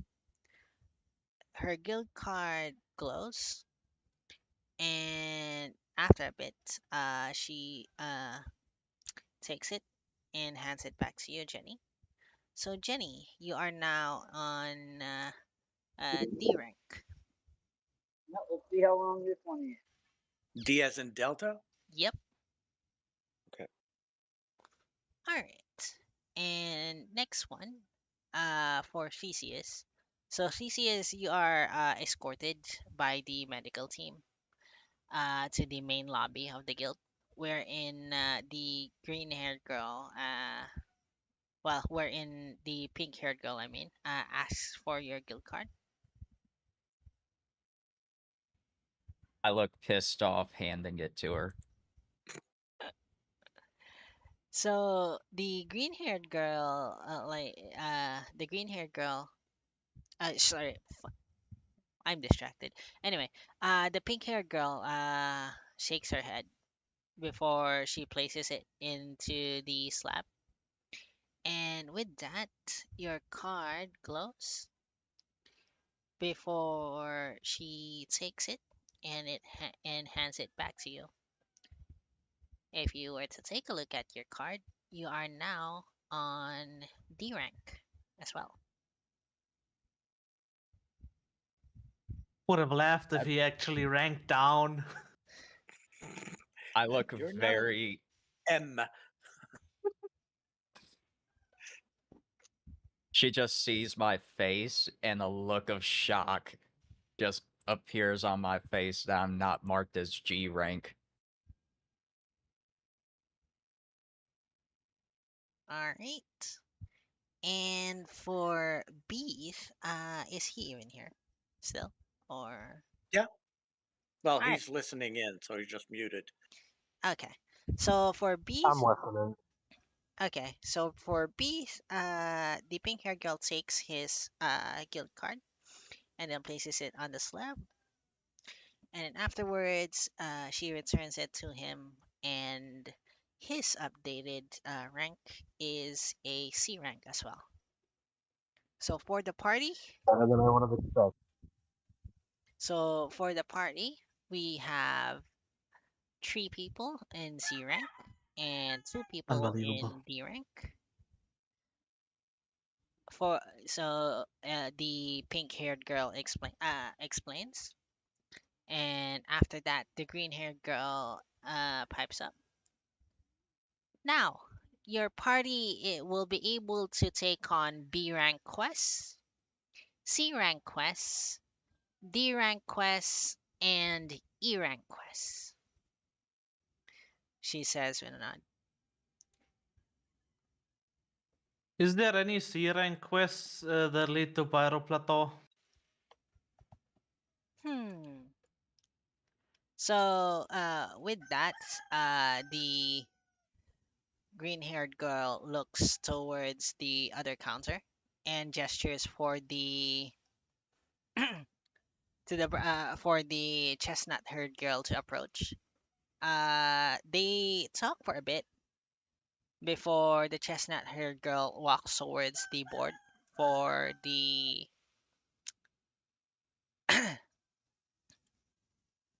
C rank quests. And as she returns, she has a few pieces of paper with her. 3 actually.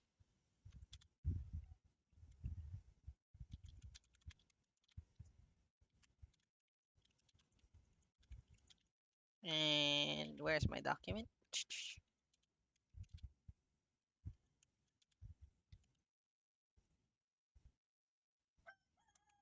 Mhm.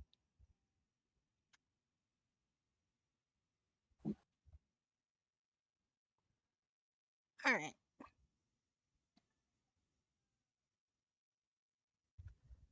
Okay, so the first paper she gives you is titled Embers in the Depths.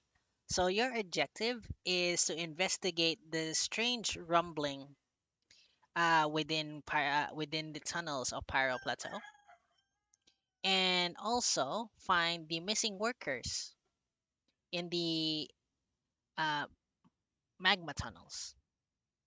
Oh, what is failing condition on it? The failing condition is to not find the source of the rumbling, and also the second failing condition is to not find the missing workers. What if we find them but they are dead? Then that will qualify as a completion of the that condition of the quest. Great. Well, not so great, but yeah. The second quest for Pyro Plateau that she looks at. Within Pyro Plateau, there is a temple. In this temple, there is rumored to be a rogue cult attempting to bind a ash elemental with forbidden rite.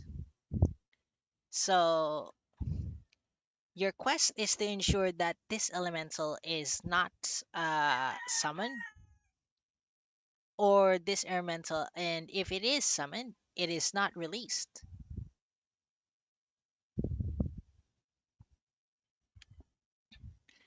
And the third quest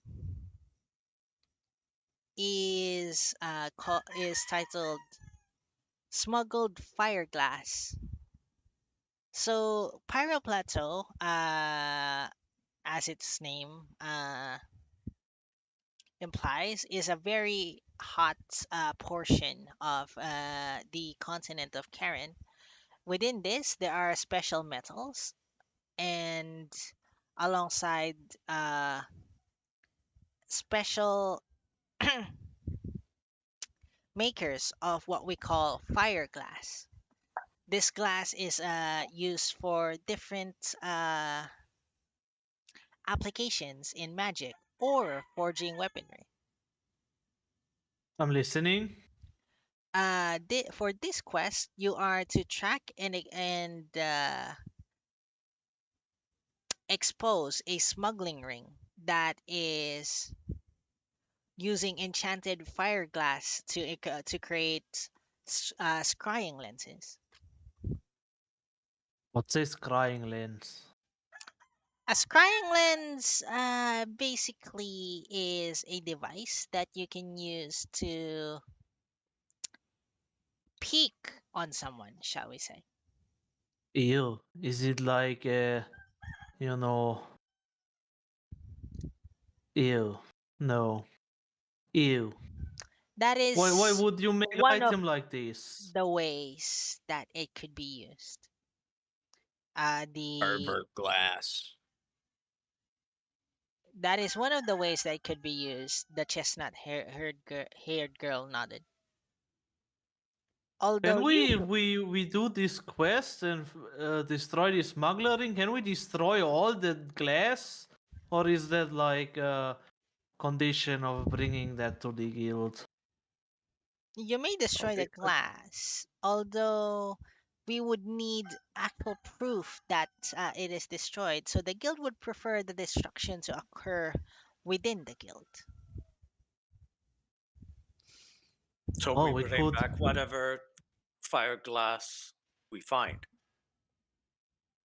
Well, the scrying lenses.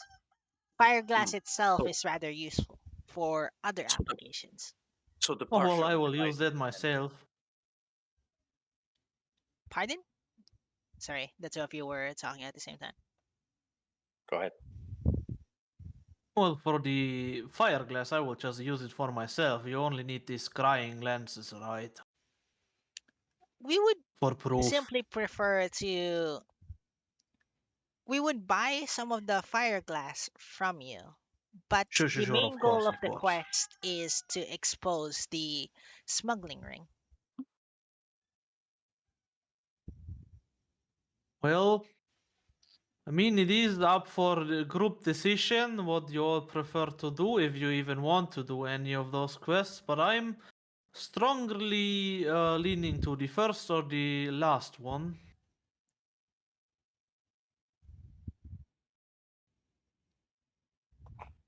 Fire glass. Oh, You just see Uh, me drooling, hearing that.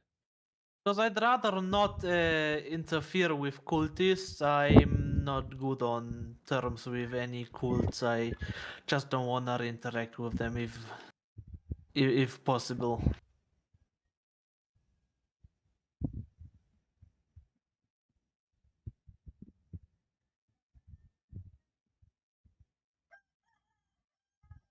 Jenny? I don't mind. um, So it's either saving people, destroying smugglers, or crushing a cult. well, Well, I prefer one of the first two, but I really don't mind. well, then I guess we're helping. No, I mean, Feces wanna do the glass one, right? Well, we'll do the last. Just ignore me. Oh no, you have voice in this. Yeah, You're but I part don't of mind. it. I don't mind. I don't mind at all. I have no grievances either way. What We about could you? leave glass for later. Or we could just take both well, have we if just we're there already. take one just to see exactly how we can work together? Well, and then make. Well, otherwise, press for time, press for result, and then try to take it on with maybe not in our optimum resources. Well, and the we will thing be is, rushing. I'm agreeing with you. And when it comes to which one we then should take first, is probably the one with the people on that probably are in need of help and might die, and so we might prefer the first one with the miners in danger. That would be my choice. Yes. Because the Of all smuggling three, won't correct. dissolve itself in a few weeks. It will still be there. Won't run away. All right. Beef, what do you think? As you are discussing the quests, the green-haired girl interjects. You can take the other quests within the guild located in Pyro Plateau as well. But there is a kid too. Oh, that makes it easy. Of course. Do we have Submitting to make nickel. like a paper where we say we are group or something? We so if you would like, we can register your party here in this guild branch here in Eloria. Loran Academy. We Fuck me. Anyway, Loran Academy. we form group. It's called Greyfoot. It's not. Greyfoot. It's called Bear Steak. It's not.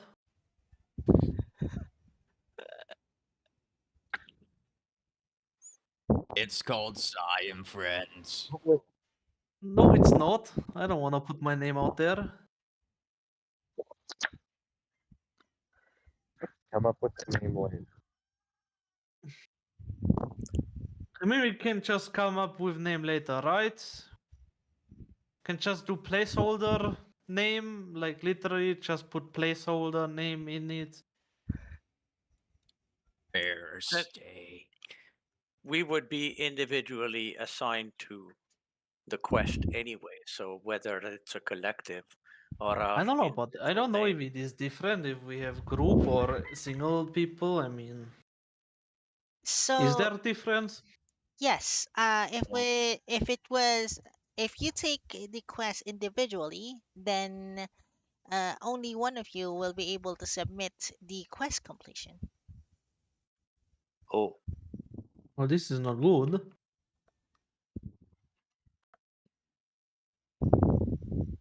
So Could we if we at are could if we we register as a group to be named later? Of course, we will register you as an unnamed party. Good. uh That works. did you actually tell us about the reward? Ah, yes. The reward for this quest, and she looks through the paper before shaking her head. And she walks back to the counter really quick, pulling out a ledger. Hmm. For the quest of.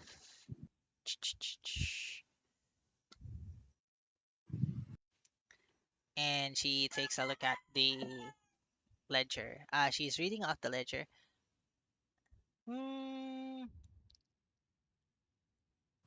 For this particular quest, let's see. What the?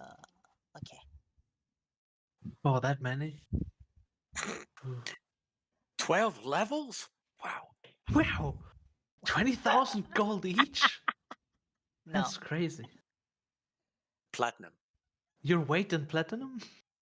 So the families of the missing workers are offering 5 gold pieces each for the discovery of the bodies. Now, if they are alive, the families are going to reward you with 50 gold pieces. Each? Yes, each family. I mean, each person 50 gold. It's same.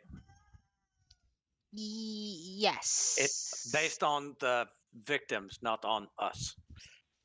Yeah, I mean, but if it's 50 gold in total, or 50 gold for you, 50 gold for me, 50 gold for feces, you know. It's 50 gold per family. So there are currently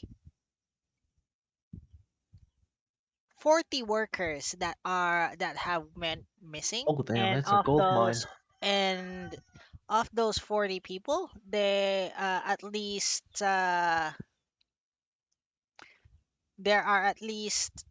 25 families. So Okay, and what if you about wish to the... be calculating, that is 50 gold multiplied by 25.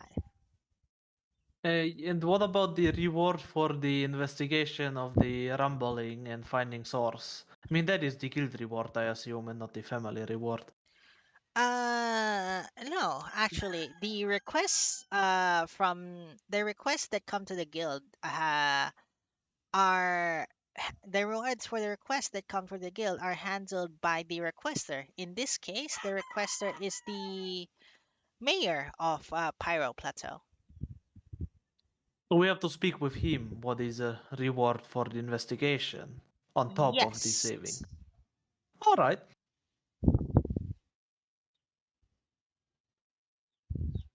And if we find them dead, Then Well, we if we get find them dead, we get 5 gold. gold. Yes. For each of the body. Correct. I don't know how we are gonna getting all those bodies out there, but sure. Well then, are you accepting this quest, Embers in the Depths? Is there a time limit? No, there is not. Perfect. Although the mayor of Pyro Plateau would like you to attend to it immediately. Oh well, that's a given. Mm-hmm. Just gotta get this like one good sleep probably, and then we'll head out tomorrow morning, most Yep. likely. Mm-hmm. Mm-hmm. I guess the group of not having a name is accepting this quest. Any vetoes against it? We take that and Glass Quest. The glass quest we can do later, Theseus, when we're there. But we take it at same time. Oh, we shouldn't. Maybe there is any particular time limitation, so it won't run away. Mhm. Is there a adventurers guild at Pyro Yes, Plateau? there is. You just said it. Okay. We're gonna Alright. get a lot of food and grilled meals down there, probably. If A I may place, after have all. your guild cards, please. Highlander Rogue card. Same. All right. She takes your guild cards and places all of them within on top of the crystal slab, and all of the guild cards glow. Afterwards, she hands them all back to you, to each of you, and you see in the section of a party, the text unnamed party. Party name not found. 404. All right. And with that, this is where we end this session. All right. So, for Did I everyone get watching, done before the session ended? Or thank get a you break anyway? very much for staying with us. And you all have, yeah, we'll see you again. Same bad time, same bad channel. Bye, everyone. Bye. Wah, wah. Bye. Ba-da-ba, ba-da-ba. And this is where we see the Um, My Questions. break. I can't believe I got my break